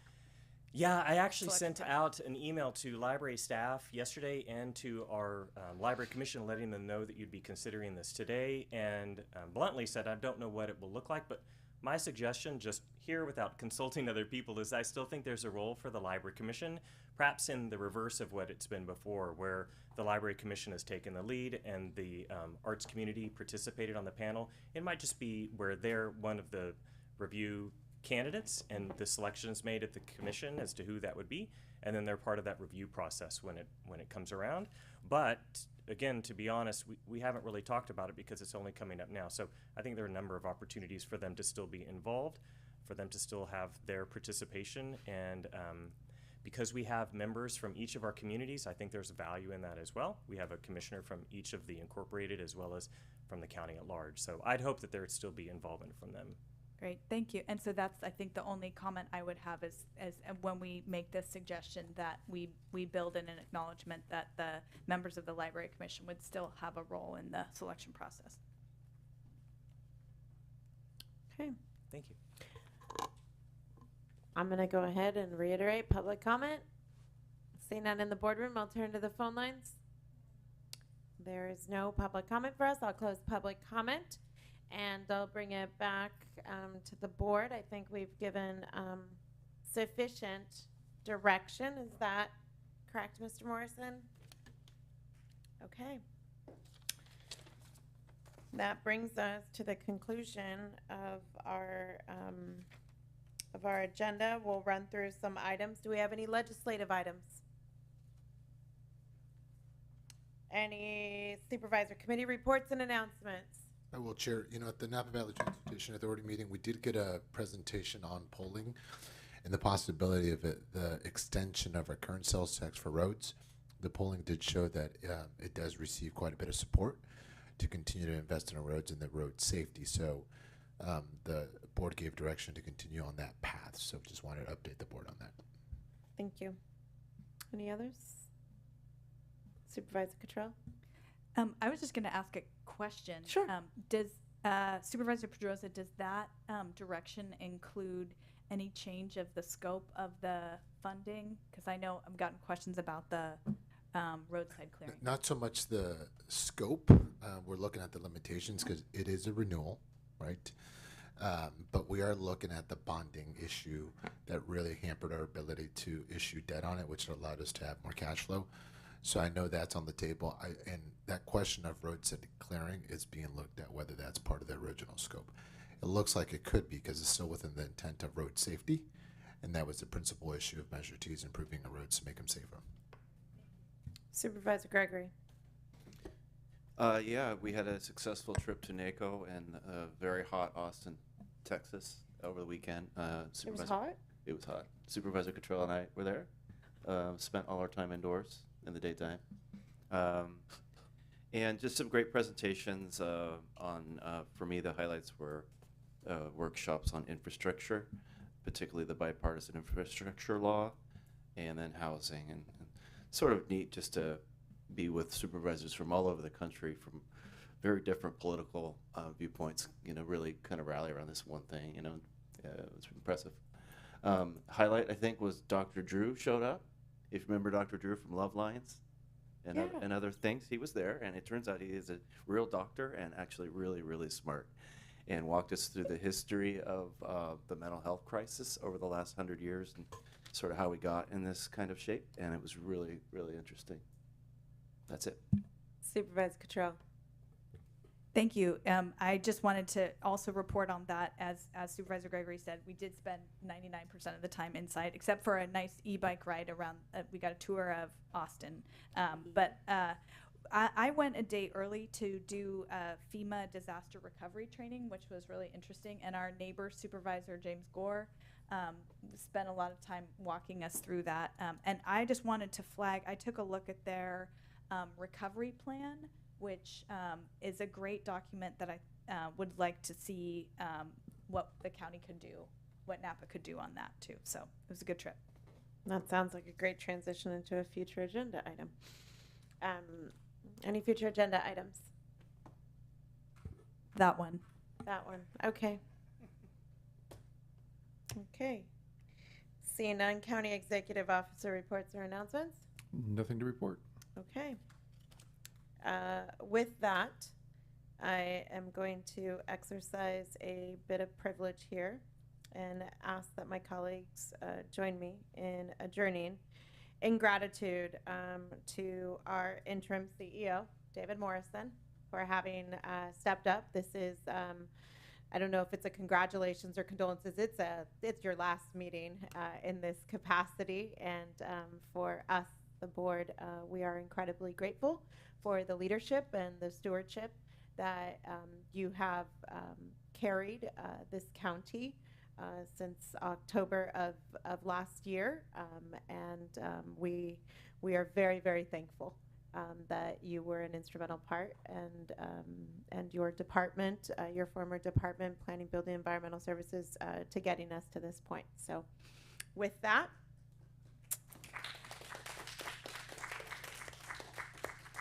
we will adjourn to our next regular meeting of the Board of Supervisors Tuesday, August 8th, 2023, 9 a.m., when we will welcome our new CEO. We are adjourned.